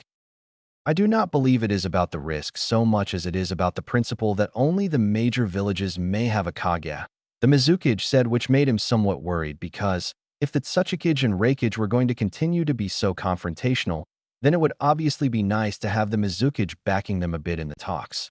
At this point, she was the only Kage who seemed to be non-aligned. It seemed that Gaara was going to stick by their side, but that Tsuchikage and Reikage were going to mostly be working together. After her 2 statements, so far it did seem that she was somewhat neutral and in the middle, but maybe things would change as things continued onward. In all official correspondence, their leader does not use the name Kage. This is a non-issue in the grand scheme of things, and it is only being used to distract us from the topic at hand. It has been Kumo that has been escalating things in the area recently. He knew this was a pretty dangerous play from Tsunade, saying that what the Reikage and Mizukage said was not very important, followed by accusing the Reikage of being the one making the situation worse. He would have mentioned his experiences visiting Hoshi and how they were not the types to start a situation like the Reikage described, but obviously Tsunade could not really do that. I will not sit here and be accused of lying, Hokage-sama. Something seemed wrong to him that, thus far, the elderly and extremely experienced Tsuchikage had been overly confrontational, accusatory, and rude, whereas the younger Reikage was being more polite and more reasonable in his accusations. Hadn't he been told that Anoki was once known as the fence-sitter? Konoha called this meeting, and thus far they have brought a wanted shinobi whom has confessed to killing the village leader of Kusa, have refused all evidence of their wrongdoing in favor of blind faith in said wanted shinobi, and have asserted that Reikage-sama has been less than honest. It is an embarrassment that they should call for this meeting to alleviate tension only to deny that they have been the main cause of said tensions. If we truly wish to avoid conflict, it is the job of all nations to admit to some fault in these matters. All blame cannot go to one source, Gaara said, cold and calculating as always. Maybe he was a bit biased, but it was hard for him to see exactly what Konoha had done wrong in this situation. He was attacked by IWA in Kusa, so reacted accordingly, and, when he was betrayed by Ayashi, surely it was within reason to kill the guy before he could do any additional harm. Especially upon seeing him order Daisuke's death. No, the problem was not that Konoha had necessarily done anything wrong, and if they had it was nothing more than anyone else, but rather that the Tsuchikage and Reikage were both irrationally accusing them because they wanted a conflict. Yes, it was becoming clear to him now that the two of them had to actually want a fight to justify all their actions, and the thought occurred to him now that they likely had a plan coming into this summit. While I am not a major village leader like the five of you, and try to worry little about matters not of my concern, Mifune began, sounding every bit like he was doing everything within reason to sound as neutral as possible. It has reached even my ears that relations between villages have deteriorated recently. I have to wonder, is there anything in particular which caused this resurgence of tension? If it is as Konoha says, and IWA sent troops into Kusa, then why should they have done it? Or, if it is as IWA says, and a Konoha shinobi unjustly attacked IWA, then what caused it? If Konoha ordered it, what caused them to recently take this step? Mifune-san, in our history, there is no shortage of shinobi who have taken extreme actions to fulfill their own desires. Think back to the time when Kakazu, acting independently, attempted to kill the Shodame Hokage. And then, of course, there was Itachi Uchiha. Was it a coincidence that both incidents mentioned involved Konoha? It seemed doubtful at this point. I believe that what we are seeing here is easily enough explained as the actions of one shinobi, Naruto Uzumaki, who is abusing his personal relationship with Tsunade and Gaara to avoid blame. He promised that he would be as straight-faced as possible for this meeting, though it was physically impossible for him to keep the scowl off of his face. He had to bite his lip to avoid reacting, and he thought he tasted blood. That is an obscene accusation you have just made, Anoki. Accusing one of my shinobi, my most trusted shinobi at that, a shinobi which you have already placed a bounty on, of treason is not an offense that I shall treat lightly. Tsunade slammed her fist onto the table, leaving an impression into the no doubt high-quality wood, as she finished her statement, clearly as offended as he was at the Tsuchikage's words, if not more so. It helped him regain his composure. Of course Tsunade had his back. This entire meeting she had been nothing but supportive of him, though it did make him feel strange that this summit has been so much about him so far. The escalation was only after the recent attack on Konoha by the Akatsuki. Much of the village was destroyed. If he had to guess, in his own way, Gaara was accusing IWA and Kumo of trying to take advantage of Konoha's weakened state. I believe that, due to the resemblance of this Naruto Uzumaki to Minato Namikaze, and due to the similarity of their fighting techniques, the Reikage began, seeming perfectly calm when compared to Tsunade or Anoki, that perhaps Tsuchikage-sama has exaggerated in his accusation. You have readily admitted, however, to the assassination of the leader of Kusagakure, and this is no small crime that can simply be looked over. The death of a village leader, Kage or not, is always a tragedy to their village, and something must be done about this. And what should you propose, Reikage-sama? Tsunade asked, obviously still irritated though clearly less than a moment ago. For his own part, he was really starting to realize that this summit was not going well and that it seemed incredibly unlikely that all the disputes would be solved, or even that any of them would be solved. In order to assure total fairness in the prosecution of this crime, we place Naruto Uzumaki under arrest and have him held as a prisoner here, in the Land of Iron, wherein he should be treated as a high-value prisoner by Mifune-san. I think that a period of 10 to 15 years should be reasonable.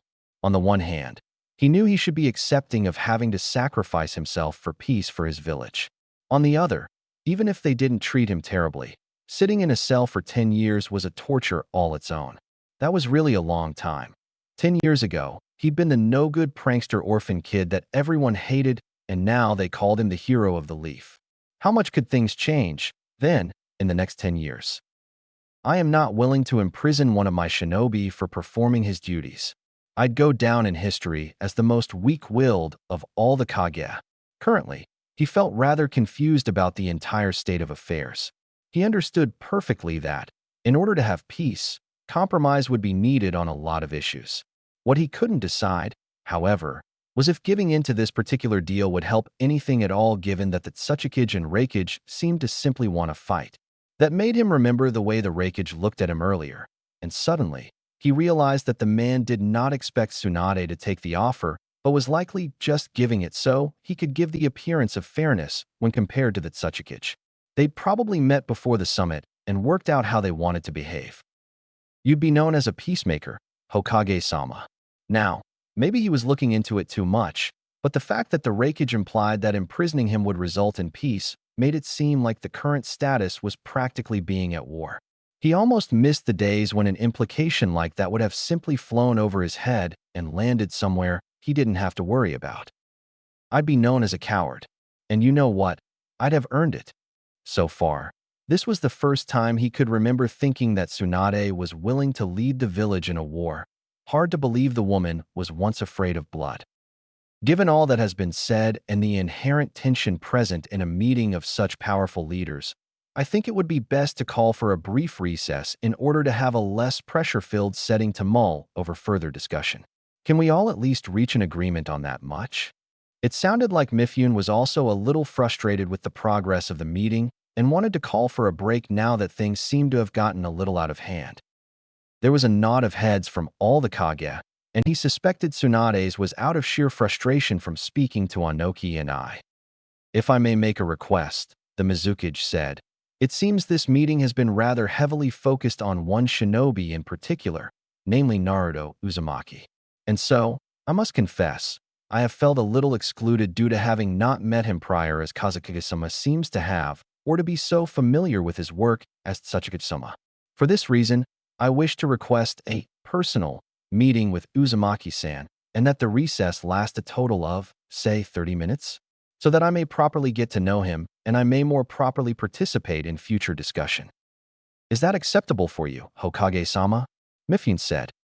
Sure.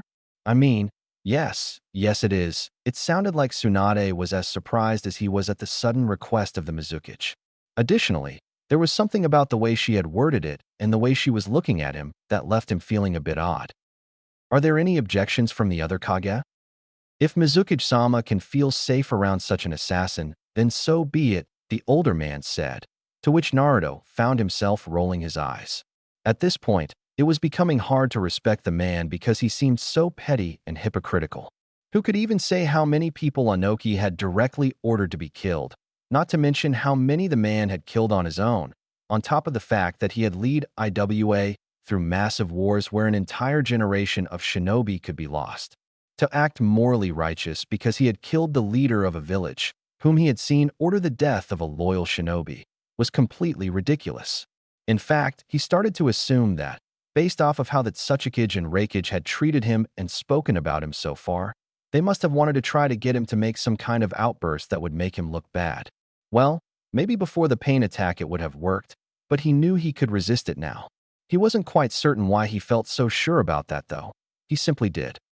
Now, if I didn't know better, I would think you're implying that I cannot defend myself, Tsuchikage-sama. Surely that cannot be what you mean. The Mizukage's voice was that dry, somewhat low tone that women like Tsunade and Sakura always seemed able to do, right before they made him regret whatever thing he had said or done just before. Forgive me for misspeaking, Mizukage-sama. I simply wish to advise caution, that is all. My apologies. If you would please follow me now, Uzumaki-san, she said, with a slanted smile and moving her pointer finger back and forth as if to indicate come here. It was impossible not to feel every eye on him as he stepped next to her, but she simply turned around and began walking down the hallway toward what he would now know as Kirigakure's rooms. Ayo, please stand guard outside the room. The man simply groaned, mumbling something under his breath that was silenced by, oddly enough, a calm smile from the woman. They stepped inside the spacious room that was painted blue, which made sense as Konoha's had been painted a very light shade of red. Of course, he was feeling extremely awkward at this point, not really knowing if he was supposed to say something, take a seat, or maybe do anything. So instead, he just stood by the door as he watched the woman simply move around. Welcome to my room, Naruto-kun. Oh, I hope you don't mind if I call you that. Of course not, he said immediately. My, are you nervous? It's always so cute when the strong ones like you get flustered from a little harmless flirting. FL flirting. He stumbled over the words and could feel his face turning red out of embarrassment. The Mizukage was flirting? He wished she would have made it more obvious, but it definitely didn't make him feel any less awkward. If anything, it made it worse. I thought it might make talking to you seem less confrontational to the Reikage and Tsuchikage. But if it makes you blush like that, I'm not sure I'll be able to stop, Naruto-kun. She was standing directly in front of him, looking him in the eyes with a smirk on her face and enjoyment obvious in her eyes. He did his best to keep the eye contact while regaining his composure. It would not do anyone any good if he kept looking like an idiot in front of probably the only neutral major village leader left. You know something? She asked, seemingly the moment he had actually managed to get himself back under control. What? Her eyes kind of drifted toward the ceiling, and her voice took on a wistful, dreaming quality. I bet you'd make a great husband. And the control was gone. Chapter 11. He couldn't think of anything to say in response and was definitely redder than he had been before. That was just such a strange thing to hear someone like the Mizukage say. Well, he would have thought it strange for anyone to say, but the fact that she would say he'd make a great husband was just not the kind of thing he expected to hear. Oh, sorry, did I say that out loud? She said, perhaps a bit too innocently. I was just thinking that you're clearly quite strong, based off your record. Hiraishin, S-ranked, hero of the leaf. You come to a summit of the 5 most powerful leaders in the elemental nations, and you're the center of discussion. Clearly, you have a lot of initiative if you were willing to destroy Kanabi Bridge and kill the leader of Kusa. But you've still got a bit of an innocent side that's always so hard to come across in good shinobi. Her face transitioned to a wicked smirk all of a sudden. Do you have someone special back in Konoha? She was really good at keeping him off guard, he noticed. She talked in a way that was perfectly conversational, almost making him forget that she was the Mizukage and that, as a guard to the Hokage, he was considered a representative of Konoha. Even acknowledging that, however, was not enough for him to completely regain his composure. And no, I mean, not like what you mean. I used to have a crush on my teammate, but she's always been interested in our other teammate. Was he seriously talking about this with the Mizukage? Yes, the Genin team love triangle. Always so cute, yet so disastrous. Surely that can't be all, though. Yeah, that's it. I see. You know, I think you're just one of those men who has a hard time seeing it. I bet there's a girl back in Konoha who's been crazy about you for years, and you've never even noticed. He felt himself calming down now. It was obvious the Mizukage didn't know about his life back in Konoha before he became a hero. There's no way anyone would feel like that for him. Girls like Sakura and Ino wouldn't even talk to him willingly for months after becoming Genin, and, really, he could only say that he became friends with either after his trip with Jiraiya. Before that, really only Hinata was nice to him at all, but she was just too kind of a person to do anything else. I don't think that's possible, Mizukage-sama. His voice was slightly lower than usual, not that he noticed. So little confidence when it comes to women, but apparently so decisive on missions. I apologize if I seem intrusive, but it's one of the best ways I know to really learn about people.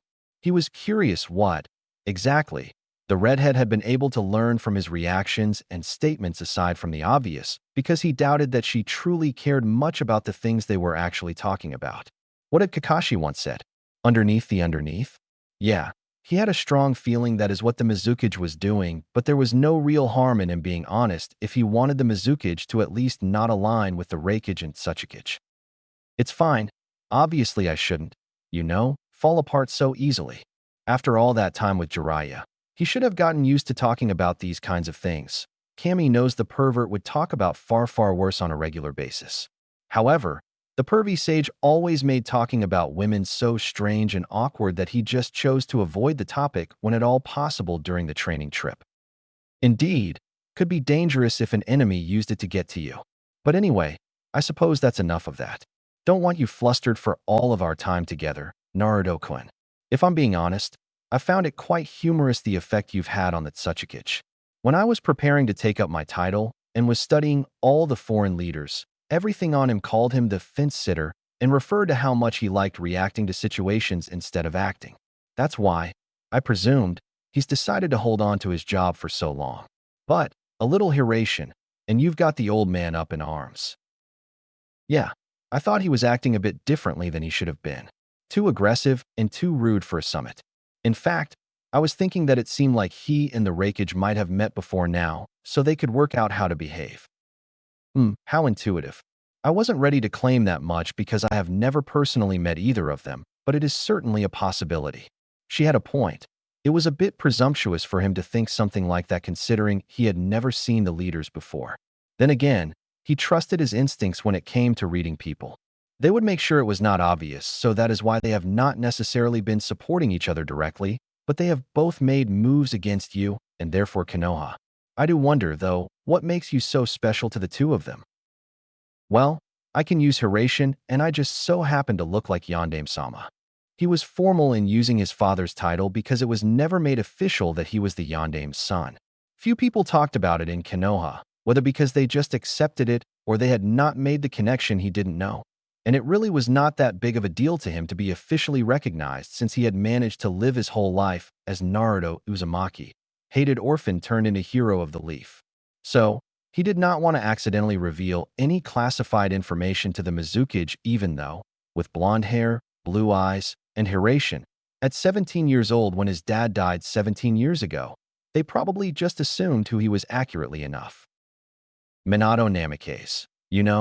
We in Kiri don't have many stories of him slaughtering our shinobi, but, from what I hear, we should count ourselves lucky he had to focus mostly on IWA. I suppose I could understand his ire if you should become the next Minato. After all, Minato's actions on that front single-handedly turned the tide of the war. IWA became desperate enough for a victory that they turned on Kumo. Even though they weren't allied, it was clear they were ignoring each other almost entirely in the fighting until then. That didn't go well either, then the war was over. I suppose Onoki put all the blame for the dead, even those who died to Kumo, on Minato. A frown crossed her face suddenly, likely something that contradicted their theory. But what about I?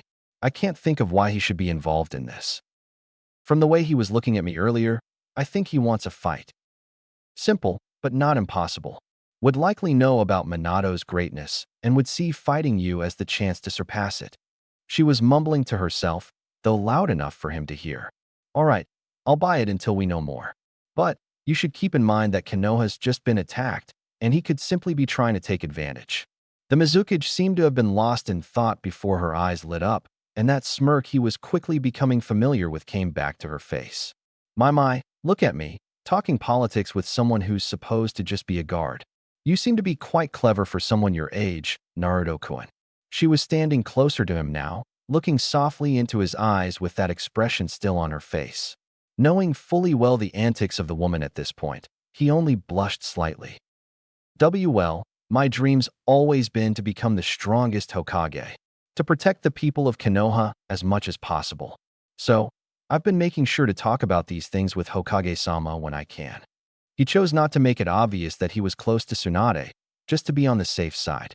It felt like he constantly reminded himself that the woman in front of him was not an ally, at least not yet.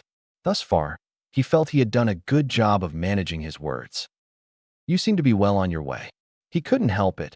He had a big, bright, stupid grin on his face from hearing such a thing from someone like the Mizukage. Ah, so that's the way to your heart, she said, laughing. For some it's food, for some it's passion, but for you it's support. I think it is time I be a bit more honest with you, Naruto-kun. I fully expect I and Anoki to do something drastic when we're out of this recess.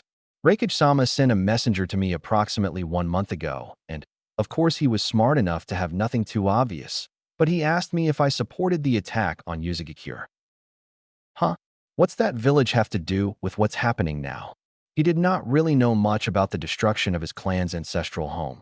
All he really knew was that it was a place that existed and then, after the last war, did not. It was a temporary alliance between Kumo, Iwa, and Kiri to work together to destroy the village because we all recognized their strength and importance to Konoha. It seems like so long ago. I wasn't even a genin yet when that dreadful war started with the attack on Yuzu. So, the Reikage mentioning it implied that he wanted to renew the alliance? Maybe less temporarily this time. Precisely. I replied, starting a war is always a tragedy, though sometimes a necessity. Basically meaningless? To keep you from being seen as an enemy or an ally. Pretty much. And then, very shortly after, I received the invitation to this summit from your Hokage and became rather certain of when I would make a move. I have no reason whatsoever to support Konoha and Suna or Iwa and Kumo in any fighting. The civil war in Kiri was too brutal for us to risk a large-scale conflict, especially when there is still so much distrust in our ranks. I understand that, but surely you know that it would be in your worst interest to have someone actually win this war. Okay, this was the time for risks. May had pretty much driven all of their conversation thus far, but he knew that, if he was going to somehow get them to their side, he needed to say something. So, he decided to mention the somewhat obvious, you don't want one side to win and then turn on Kiri, which, given that she would know that Konoha had been largely destroyed mere months ago and had lost Kusa as an ally, would imply who she should side with. She stood there for a moment, seeming to be lost in thought. Of course, but as Mizukage, I understand it is in the best interest of Kirigakure to officially stay neutral. She spoke in a voice that was so official that it seemed to be sarcastic. Unfortunately, I believe there are some of my shinobi who may not see things in such a light. I fully expect that, should war officially begin, they would become missing nin and seek contract work for a foreign village. Before now I was uncertain, but I've decided they would probably go to Konoha.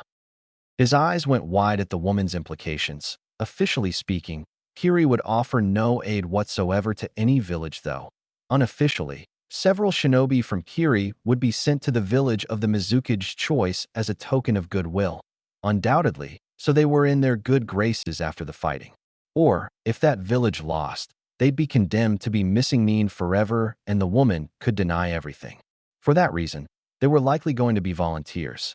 It seemed like the Mizukage would use this expeditionary force to help Konoha.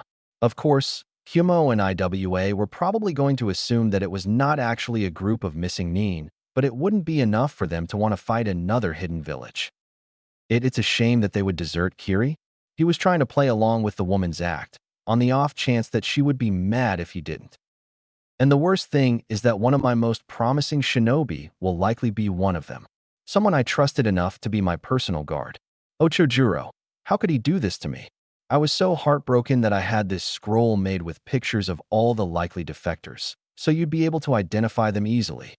She handed him the aforementioned document, hidden somewhere in her robes prior. I'll make sure we keep an eye out for these missing nin, especially Chojuro, seeing as he must be dangerous to have been in your guard. Well, at least he knew there should be at least one strong shinobi in the Kiri group.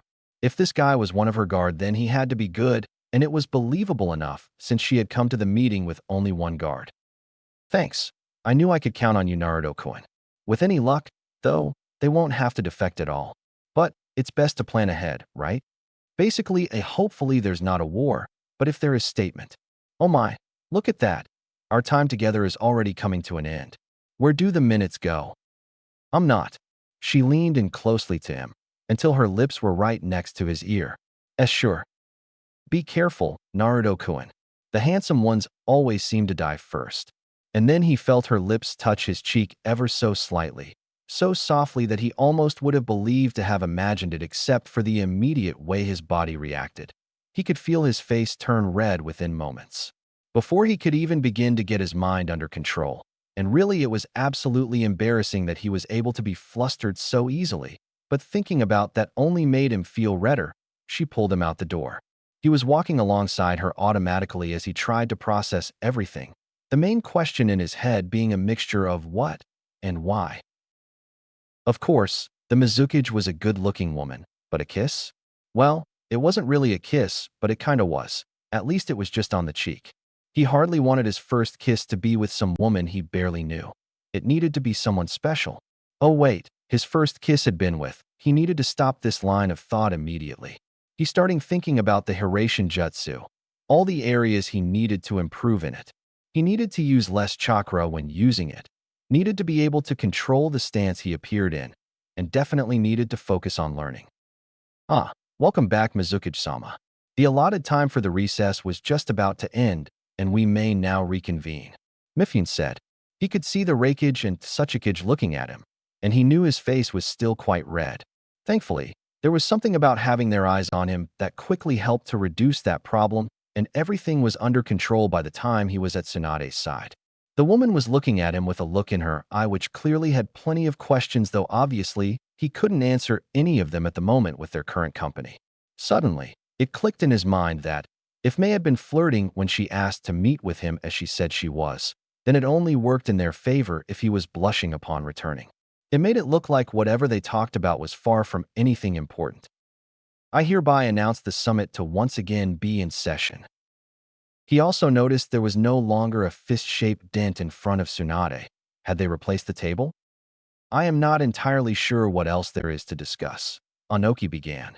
Seeing as how clearly Konoha has decided they are faultless and that attacking shinobi of another nation in that nation's borders is acceptable, that Tsuchikage really did not miss a beat. Hasn't this already been discussed, Tsuchikage-sama? Our recounting of events is different from yours and put my shinobi, namely Naruto Uzumaki, well within his duties. As I have been informed by my ENBU agent here, she pointed at Swan, I still have the mission request from Ayashi. That's Kusa's now deceased head Jounin, which sent Naruto to Kusa, in which it stated that Iwnin had been increasingly spotted in grass country. I can have it retrieved in no time at all. There'd be no way to verify such a document with the man dead. Only a fool would trust such evidence. Just as there's no way to verify the circumstances of the photographs you proposed as evidence earlier? Tsunade asked, with a raised eyebrow. Naruto had to resist a smirk. Apparently the break had been good for her. I think it's clear that the specifics of the Kusa incident are debatable. It hardly seems proper usage of our time discussing it further, Gaara said, to which Onoki scoffed. Young people these days, no respect. The man said lowly, though clearly enough that everyone would have heard. Of course, there was no reaction at all on Gaara's face, though Kankuro scowled. I can agree with Kazekage-sama that the specifics are certainly up for questioning. There can be no denying that he assassinated the village leader, however. An action that Konoha and Kusa can work out independently, without outside interference, Tsunade hastily added. Seems that Konoha always thinks it's the only one that should be able to resolve issues. What? Are the rest of us Kage not capable enough to mingle in your affairs? But you're plenty able to mingle in ours. If I should sit here and be accused of meddling in others' affairs as a Kage, then it is the same as accusing a fisherman of fishing or a blacksmith of smithing. There is no point denying that, as Kage, all of us have in some way or another asserted our influence. If Tsuchikage-sama would like to point to specific instances where I have overstepped my bounds, however, I am willing to listen. An interesting decision by Tsunade to say that all of them mingled in each other's business, instead of denying it. Even on the most basic level it was true, though. Of course, all 5 of the villages interacted with each other frequently in some way or another. I believe that we have all had enough. This summit is about concluding matters, and discussing topics such as this would have us debating until I'm dead of old age. In a way, it was kind of funny to think of the Reikage dying of old age before the Tsuchikage, though he doubted that was intended. For this reason, I propose we have a direct vote of the imprisonment of Naruto Uzumaki.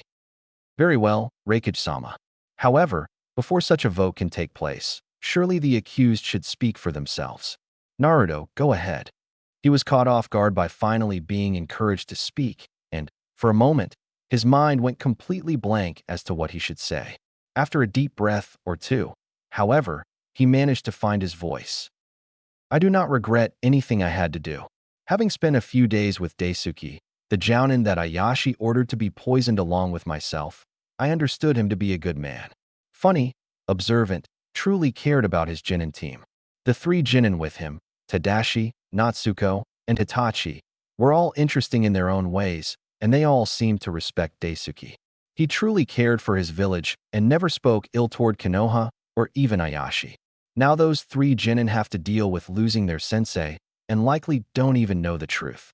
If you ask me, losing Daisuke was a much greater loss to Kusa than Ayashi. He took a deep breath, thinking about what he wanted to say. This could be the last time he ever spoke in front of all the Kage at once, and he did not want to just talk about something that was clearly just a sideshow. It's been clear from the start of this meeting that Reikage-sama and Tsuchikage-sama have been unfairly accusing Konoha, and me especially. They've been trying to take advantage of Konoha's position after the pain attack and will continue trying to do it if we let them. Some people would say that I should just go to prison for the good of my village. However, I dream of a day where we will all have true peace. And true peace involves compromise, not just completely giving in to others' demands which can only buy time. He felt a surge go through him, total confidence filling him as he prepared his next statement. The Hyuga incident in particular came to his mind, though he thought it best not to mention it explicitly. I will protect my village from all threats. I promise. So long as he could do anything about it, Konoha would never again be reduced to a crater. Very well. If that is all, the voting may now commence, Mifune said, without much in the way of fanfare. Yay. The Reikage began. Nay. Tsunade immediately followed. Nay. Gaara. Yay. The Tsuchikage. Tie vote, and the final decision came down to the Mizukage. Of course, despite the fact that the woman had said she would lend some support to Konoha in the case of fighting, he could not help but feel a little nervous. After all, it's not like there was some official agreement between the two, and she could have changed her mind in the minutes between then and now. I abstain, she said calmly, which made a lot of sense to him based on how she had been playing things the entire time. A vote in favor would have been supporting IWA and Kyumo, and a vote against would have been supporting Konoha and Suna. Both options she seemed against due to wanting to keep Kiri neutral so soon after getting out of a civil war. This is an absolute outrage, the Tsuchikage said in a raised voice. This entire summit has been nothing but a travesty, another display by Konoha that they want to be in charge of all of us, but never take any blame. Well, I for one have had enough of it. From this day forward, Konoha is to be considered a hostile village and will be handled accordingly. You're going to be sentencing thousands of shinobi to their deaths with this act, Anoki. Tsunade dropped that Tsuchikage-sama act now. Her calm demeanor shattered due to the realization that IWA had just declared war. Then so be it. If I know my ninja, then I know it should be with a smile on their face if it is taking action against Konoha. Briefly, he reflected to those two IWNeen he first killed in the forests of Kusa, the way that they had seemed excited to fight. Naturally, Suna will stand beside its ally, Gaara said, straight-faced as always. It hardly seems fair that IWA should be in a 2-on-1 fight for trying to pursue fairness. Kyumo will not stand for this and will join alongside Tsuchikage-sama in this struggle. Tension filled the air as the killing intent of 4 Kage alongside almost all the guards poured out, and, were any of them not elite ninja, it is likely they would have passed out from the sheer intensity of the powerful auras. Despite the enemies he had fought, Zabuza and Orochimaru coming to the front as the most intimidating, he could feel his hands shaking slightly. This was nothing, however, compared to the way that Mifune's samurai guardsmen reacted. They had their hands on their swords, and it was possible to actually hear the sword sheaths vibrating. Well then, I suppose it's fair to say this summit can now be concluded. I hope all of you are pleased to have started the 4th Shinobi World War. Given the outcome, he figured that Mifune would probably regret having hosted the meeting since the Land of Iron would be forever tied together in history with the start of a war. A necessary action, for tyranny must be fought against. A waste of life. But if you think this means that Konoha will falter in standing up for itself, then you shall be proven wrong, Anoki. Come, Naruto, Swan, we're leaving. Tsunade stood up out of her chair, scowl on her face and anger visible enough in her eyes. Naruto knew how he should feel. He should feel panicked because it would be almost certain in any prolonged conflict that some of his friends would die. He should feel despair because there would be many people killed in the fighting, and all of those people would likely have family and friends that would miss them dearly. He should feel worried because, at his current strength, there could still be enemies out there that could defeat him, especially if he had to fight anyone like the Raikage. He should feel confused because he had promised Nagato and Jiraiya that he would bring about a world of peace, and yet, apparently, his mere learning of a jutsu had been enough to start a world war. So why did he feel calm? Chapter 12. While they had taken their time getting to the summit, even walking to keep up appearances, they did no such thing in returning to Konoha. Tsunade set a blistering pace in reaching the village, making the trip which had prior taken a week less than 2 full days. Never one to mince words, she made an official announcement immediately that Konoha and Suno were now in a state of war with Iwa and Kumo, and that it should be expected that allied villages to all nations would also join the fighting in some capacity. Of course, in that time, Naruto had told her that Kiri would be sending a small force led by one of the Mizuki's bodyguards to help out under the guise of being missing Nin, but she had not told the village that. As far as they knew, they would be a group of missing Nin who just so happened to show up. So far, the news had sent shockwaves throughout the village. There were people boasting about all they were going to accomplish during the war, and of course there were plenty of shinobi and citizens angry at Iwa and Kumo and blaming them for the ordeal. He had even heard a few people blaming Tsunade, which was completely outrageous as far as he was concerned, but he knew that not everyone knew the Hokage as well as he did, and nobody but him and Swan actually saw her at the summit. Regardless of how they took things, however, it was clear that the entire village was moving faster than it had been before, the grim news putting a jolt into everyone's steps.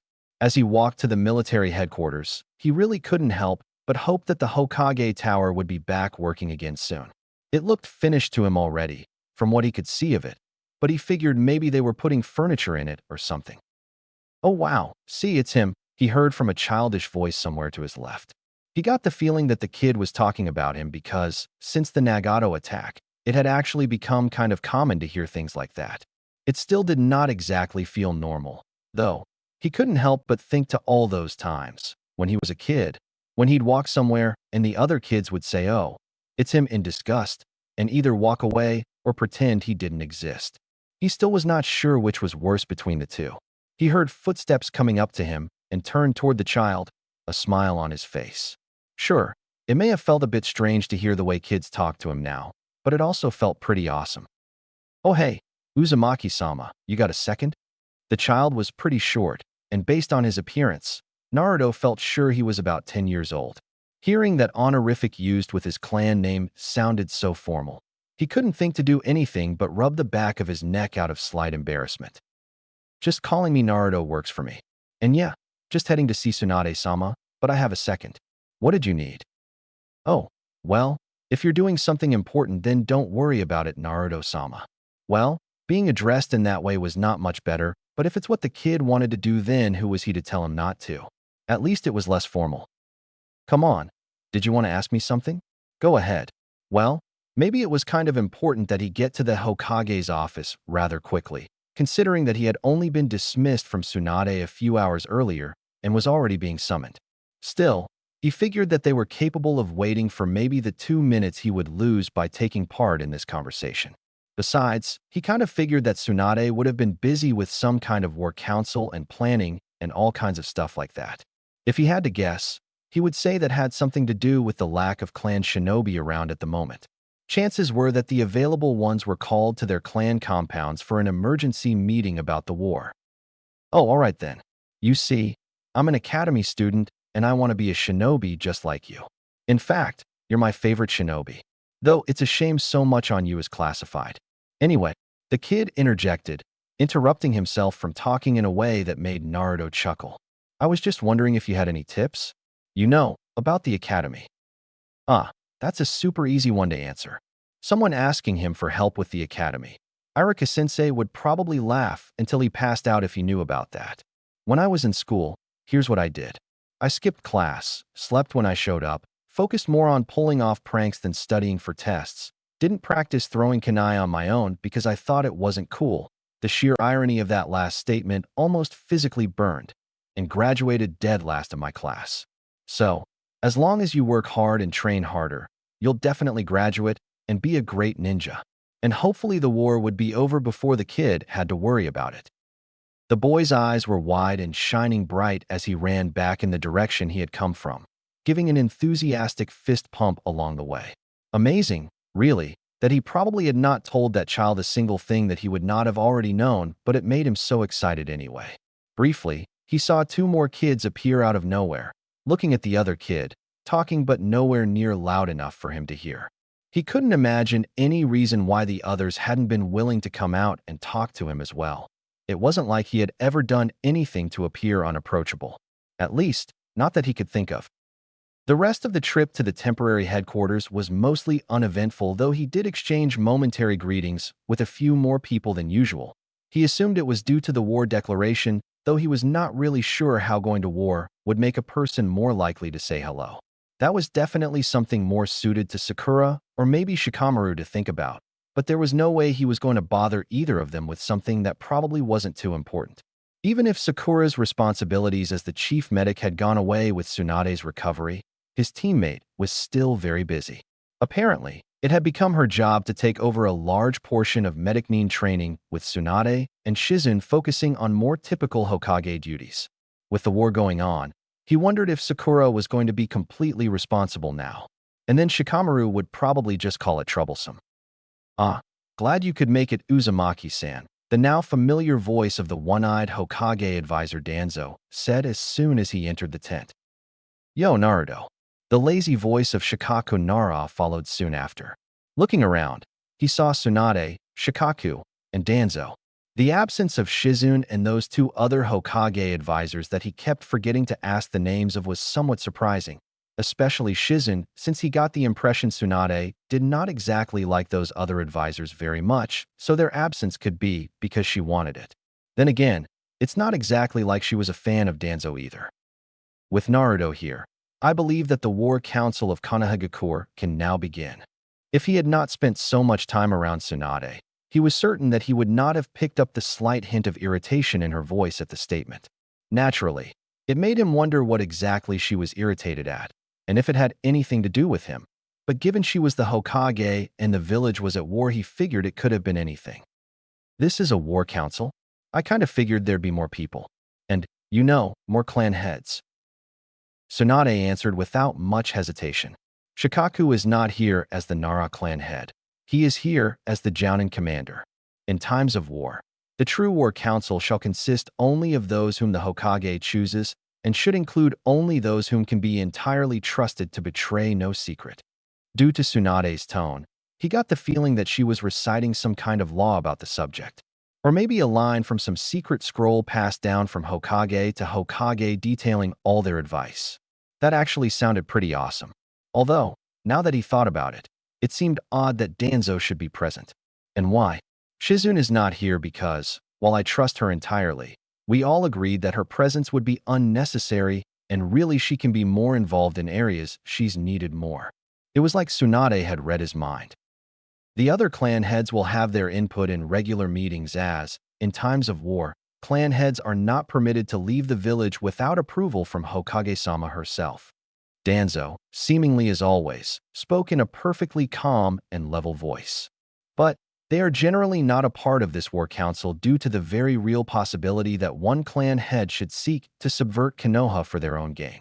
They shall participate and aid the village, as they should, though the information they are given is filtered for our safety. So why am I here? It seemed a reasonable enough question to ask. There were only 3 people present from the entire village at the small assembly: the Hokage, the Jounin commander, and Danzo.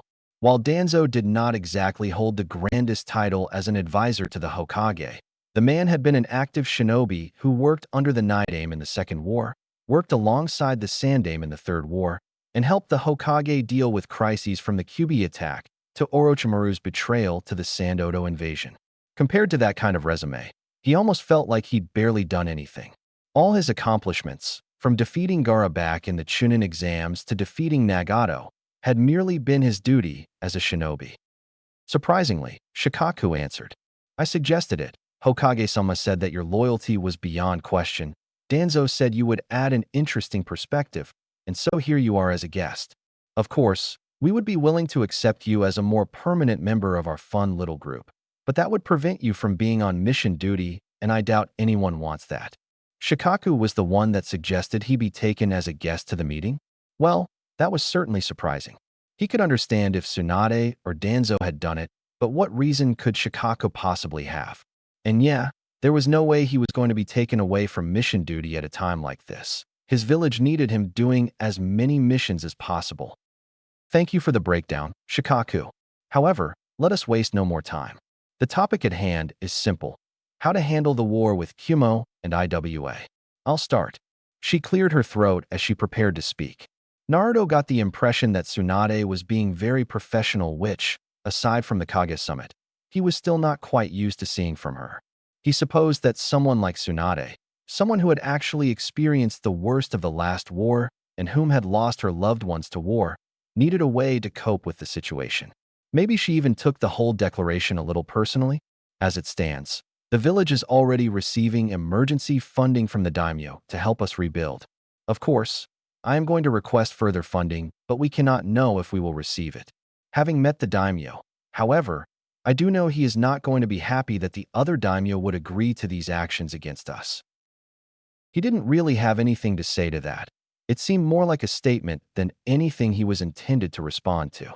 When neither Danzo or Shikaku said anything, he figured he had read the situation correctly.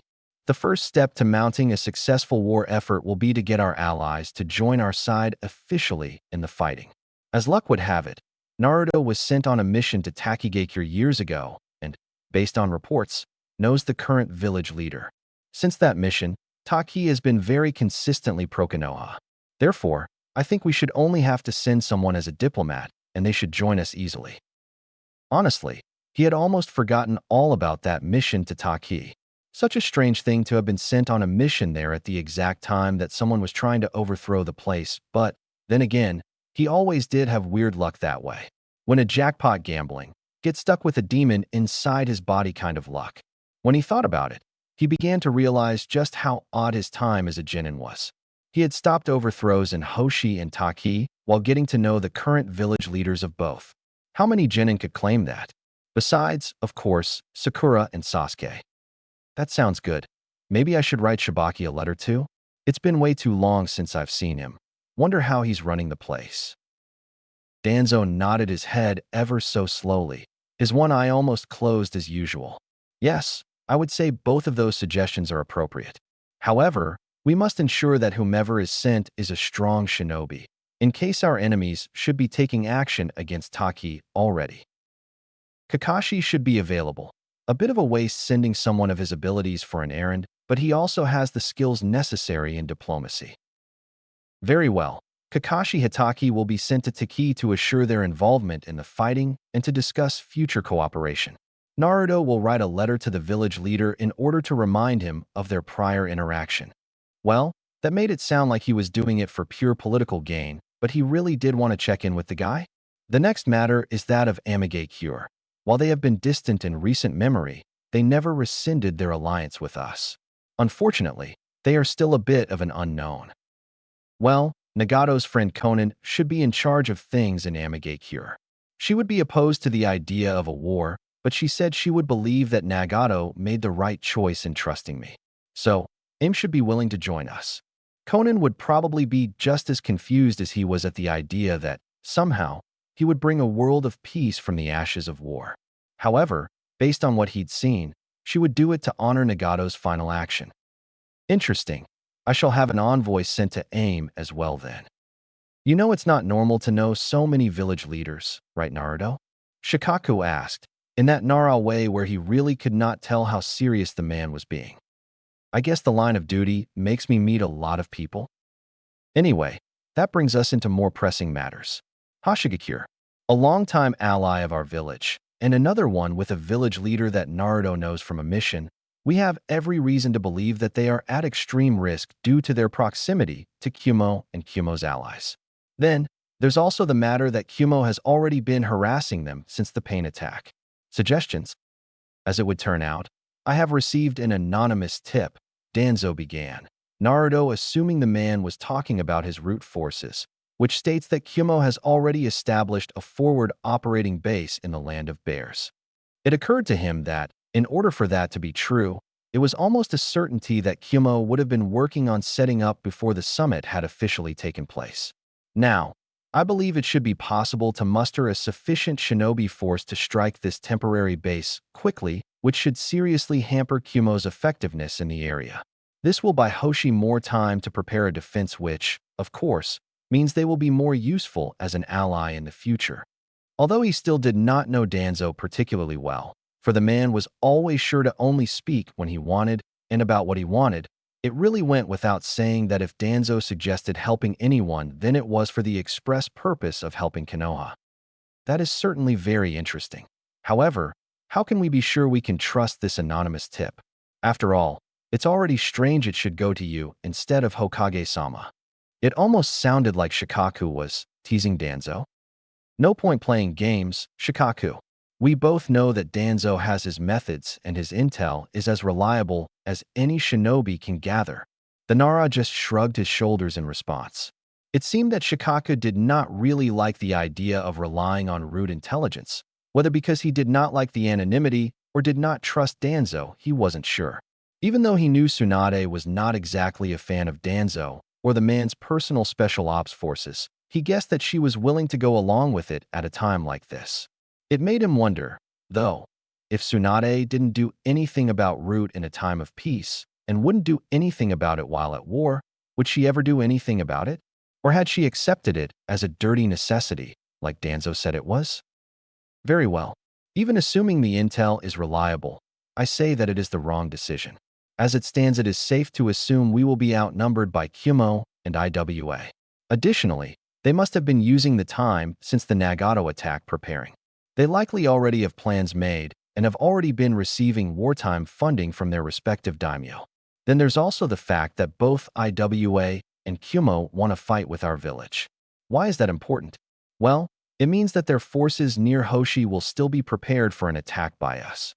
For these reasons, I think it should be better if we focus on using our shinobi in a defensive manner, especially until we receive confirmation from Taki and AIM. Once we know for certain they are on our side, and we've seen our enemy's opening moves, we can discuss offense. Danzo seemed to take everything in stride, beginning to talk mere seconds after Shikaku had finished. The dog that reacts to the snake bite has already lost, Shikaku. We cannot afford to lack initiative or the enemy will always have the advantage. While I do support an overall defensive posture for the beginning stages, I do not think we can pass this opportunity. A war cannot be won by allowing the enemy to dictate the flow. We must be willing to attack. It was easy enough to understand the logic of both men. Shikaku wanted to stay defensive while Konoha prepared itself in order to minimize danger, while Danzo wanted to attack in order to not allow the enemy to proceed as they planned. I do not disagree with you on this matter, Danzo. However, should it really be worth risking our shinobi? It would have to be at least 4 teams of shinobi in order to reliably do any damage, and they would all need to be highly skilled to have any hope of success.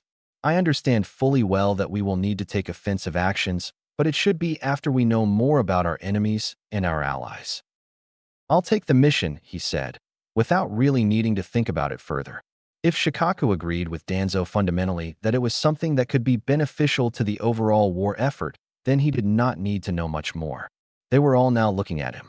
Since I can use so many shadow clones, I'm not going to need more than a team to get it done. So it won't take away too many of our best shinobi. And, with the Hiraishin, I can move around more quickly than the Kumonin will be able to react. With any luck, I'll be able to do a lot of damage to the base before anyone knows what's going on, and we can get out of there before they can organize. He also did want to try to help Hoshi, but he was not really too sure if that would help him get picked for this mission. An interesting proposal, Naruto. You can attempt to pull this off, and we should still have plenty of our top shinobi and ANBU available to help defend Fire Country. However, there's no denying the danger. even to a shinobi of your caliber. The quantity and quality of the kimonin at this base are still unknown. I would presume Danzo's anonymous informant risked his life to even confirm its existence. Additionally, it must be assumed that their time preparing would also include preparing against the Hiraishin. Gaki, Tsunade began, I don't want to let you take this mission. Every part of me wants to tell you that it is too dangerous. But, she added, before he could interrupt her, I'm going to let you do it anyway. If you're confident that you can get it done, and that it's worth it, then I'll assign it to you as of now. Did you have a particular team in mind? Well, he was a little surprised really that Tsunade was not more opposed to the idea since she always did have a thing against sending him on tough missions. Then again, most of the time he wanted them. He had been a 13-year-old genin, so maybe she did have a point back then. He needed a team, and it needed to be a good team with skills that matched the assignment. When he was Hokage, this was the kind of thing he would be doing on a daily basis, so he really wanted to try to get it perfect here. The mission was to attack an enemy operating base in the Land of Bears.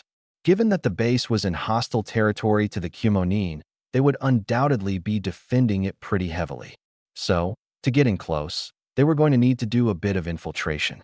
It'd be impractical to fight their way to the base since they would be outnumbered heavily and the base would be prepared by the time they made it. I'll need a Hyuga, Niji, or Hinata. Either one works. The Byakugan should be perfect to help get them in close to the base undetected since they would be able to see the enemy shinobi long before they would be seen in return. It would also be a pretty good idea to have someone who would be able to get information from the enemy so that they could get more specific details about the base. Ino would be perfect too. Using Niji/Hinata's Dojutsu, they could find an isolated shinobi, take them out, then have Ino use her Yamanaka techniques to get the needed intel. With that handled, the best choice to round out the team would be a good fighter. Someone whose specialty was specifically combat, so they wouldn't use their chakra on other matters. Sakura would probably be ideal, since she could handle taijutsu and be a medic nin, but she really was needed in the village and, besides, hadn't Ino learned a bit of medical jutsu as well? He was sure he heard that from Sakura at some point. Only one name was left in his mind. Lee would also be good to have. An interesting selection, but I can definitely understand why you would think of them, Tsunade praised, making him smile slightly. For a mission against Kyomo, however, it is definitely going to be less of an issue getting Niji than Hinata due to clan politics. And, while I don't approve of their seal, it would make taking Niji less of a risk as well. I do not, however, want to assign any of your choices to this mission. Niji could possibly have personal issues interfering due to the way his father died, while Ino and Lee are both still chunin. For that reason, she continued quickly, as she did earlier, so that he would not interrupt. Really, maybe she knew him a bit too well. I'm going to make this mission volunteer only. It will go down as S-ranked, with the associated pay, but it will only be undertaken if you get Niji, Ino, and Lee to agree to do it. Additionally, while you should not give mission specifics, the Hyuga and Yamanaka clan heads should approve as well. Does that sound fair? Hi. Well, he was absolutely certain that Lee would agree. Niji would also not need much convincing, in all likelihood. It may be a bit of an issue getting Ino, since he really did not know her that well, but he was sure he would find a way. The bigger issue would be getting the Hyuga and Yamanaka clan leaders to consent. Very well, on to the next subject. The ongoing rebuild. Would they mind if he just left now? With a sigh, he realized they probably would. Tsunade continued. Based on the speed things had been progressing, we expected before the summit that the village would be nearly entirely rebuilt in approximately 5 more months, with essential buildings taken care of in 2. Of course, this projection assumed that a large amount of our shinobi force would be able to participate in the rebuild. Naturally, the outbreak of war will mean most of those shinobi will be on mission or otherwise active, and thus cannot be counted on. Unfortunately, this is going to slow down our efforts immensely. With a mostly civilian rebuild, it's now expected to take 9 months with essentials done in 4. Thankfully, the Hokage Tower is nearly complete, and I've been told many of the clan compounds have made great progress, especially that of the Aburame and Akimichi. He supposed he might as well get used to the boring stuff now, so it'd be easier later. Chapter 13. Niji, do another check. The sun was going down quickly into the trees as they neared the Land of Bears. the small assembled group traveling at a blistering pace in order to reduce the risk of the intel expiring or the enemy increasing their preparedness. This was only the second day of their traveling, having left Konoha at dawn the day before, and it seemed to Naruto a sign of great progress that they should reach their destination in the afternoon the following day. Of course, Neji and Ino were both looking a little taxed, which was understandable given that Ino was not exactly a stamina freak and Neji did frequent Byakugan checks. The important thing, though, was that they had kept up. Byakugan. The veins around the Hyuga's eyes bulged briefly as the ability quickly sought about identifying the sources of chakra within a rather large diameter of area. It was definitely a supreme advantage having someone like Neji to prevent the risk of being ambushed. Of course, it would take some kind of supreme bad luck to run into any enemies this far out while still in the Land of Fire, but if Naruto had ever learned anything, it was that his luck could have wild swings of good and bad. It was best to minimize the risk. The area is clear, Naruto. Naruto nodded his head. Technically speaking, he and Neji were somewhat equal in this mission, with the both of them being jounin.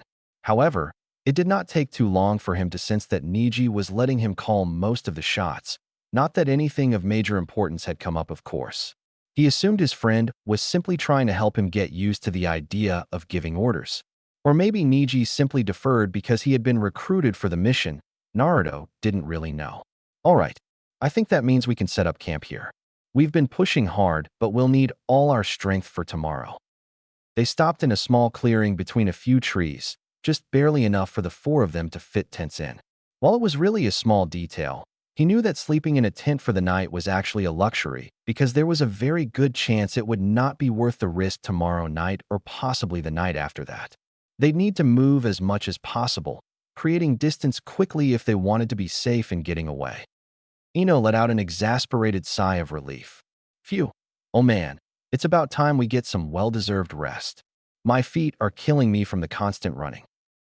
I found the exhilarating pace to be an excellent test of my youthful flame. The platinum blonde just rolled her eyes. Oh, shut it, Lee. Of course you'd find some kind of joy from this. Despite their bickering, Lee and Ino quickly got to work in setting up their tents, as did Neji and Naruto.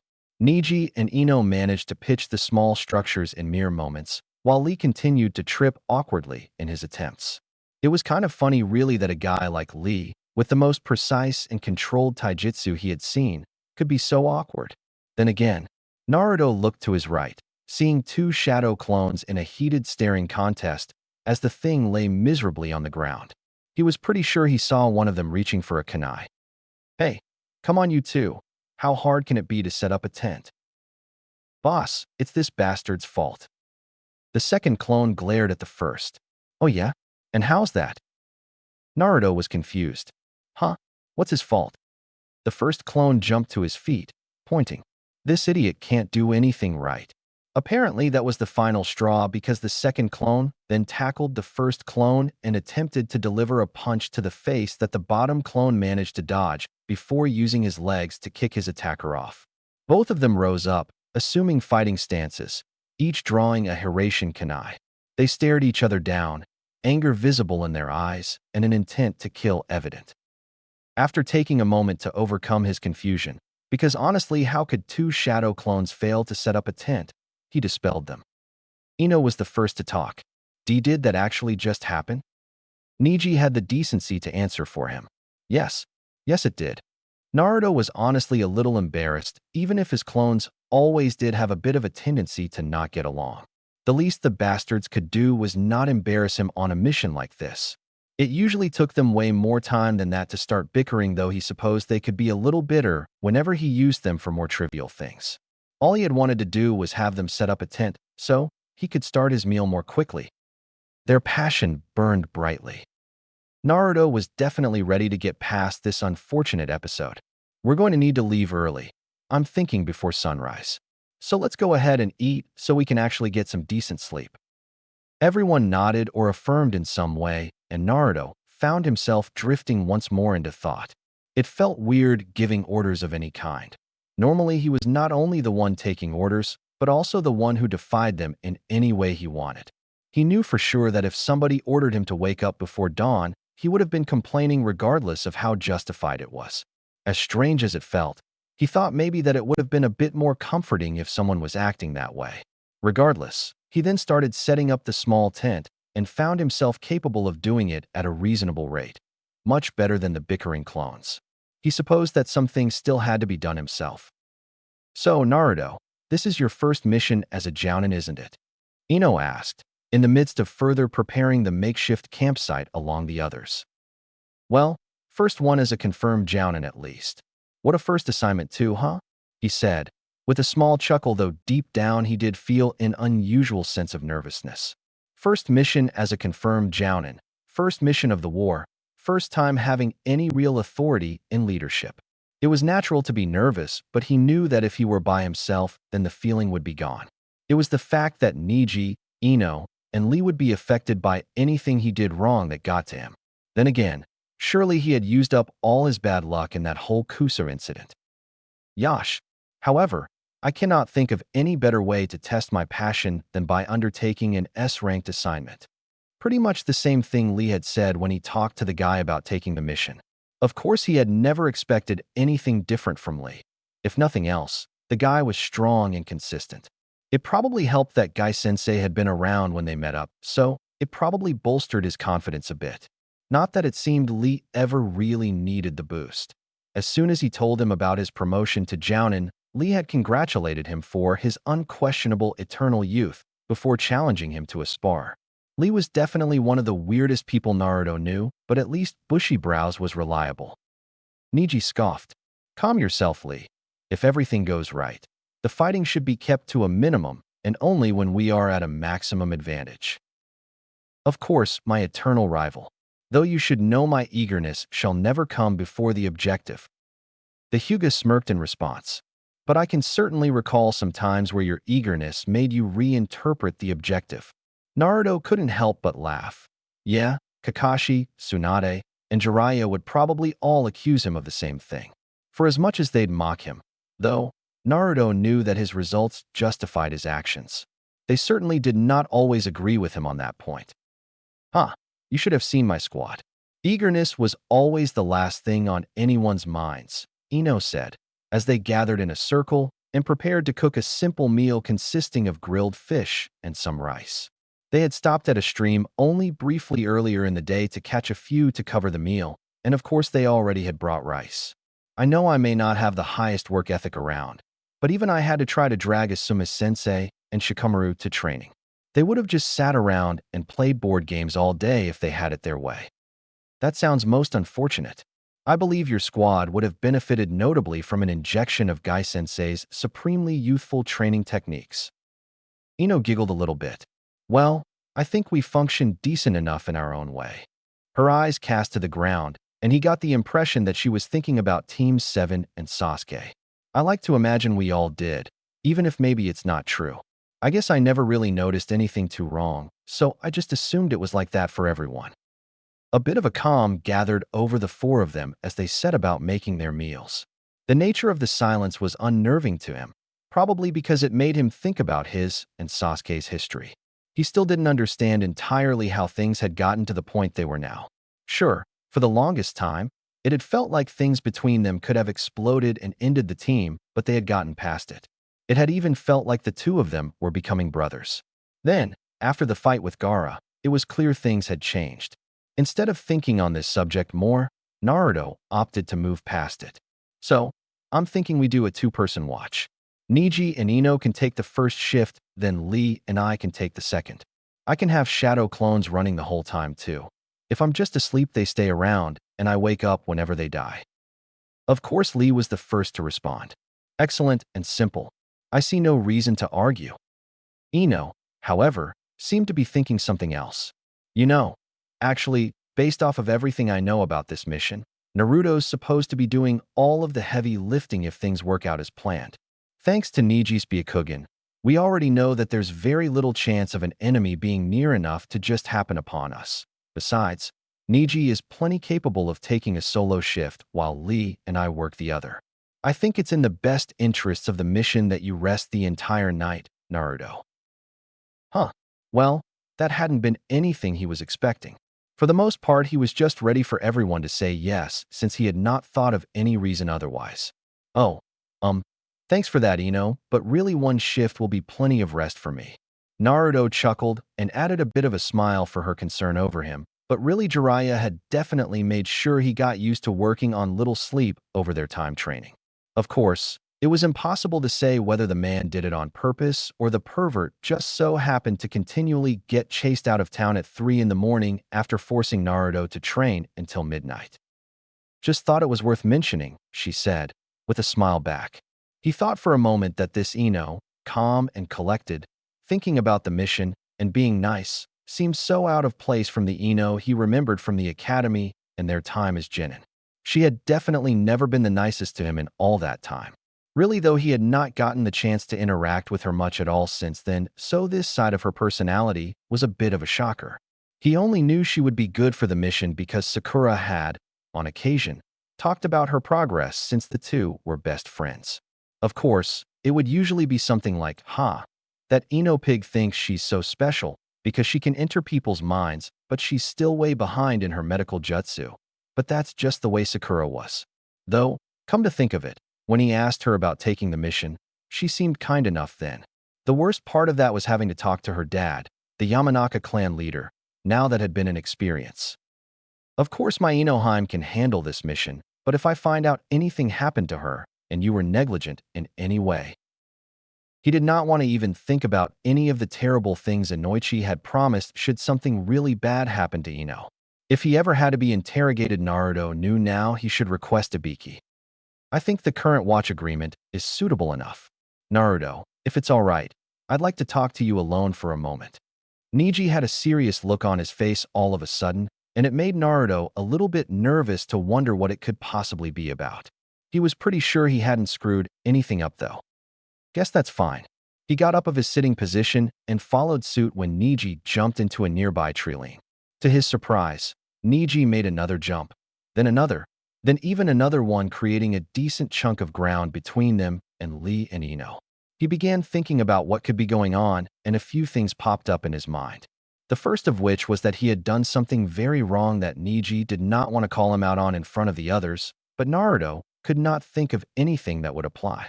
The second was that Niji had an embarrassing secret to tell, but this hardly seemed the time to do it. Then, the thought crossed his mind that maybe this wasn't Niji at all, but some kind of henge. Niji was stopped on a branch looking at him now. Naruto stood one branch behind. Without a word, Niji activated his Byakugan, and Naruto felt his body naturally tense ever so slightly as it went on guard. The Hyuga then deactivated the Dojutsu. It would appear that we are indeed alone. Look, Niji, mind telling me what's going on exactly? Did I screw something up, or what? I admit, this is perhaps an inopportune time. However, I thought it should be nice to have a simple chat among friends. After all, we are friends, right? Well, duh. What kind of stupid question is that? Naruto had no idea what exactly was going on, though he got the impression from Niji that the Hyuga was being calculated in his wording. Somehow, he knew that the conversation was not going to be a normal chat, and that Niji must have had something to say. It was too unlike Niji to talk for the sake of talking, and it definitely seemed like it would be out of character for a mission. Then why did you go on guard when I activated my Byakugan? What do you? Naruto was willing to pretend that he didn't know what the other Jounin was talking about, but, with the way Niji was looking at him, decided that it would be pointless. I don't know. The Hyuga smirked slightly. The rational answer is simple, Naruto. We are all shinobi. Loyalty is not a guarantee for all of us. I could have attempted to attack you, for any number of reasons that you could never know about. A jutsu could have been used on me to make me willing to attack you, or maybe to control me outright. I broke protocol by requesting group separation without stating a reason and ensured that we were alone. I activated my Dojutsu, which you have already had to fight against in the past. The only reasonable thing to do is to raise your guard. Naruto was feeling rather confused at Niji's strange behavior. Okay, well, what's your point then? It strikes me as something odd for you to do. Naruto stood in silence for a moment, unsure of how to respond, before Niji continued speaking. I can only imagine that things have been rather stressful for you as of late. Indeed, it must seem that the entire weight of Konoha rests on your shoulders. Pressure of that sort is often the catalyst for change. Come on, why can't you just tell me what you're talking about? Wouldn't that be easier for both of us? How much will you change, Naruto? What happens when the underdog becomes the top dog? When someone who has oriented themselves so completely on the idea of being underestimated suddenly becomes the favorite? Allow me to say it this way. If Lee has been training to defeat me, and then he does so, how could he continue to train with the sole purpose of defeating me? It is something he has already accomplished, after all. He finally started to understand a bit of what Niji was talking about, but still found it an awkward thing to discuss. Had he actually changed significantly recently? It didn't feel like it to him, but how could he expect to notice something like that? Actually, now that he thought about it, it did feel like he was spending a lot more time thinking about things than he used to. There was no way that was a bad thing though, right? It really only made sense to him that he needed to really start thinking things through after he received that rushed Hokage nomination from Danzo. No matter how much things change, Niji, I'll always remember the way things used to be. I can't forget being underestimated and having everyone tell me I would never become a ninja, that I didn't deserve to be one, that I would never defeat the Hyuga prodigy. There will always be the next opponent out there that I shouldn't be able to beat, and it will be up to me to prove everyone wrong again. He was sure that IWA and Kumo both had plenty of shinobi that would believe they could defeat him, and maybe they even could. That was all the reason that he would win whenever they met, no matter what. But many of those who said you would never prevail, who mocked your dreams, they are the same people who now support you. Doesn't that upset you at all, Naruto? These people who, if you had died on your first mission, would have proudly proclaimed that they had told everyone you were not cut out to be a ninja, are now some of your biggest fans. Yes, it did upset him a little bit, Naruto realized suddenly. Some of the store owners that had charged him a bit extra or had simply glared at him the entire time he was in their store growing up were now offering him discounts and treating him like family, trying to treat him like Tucci always has. The other kids had always isolated themselves from him, and now kids wanted autographs. Or, like that kid the other day, said that he was their favorite shinobi and asked for advice, looking up to him the same way Konohamaru always has. It made him feel weird and a little awkward. Of course he didn't hate them or anything, but he could not deny that it made him wonder if they could simply go back to hating him if he ever messed up. People change, Niji. I expect you of all people to know that. Even if it did upset me, the only thing I can do about it is accept them as they are now and not hold anything against them for how things used to be. It actually felt easier to say than to think. Of course, saying it, it sounded perfect and forgiving and accepting. It sounded better from his lips than from his head. Was he simply putting on a performance, pretending that it didn't bother him when it really did? Was he lying to Niji? He honestly didn't know. It sounded like the full truth out of his mouth, but a half-truth in his mind. After our fight in that Chunin exam, Niji said, seemingly changing the subject, I realized a lot of things. Mostly, I understood then that even with these eyes I had been blinded my whole life. When I went back to the Hyuga compound, I no longer felt total hatred toward the main family or toward Hinata. It did not take long, then, for the side branch to realize this. They started to speculate and rumors started that I had been subdued by the main branch. It was clear that they still respected my skills, but I was no longer the prodigy that was destined to liberate them from the caged bird seal. I'm sorry you had to go through all that. I guess. I was probably on my training trip, so I wasn't around to see you dealing with any of it. Obviously, he had missed a lot of things when he was gone from the village for those 2.5 years, but he couldn't regret taking the journey. It had been necessary, after all. That's not the point, Naruto. Once those expectations were gone, I felt free. Once I realized it, the next time I was training, well, it was the first time in my life I had trained without thinking about how I would fulfill my destiny. I could train for any reason I liked. At that time, then, I wondered if that was how you felt as well. Free of all expectations but your own. Niji got a distant look in his eyes, looking up toward the sky and speaking softly, able to find your own meaning. The look ended and Niji returned to looking him in the eyes. Now, however, it's obvious that everyone expects a lot from you. I can't help but wonder if you are becoming similarly trapped. After a moment, Naruto smiled brightly. Was all this talk really just to say that you're worried about me? I guess I should say I'm honored, but come on, Niji, you should know better than that. He couldn't help but laugh a bit. To think, all of this build-up just to say that. As a friend, I am happy that you have finally achieved the recognition and admiration you deserve. It was clear from the moment I lost our fight that you had always been unfairly portrayed. However, you cannot trivialize my concerns so easily. There was a serious look in the Hyuga's eye that made the smile fall from Naruto's face. Earlier, Ino made a reasonable request to ease your burden. Sure, perhaps you thought it was coddling or that she was underestimating you, but the fact is that it would have made things easier for you. It would have allowed your friends to shoulder some of your duties, not because they needed to, but because they wanted to, and you denied it. Everyone has a limit, Naruto. No lone man can shoulder every responsibility. There was a moment of silence as Naruto tried to digest what Neji had said. For some reason, Neji's last statement really made him think. Was he trying to do too much himself?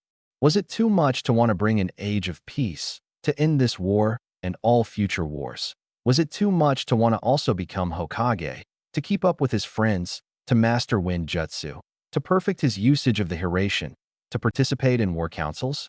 The idea of becoming Hokage came with challenges of its own. He needed to learn politics, clan and village law, how to do team assignments, how to do the infamous paperwork. He would need to be diplomatically involved with all the other villages while making time to show face around his own. Could he do everything he wanted, or would there be sacrifices he would need to make? He wanted to believe he truly could do it all, but there was the slightest voice in his mind that said there could always be even more responsibilities that popped up outside of those he already anticipated. Then, as the doubt started to creep up, a clear thought emerged in his mind. He had given his word that he would bring about peace to Nagato. I appreciate you looking out for me, Neji. At the end of the day, though, I've decided that I will do whatever I can to bring peace, and it doesn't matter how much I need to do, because I am going to do it. I already gave my word, so there's no going back, and that's my ninja way. Naruto had a bright smile on his face as he stretched out his right hand, giving his friend a thumbs up to assure the Hyuga of his confidence. Humph, you are truly a fool, Naruto. There was a smirk on Neji's face, however, and Naruto knew there was no harshness in the words. He couldn't help but laugh, feeling like whatever issue Neji had was put to rest. You must not have seen a mirror lately. Kanai can cut hair too, you know. Chapter 14. Naruto watched as Neji, who was in front of the group with his Byakugan active as they jumped through the trees, held up a fist. They came to a stop on a branch. After an uneventful watch, they had woken up early and quickly packed the few things they'd set up before moving out. Since then, it had been a mostly straight shot toward the supposed location of the enemy camp. Everything had been quiet thus far, so he supposed that was a good thing. Maybe, for once, things would go as planned. I can confirm that there are enough chakra signatures to conclude that the location must be some type of enemy base. Naruto felt relieved that Danzo's intel had been accurate. There are hundreds of people walking around with a few standing still along what is likely the perimeter, presumably keeping watch. I don't see any unreasonably large chakra levels, and they vary widely in terms of development. Already, Naruto was put at ease that bringing Neji had been the correct choice. Hiraishin-sama, thank you for seeing me on such short notice. Of course, Naruto. Forgive my lack of formality, but my daughter informed me you prefer it as such. Well, Hinata was right about that. Of course, she's usually right about things in my experience. I suppose she is of good intelligence. That aspect has never been the subject of dispute, unlike some of her other attributes. Alas, I have shifted the conversation. You sought me out. Please, speak as you like after the tea is served. The two of them sat still on the ground around a low table for several minutes, before the tea was finally brought. Naruto did not want to be impatient given that he had asked for Hiraishin with no notice, but he could not help but be uncomfortable merely sitting and doing nothing else. I hope you enjoy this brew. It's not made using potent leaves, but I find it has a calming, focusing effect. The two of them sipped from the glasses. Thank you for your patience. You may speak. Well, you see, Naruto struggled briefly to find a decent way to phrase his request, and somehow the stone stillness of the Hyuga clan head made it worse. I guess it's just that. He did not know why it was difficult, but chalked it up to the fact that it would be his first time really leading a mission with his friends lives in danger. Or maybe it was asking without describing the mission. I'm leading a team on a dangerous S-rank mission, and I was hoping I could get your approval for a Hyuga. Specifically, I wanted Niji. I think his Byakugan would really help us out there. Perhaps he had finished a bit too confident, but Hiraishin seemed to ponder his words. Very well. Naruto sat, shocked at how easy it was. If I may ask, Hiraishin continued, why not my daughter? Thankfully, Naruto already had his reasoning worked out for that. Even he knew that was a dangerous question. I figured that I should restrict the number of clan heads I take with me. Also, given that there's a decent chance at combat far away from Konoha, I thought Niji would be a more agreeable choice. He was pretty much running with the reasons Tsunade had given. Hiraishin merely nodded his head. Niji shall be an exemplary choice, of that I am sure. I have little doubt he shall look forward to the opportunity. If you should like, I will have him summoned while we enjoy this fine tea. Yeah, that'd be great. Being able to get accurate intel, even from such a long distance away, while having an incredibly low chance of ever getting ambushed, was definitely an awesome ability. From even further away, Niji had been able to identify that there was at least something in the location. Still, he knew he couldn't get comfortable just because of Niji's special eyes. The thought made him clench his fist and look toward the ground. If he had found a way to defeat the Byakugan, even if it was just a one-time method, then it was possible someone else could do it as well. All right, in that case. Wait, Niji interrupted. Something about this strikes me as peculiar. Ino spoke up. What is it, Niji? Well, the Hyuga continued. Think about it. Don't you find it odd that I do not see any patrols? The report specifically mentioned that we should expect the Kumonin to be highly ready for confrontation. And yet, they are merely standing around with watchmen. No patrols anywhere in the surrounding forest. Yes, that is quite odd, Lee said, bushy brows furrowed in concentration. It struck me as odd, also, when you mentioned the chakra levels of the opponents. While it is your greatest weakness to judge an enemy's strength by their chakra, Niji sighed at Lee's kind of insult. I did expect higher. Niji nodded his head, as did Naruto and Ino. That also made sense. Naruto was already starting to get a little worried about the mission. Oh sure, nothing had really gone wrong yet, but things were certainly starting down an unexpected path. So what do you think this all means, Niji? You don't just think that maybe Kumo underestimated Hoshi a little bit? Even if Hoshi was a small village, it was still a ninja village and had plenty of strong fighters. He could attest to that much from his brief time there. I find that somewhat unlikely. Imagine, for a moment, that you were a Kumo commanding officer. You were expecting a group from Konoha and know the basics about all the clans due to previous fighting experiences. What, exactly, would you expect that group to consist of? Naruto thought for a second. It was a little difficult since he had picked this team already, but he just needed to imagine another viewpoint. Well, obviously a Hyuga. I mean, honestly, those eyes of yours are so useful they should be standard issue on S ranks. Naruto couldn't help but smirk a little bit at the smug smile that found its way onto Niji's face. Seemed like those eyes were still a point of pride for the Hyuga. He thought some more. Probably a Yamanaka. For information gathering, so we know where the most important targets in the base are. Ino's eyes widened. Of course, they don't have any patrols because they don't want anyone to get captured.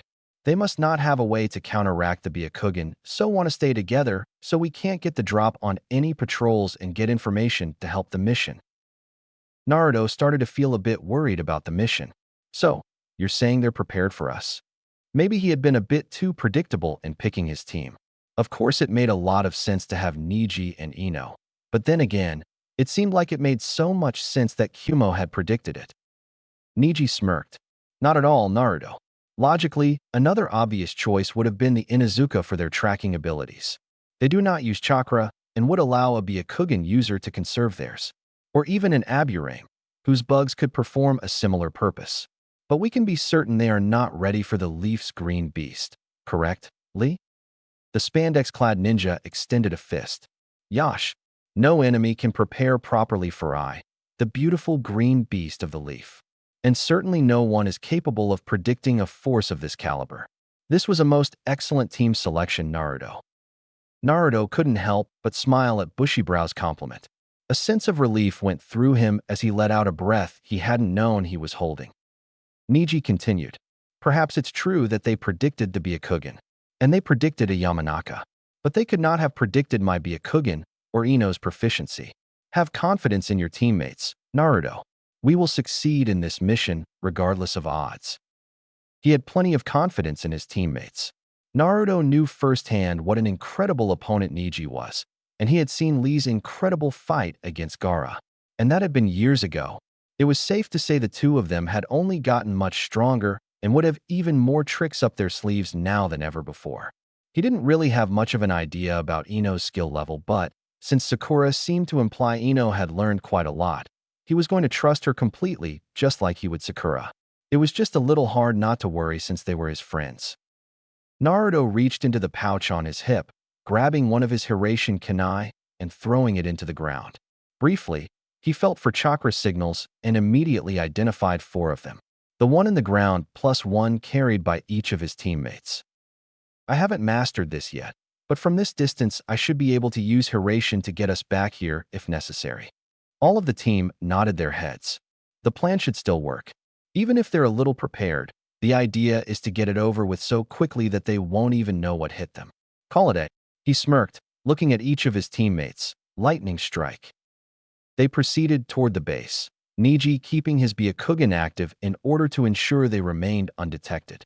It was not long until they were in the group's ideal range, about 2 lines of trees away from the base's location, careful to stay hidden among the branches. The original plan had called for a precision strike on supplies stored within the base, things like food, medicine, and ninja tools. That plan, however, was not going to work without capturing an enemy shinobi first, so had to be modified a little bit. Overall, the plan was the same. The team would stay back while Naruto used Hiraishin and explosive tags to destroy the enemy base.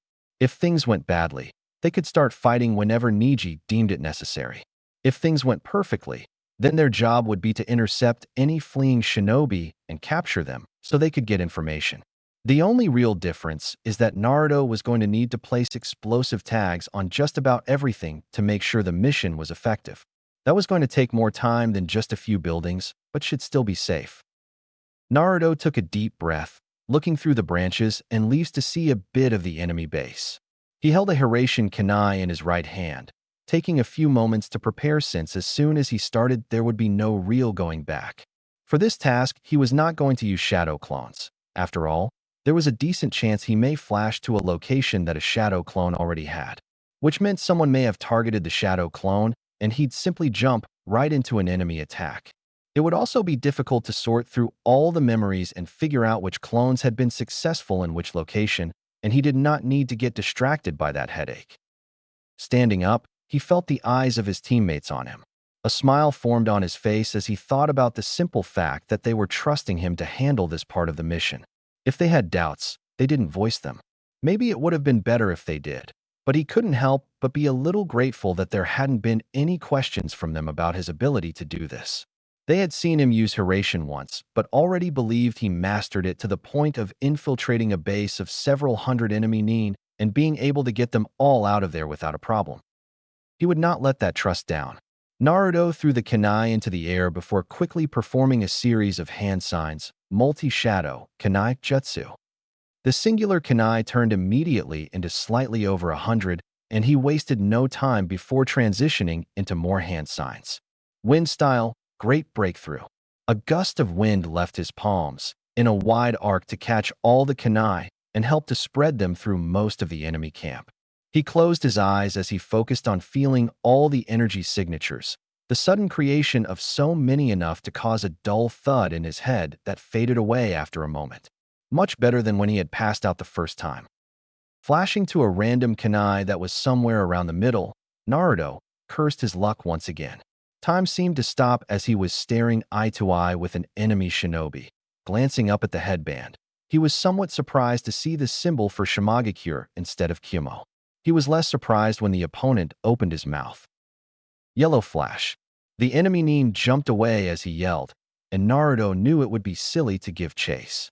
He reached into a pouch on his left hip and pulled out an explosive tag, quickly placing it onto a tent. Water style, water. Not really caring about whatever jutsu was about to come his way, Naruto flashed to the next kunai.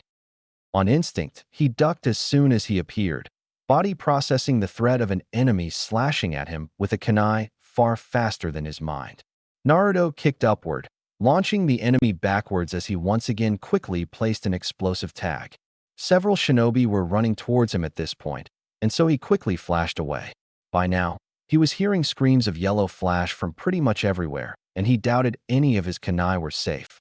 The best he could do for his safety was to try to distance himself as much as possible from the prior kunai with each flash, in hopes that enemy shinobi would be less prepared further away. The next kunai was safer, allowing him to hurriedly place an explosive tag and move to another kunai all the way on the other side of the camp. He was met there by 3 shinobi, 2 from Kumo and 1 from Shimo. Immediately, they were attacking, forcing Naruto to jump backwards to avoid the strikes. As he was in the air, he watched and was amazed to see the 3 of them focusing their attention on the kunai on the ground and not him. Of course, it did make some sense that shinobi would concentrate on the kunai in order to be ready for the Hiraishin, but it seemed ridiculous to do it when he was right there. "Hey, don't you think you can ignore me?" He held his arms outstretched forward. Wind style, great breakthrough. A massive gust of wind left his hands, quickly reaching the unprepared enemies, riddling their bodies with cuts as the strength of the attack lifts them off their feet and throws them backwards. Naruto smiles as he thinks of all the progress he's made with the move in a short period of time, but quickly refocuses on the mission. His current strategy was clearly what the Kumo/Shimo shinobi expected from him. They must not have known of his other nickname. From before the time, he became the second Yellow Flash. He was Naruto Uzumaki, the Leaf's #1 hyperactive knucklehead ninja. He created 5 shadow clones, before he grabbed another kunai in his right hand as his left grabbed an explosive tag. The clones quickly disappeared, using Hiraishin to appear and disappear all over the camp as fast as possible. A repeat of the impromptu shadow clone rush technique he had debuted in the fight against Nagato.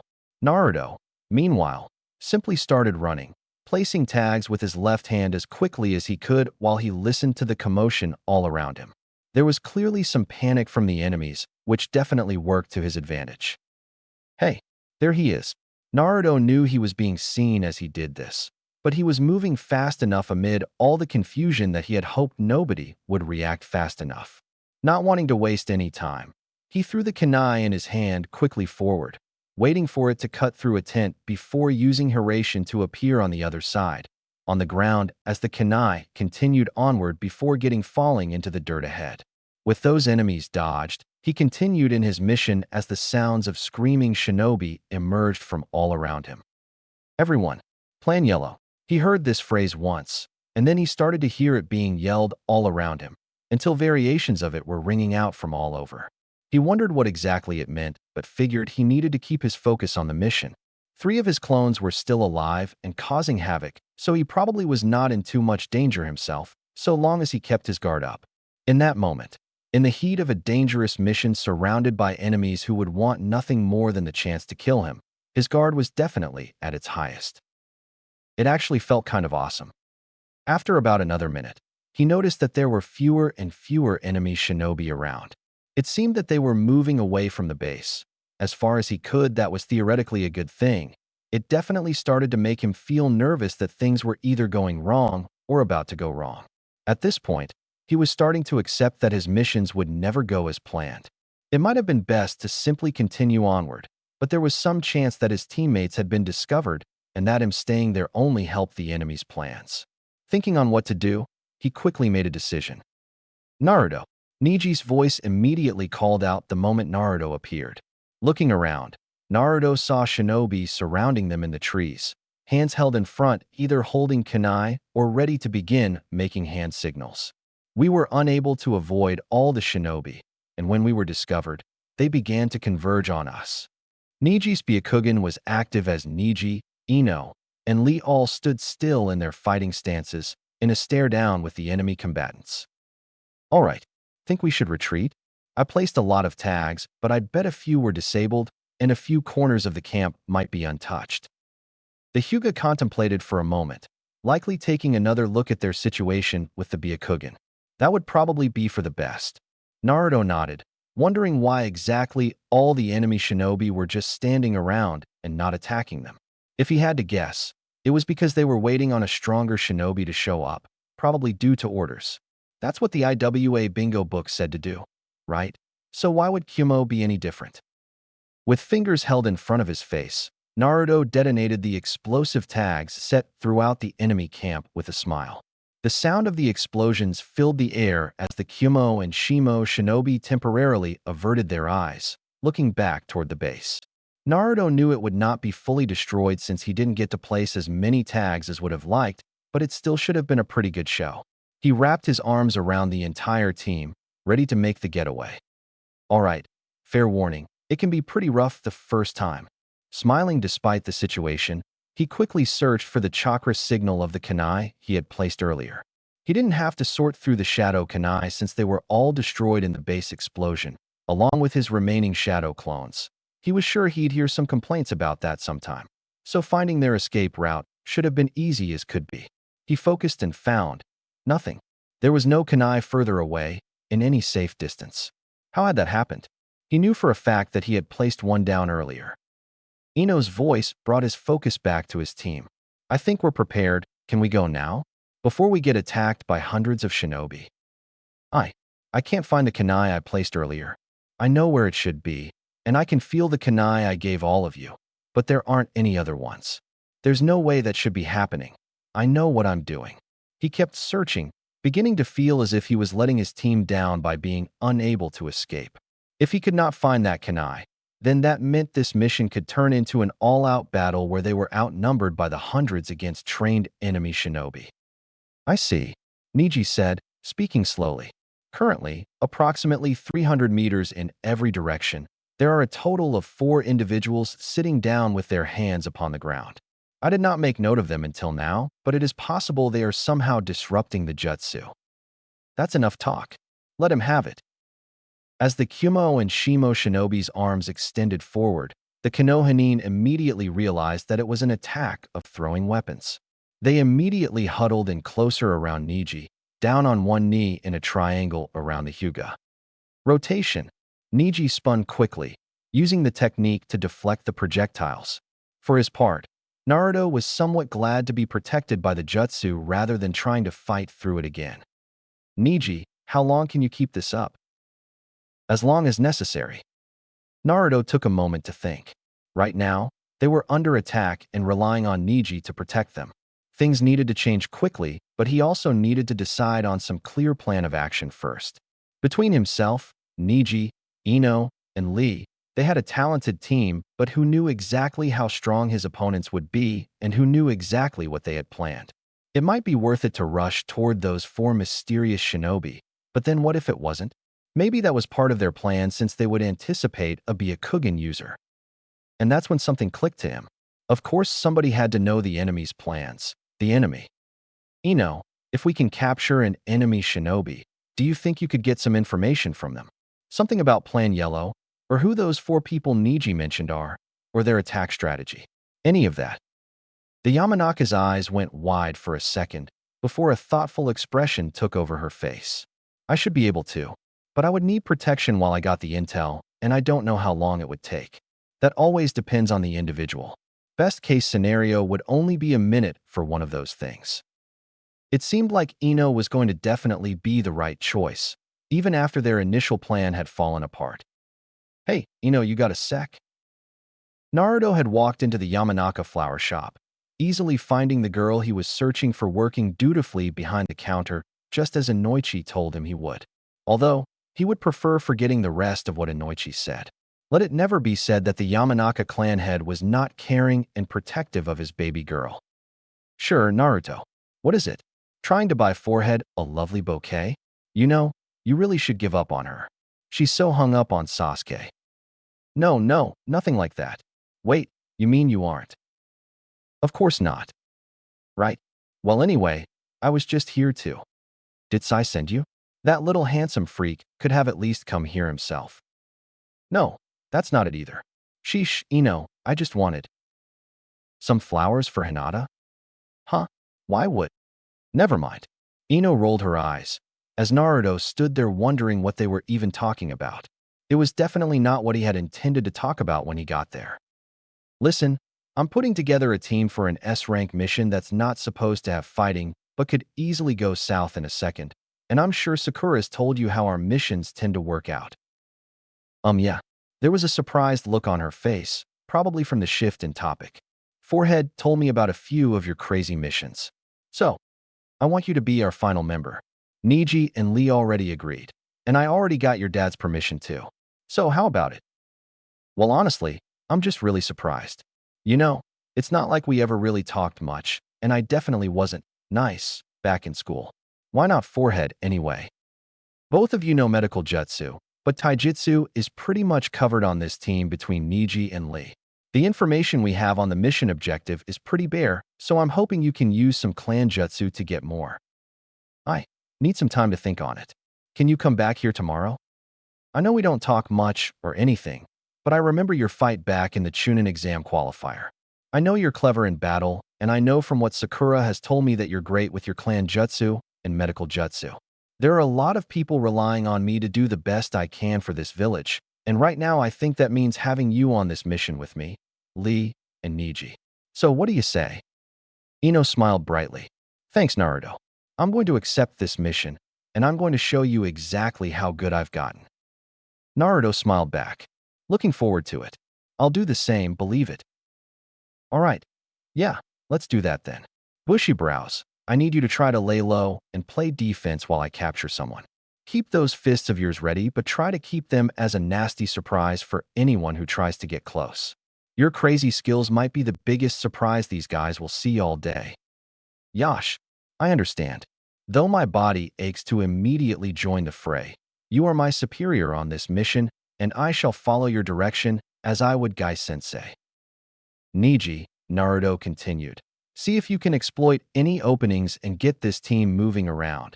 I can flash into you at any time. All right. The stutter surprised Naruto, and he looked at Niji's face, obscured by the speed of his rotating, and after a second, he noticed that the Jounin was already sweating. That seemed odd. Surely he had not been using the rotation enough to already wear himself out? Then again, constant Byakugan use could have taken a toll as well, but it seemed that someone as careful and dedicated as Niji would have been sure to train enough that doing only this much was easy. Not thinking on that any longer for now, he resolved to put his plan of action into effect. Shadow Clone Jutsu. Crouching on every side of Niji were 4 shadow clones, each holding their hands in front of them. All right, it's our time to shine. One of the clones yelled. Naruto could only smile. Niji, stop. As the rotation ended, Naruto's eyes caught sight of dozens of kunai heading right toward him. Immediately, he wondered why there were no jutsu flying their way, but he didn't have any time to think more about it. Wind style, great breakthrough. The 4 Narutos yelled in unison, signaling the start of their counterattack.